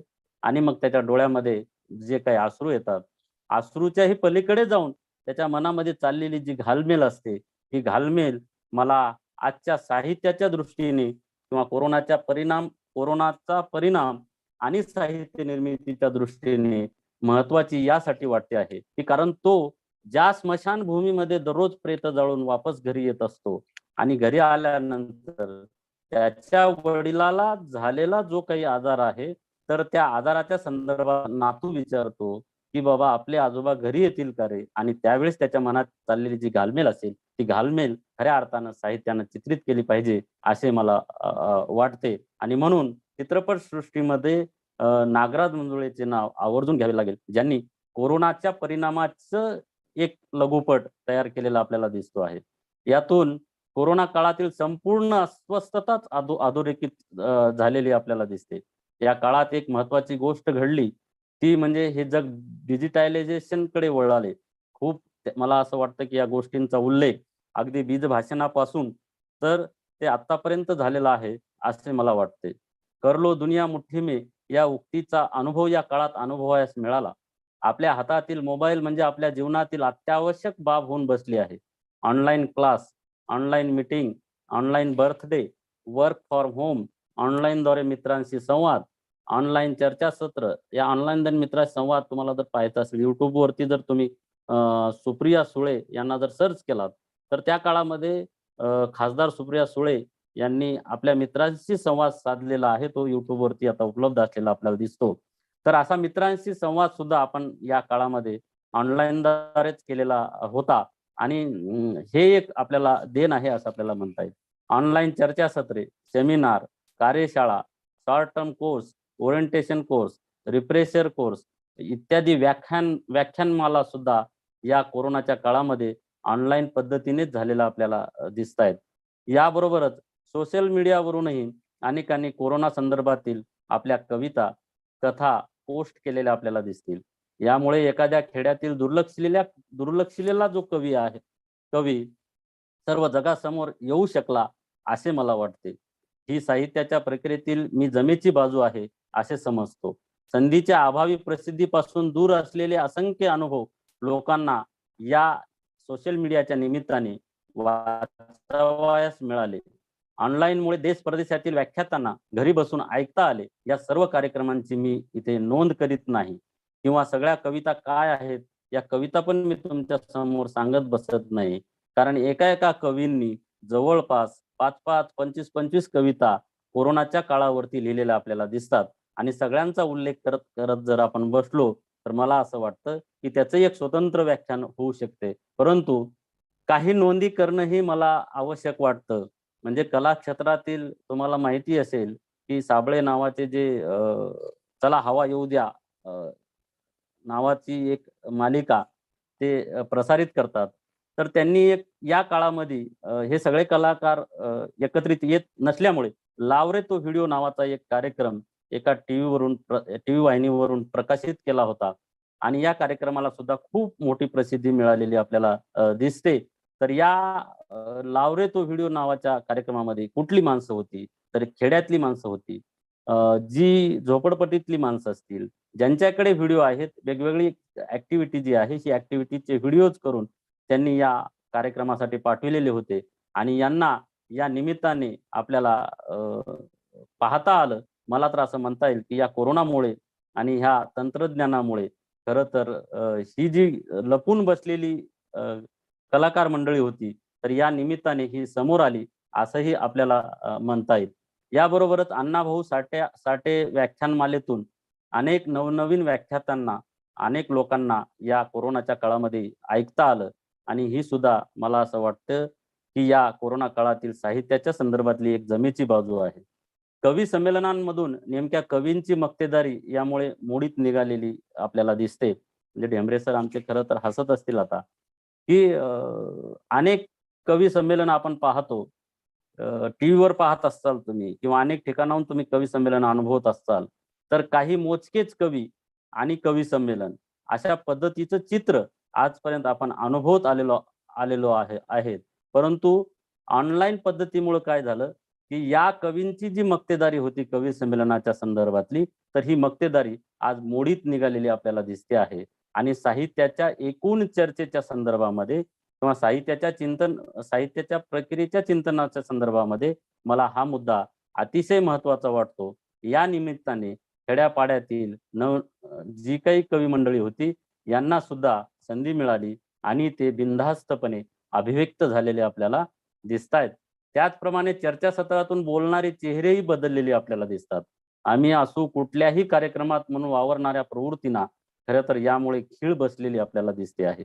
मानधनासाठी भांडण करणाऱ्या वक्त्यांनाही ऑनलाईनमुळे चांगलाच चाप बसलेला आपल्याला दिसतो आहे. हा या 2 वर्षातील डिजिटलायझेशनमुळे झालेले आहे असे मला वाटते. हे जरी खरे असले तरी संपूर्ण देशात किती टक्के लोकांकडे इंटरनेट व मोबाईलची सुविधा आहे हा थोडा संशोधनाचाच विषय आहे. भारतातील बहुसंख्य तांडे आदिवासी वस्त्यांवर अजून रस्ते व वीजच पोहोचलेली दिसत नाही. अशा दुर्गम भागातील शिक्षणाचे मात्र 3-13 झालेले या निमित्तानं याचाही उल्लेख मला करावा असा वाटतो. ही गोष्ट या निमित्ताने मला नोंदवावीशी वाटते. कोरोना काळात वापरलेल्या तंत्रज्ञानामुळे जसे फायदे झाले तसेच तोटेही झालेले दिसतात. मात्र एकूण मराठी साहित्य व्यवहारावरती बऱ्याच अंशी सकारात्मक परिणाम झाला. त्याचप्रमाणे कोरोना आणि तंत्रज्ञानातील असंख्य शब्द मराठी भाषेने स्वीकारलेले सुद्धा आपल्याला दिसत आहेत. मी त्यांचाही जास्त उल्लेख करणार नाही. Lockdown, quarantine, remdesivir, variant, delta, sanitizer, mask, social distance असे कितीतरी शब्द आज मराठी भाषेमध्ये रुळलेले आपल्याला दिसत आहेत. आणि मराठी माणूस, खेड्यातला मराठी बोलणारा माणूस जरी असेल तर तो सहजतेने ही सगळे शब्द उच्चारत असलेला आपल्याला दिसतो आहे. आणि यामुळे मराठी भाषा ही अधिक समृद्धच होते आहे असे मला म्हणायचे आहे. कोरोना संदर्भातील कविता अतिशय सामान्य वस्तीत राहणाऱ्या कवींपासून ते सन्माननीय केंद्रीय मंत्री रामदास आठवले यांच्यापर्यंत सर्वांनीच भरभरून कविता लिहिल्या. चांद्यापासून बांद्यापर्यंतच्या कवींनी कोरोना काळातील असंख्य घटनांना शब्दबद्ध केलेले आहे. त्यांचा किती दर्जा आहे हा भाग वेगळा. मात्र या काळातील सामाजिक, राजकीय, धार्मिक, आर्थिक व शैक्षणिक संदर्भाचा तो ऐतिहासिक दस्तऐवज आहे असे मात्र मी मानतो. या काळातील कवितांनी संपूर्ण कोरोना जीवन विश्व व्यापण्याचा प्रयत्न केलेला आहे. तरी बालकांच्या मनोअवस्थेचे चित्रण अजून बाकी आहे. स्त्रियांनी या काळातील आपल्या मानसिकतेचे वास्तव मांडणे अजून बाकी आहे. घरातील वयोवृद्धांचे असहाय्य जगणे व या काळातील त्यांच्या समस्या अजून चित्रित करणे बाकी आहे. पायपीट करीत गेलेल्या माणसांना खेड्यांनी कसे स्वीकारले याचे चित्रण येणे बाकी आहे. पहिल्या व दुसऱ्या लाटेतील भयग्रस्त झालेले खेडे तिसऱ्या लाटेच्या वेळी मात्र बिनधास्त झालेले दिसते. त्यांच्या याही मानसिकतेचे चित्रण व संशोधन या निमित्ताने होणे आवश्यक आहे असे मला वाटते. शहरातून आजही पाळल्या जाणारी बंधनं खेड्यांनी कधीचीच झुगारून दिलेली आपल्याला दिसत आहेत. त्यांच्या याविषयीचे वास्तव अजून मराठी साहित्याने टिपणे आवश्यक आहे. गेल्या 2 वर्षांपासून प्रकाशन संस्थाच बंद असल्याने कदाचित या सगळ्या गोष्टींवरती मर्यादा आल्या असतील. याचा फार मोठा परिणाम प्रकाशन व्यवस्थेवरतीही म्हणजेच पुस्तक निर्मितीवरतीही झालेला आपल्याला दिसतो आहे. पुस्तक ग्रंथालयही एकदम गेल्या 2 वर्षांमध्ये शांत झालेले आपल्याला दिसत आहेत. आता अलीकडे ग्रंथालयांना सुद्धा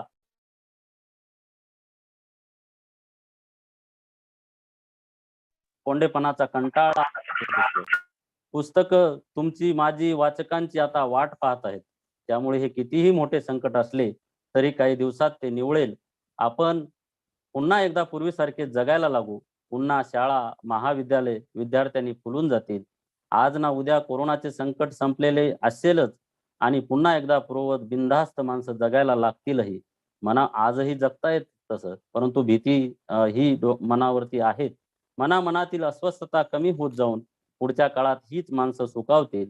झाले गेले विसरून पुन्हा आनंदाने जीवन गाणे गायला सुरुवात करतील. परंतु कोरोनामुळे झालेली वेदनादायी वाताहत चिरंतन काळ स्मरणात राहील यात काही शंका नाही. कोरोनामुळे झालेली आर्थिक हानी आज ना उद्या निश्चित भरून निघेल. परंतु शैक्षणिक नुकसानीचे काय हा प्रश्न एका पिढीला सातत्याने भेडसावत राहणार आहे. अश्वत्थाम्यासारखे आपल्या माथ्यावर बळबळीत जखम घेऊन ही पिढी पुढील काळात वावरत राहील. या काळात झालेली शिक्षणाची दुरावस्था कधीही भरून निघणार नाही हे सत्य नाकारून तरी कसे चालेल. तरीही जगणे सोडून देता येत नाही हेही शेवटी तेवढेच खरे आहे. त्यामुळे याही संकटावर मात करून सुजलाम सुफलाम जीवनाचे स्वप्न पाहावेच लागेल. या निमित्ताने मला मंगेश पाडगावकर यांच्या काही ओळी आठवतात. काळ्या कुट्ट काळोखात जेव्हा काही दिसत नसतं, काळ्या कुट्ट काळोखात जेव्हा काही दिसत नसतं, तुमच्यासाठी कोणीतरी दिवा घेऊन उभं असतं. तुमच्यासाठी कोणीतरी दिवा घेऊन उभं असतं. माणुसकी आणि बंधुभाव वाढीस लागणाऱ्या लेखणीची आज मी तिला गरज आहे. हतबल आणि हवालदिल झालेल्या माणसांना मानसिक पातळीवरचा आधार देण्याची गरज आहे. कोणाच्या तरी आयुष्यात दिवा बनून वावरण्याची आज आवश्यकता आहे आणि हे चित्र आज मी तिला बऱ्याच अंशी सुरू झालेले आपल्याला दिसते आहे. याप्रमाणेच या कालखंडाचे साक्षीदार दर्जेदार पुस्तक निर्मिती करतील. पुस्तकांची आणि आपली भेट दररोज यापुढे निश्चित होईल असा एक आशावादही या निमित्ताने मी व्यक्त करू इच्छितो. त्यांच्याशी आपला संवाद होईल. पुस्तकच आपणास जगण्याची प्रेरणा मिळवून देतील एवढा आशावाद आजच्या दिवसाच्या निमित्ताने मी व्यक्त करतो. आजचे हे चर्चासत्र तुम्हाला, मला, वाचकांना व लेखकांना साद घालण्याचा उपक्रम समजूयात आणि आयोजकांना याबद्दल मनस्वी धन्यवाद देऊयात. शेवटी हरिवंशराय बच्चन यांच्या कवितेने मी माझ्या विवेचनाचा समारोप करतो. जो बीत गई सो बात गई, जो बीत गई सो बात गई, जीवन में एक सितारा था. जो बीत गई सो बात गई, जीवन में एक सितारा था. माना वह बेहद प्यारा था, वह डूब गया तो डूब गया. जीवन में एक सितारा था, माना वह बेहद प्यारा था, वह डूब गया तो डूब गया. अंबर के आनंद को देखो कितने इसके तारे टूटे. अंबर के आनंद को देखो कितने इसके तारे टूटे. कितने इसके प्यारे छूटे. जो छूट गए फिर कहाँ मिले. जो छूट गए फिर कहाँ मिले. पर बोलो टूटे तारों पर बोलो टूटे तारों पर कब अंबर शोक मनाता है, जो बीत गई सो बात गई, जो बीत गई सो बात गई, जो बीत गई सो बात गई. धन्यवाद. या महाविद्यालयानं मला बोलवलं, मला बोलण्याची संधी प्राप्त करून दिली, त्याबद्दल आमचे सन्माननीय मित्र प्राध्यापक गणपतजी ढेंबरे सर, या महाविद्यालयाचे प्राचार्य, संस्थेचे सर्व पदाधिकारी, महाविद्यालयातील सर्व प्राध्यापकांच्या प्रती मी पुनश्च एकदा आभार व्यक्त करतो आणि धन्यवाद देतो यांना आणि माझं विवेचन इथे थांबवतो. खूप खूप धन्यवाद. धन्यवाद. अतिशय छान पद्धतीने कोरोना आणि साहित्य यांच्यातील अनुबंध आपण या ठिकाणी उलगडून दाखवला. खऱ्या अर्थाने मराठीच नव्हे तर हिंदी आणि इंग्रजी साहित्यामध्ये सुद्धा महामारीचं चित्रण करणाऱ्या वेगवेगळ्या कलाकृतींचे संदर्भ, जागतिक दर्जाच्या कलाकृतींचे संदर्भ आपण या ठिकाणी दिले. प्रोफेसर मारुतीजी घुगे आपले या ठिकाणी मी धन्यवाद व्यक्त करतो आणि पुढील सूत्र माझे सहकारी प्रोफेसर एम.डी. तायडे यांच्याकडे सुपूर्द करतो. तायडे सर.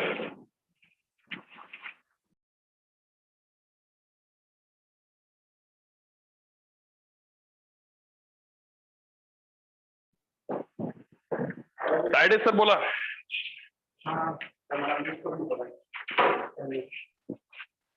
Hello hello. हा. Thank you, Demre sir. Now it's now time to call for our representative for the expression about the organizing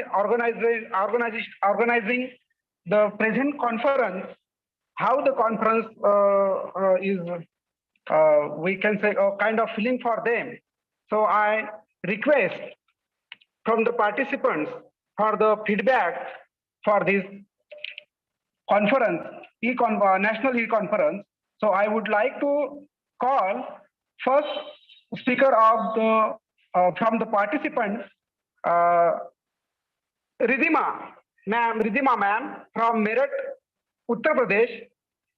So Ridhima ma'am. Hello. Okay. Ridhima, am I audible, sir? Yes, ma'am, definitely. Okay, sir. So this is very truly an enlightening session, bringing about fresh approaches to look on life after this backtick which was given by the pandemic recently. I liked all the three resource persons' speeches and everything how they presented it with interlinking different humanitarian grounds. It is extremely and multidisciplinary nature that this conference brought about, from talking about sports to stress management to going back to ancient India, how food and lifestyle and running into nature, everything about the conference is extremely, I'm glad to be a part of it. Thank you, sir. Thank you, ma'am, for expressing your views about the National In Conference on recent scenario in humanities after COVID-19. Now, I would like to call Vidya Patil ma'am from Dhule. Please, Vidya Patil ma'am, share your views. Vidya Patil. Hello, am I audible? Yes, ma'am. Yes. Okay, sir. Thank you. Good afternoon, all. I am Vidya Vitthalrao Patil, speaking before you in order to share my experience about this conference. Now, I will appreciate the efforts and initiative of the organizers of this conference for taking the notice of very relevant issues in the current and contemporary educational systems. Already existing system is undergoing the crisis of efficiency and effectiveness due to sudden strike of pandemic. Revolutionary changes have been taken place in teaching, learning and evaluation method. Therefore, I once again express my gratitude towards the organizers and various subjects experts who guided us about the various challenges during the pandemic. This was very helpful conference to understand the problem in the educational sectors during the COVID-19 and to find a solution for the arising challenges. Professor Dr. Aparna Ashtaputre Shisode has guided us on the economic impact of COVID pandemic on educational sector. Also, the Professor Dr. Bijendra Jhanjaria sir has guided about the important features of sports and health, nutrition, physical educations related to fitness during the COVID pandemic. Both these aspects, that is the economic analysis of COVID impact as well as impact of COVID on public health, have been explained by our esteemed speakers. Therefore, it has enhanced our knowledge and experience. Thank you once and thank you all. Thank you, sir. Thank you, ma'am. Thank you both the participants who expressed their views, and from their views, we come to know that they are very satisfied with the National E-Conference on recent scenario in humanities after COVID-19, organized by Shri Vitthalrao, Shankarrao, Naik Arts, Commerce, Science College, Raver. So now it's time to move over the last session of this program.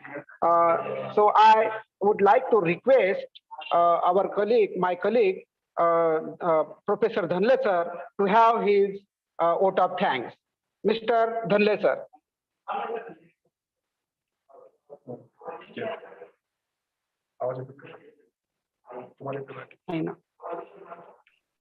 नाही sir, हा येतोय ॲडू आता येतोय. धन्यवाद Tayde sir. सातपुड्याच्या पायथ्याशी खानदेशच्या पूर्व दिशेला मागील 44 वर्षापासून ज्ञानाचा दीप तेवढ ठेवलेलं आमचं महाविद्यालय आमच्या संस्थेच्या प्रेरणेतून आचार्यांच्या मार्गदर्शनातून सातत्याने नवनवीन करण्याचा प्रयत्न करत असतो.